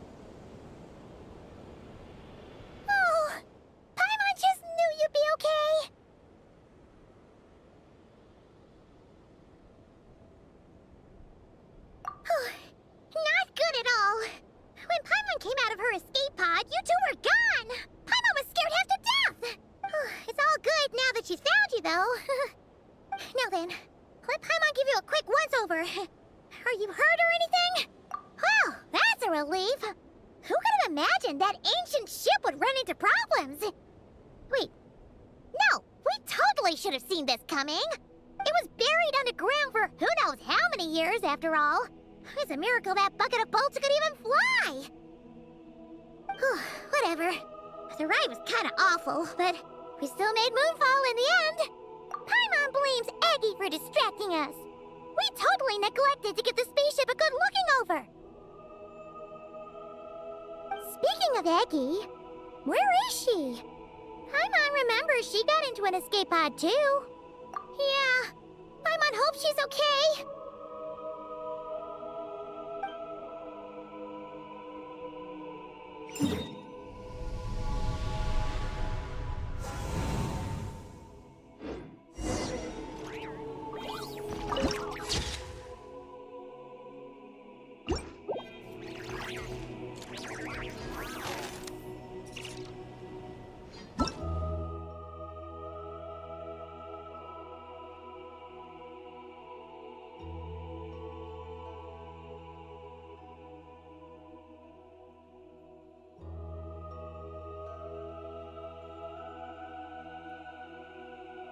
ZZZZ.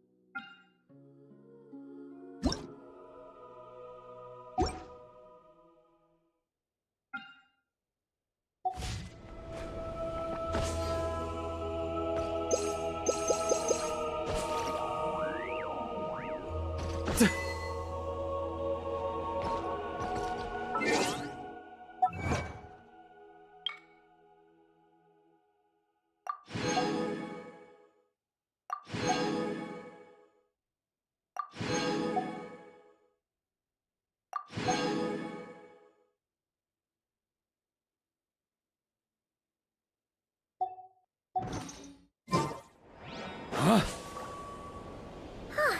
Now that we're finally here, Paimon feels so light!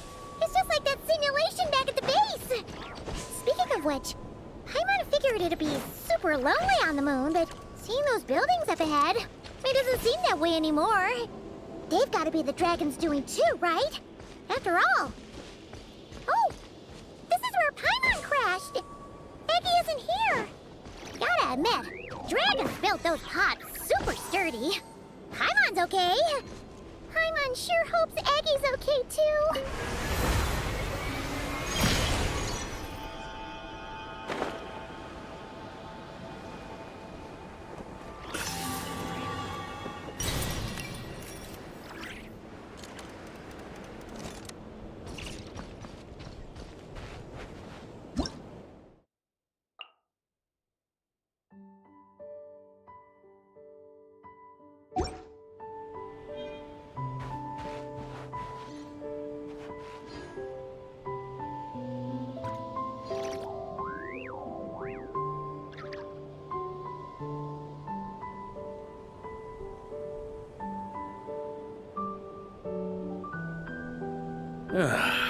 Sure feels good to get away from my desk. Now, where's a good spot for a nap?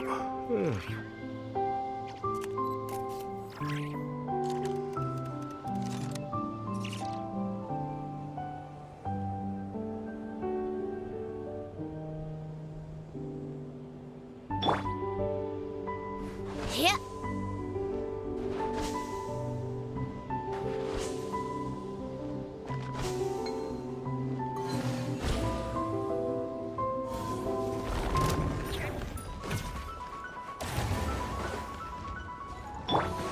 Bow your head. Be silent. Close your eyes. To dust.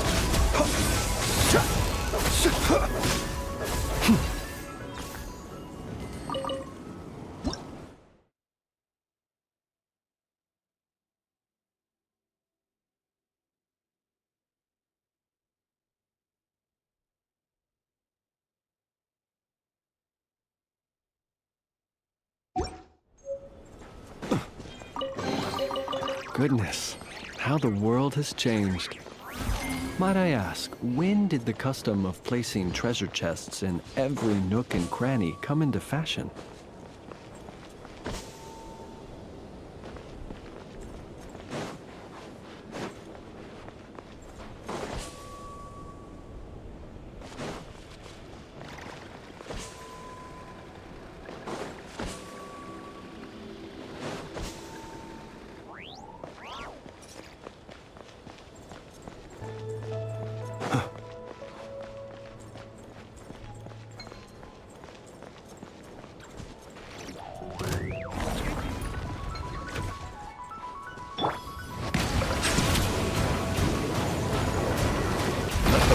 Be humble.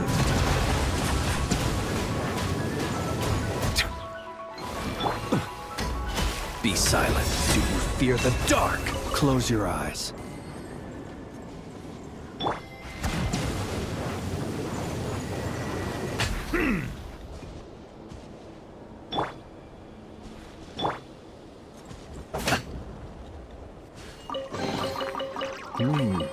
Not to be sniffed at.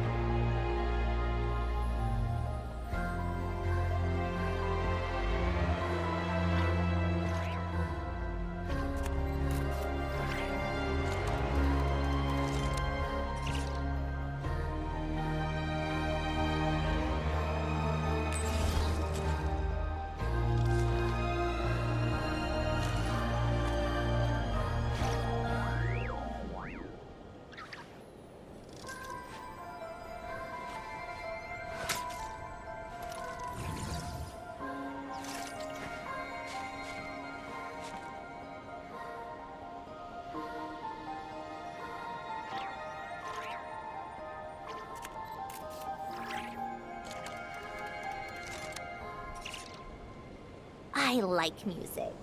In fact, I've taught myself to play many different instruments. You don't believe me?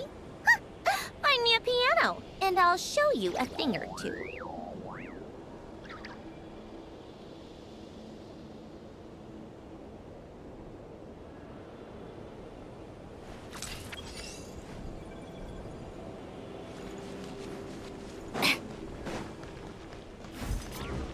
Looks like there's a big hole over there. You don't think Eggie's escape pod crashed underground, do you?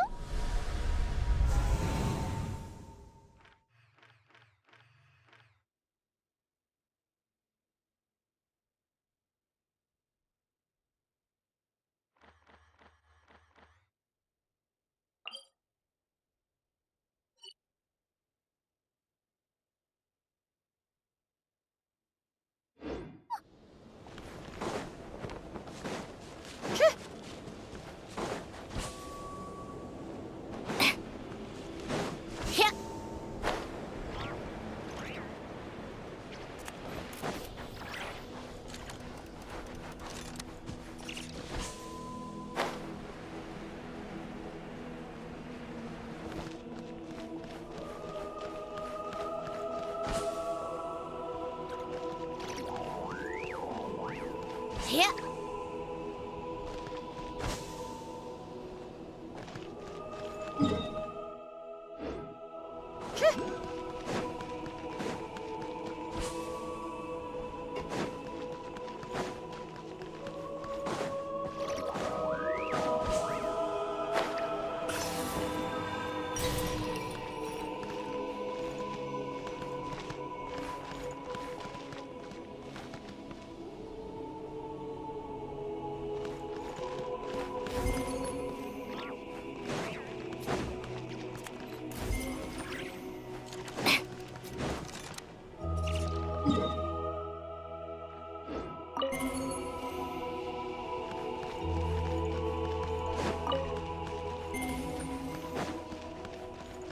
Z.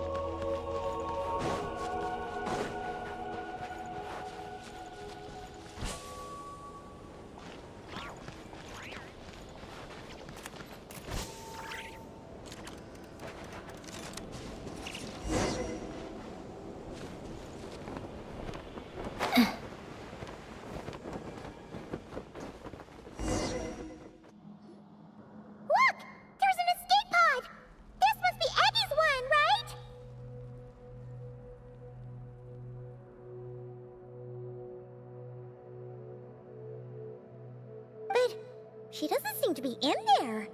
She must have made it out safely. Could she have escaped into this ruin-like place? We should go inside and look for her.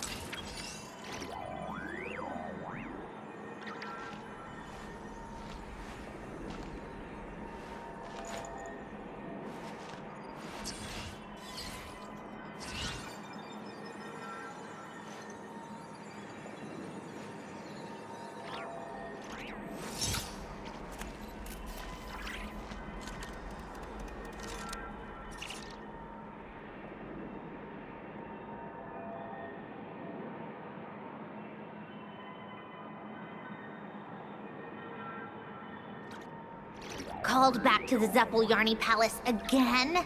Ugh, seriously. What's the point in all these endless meetings?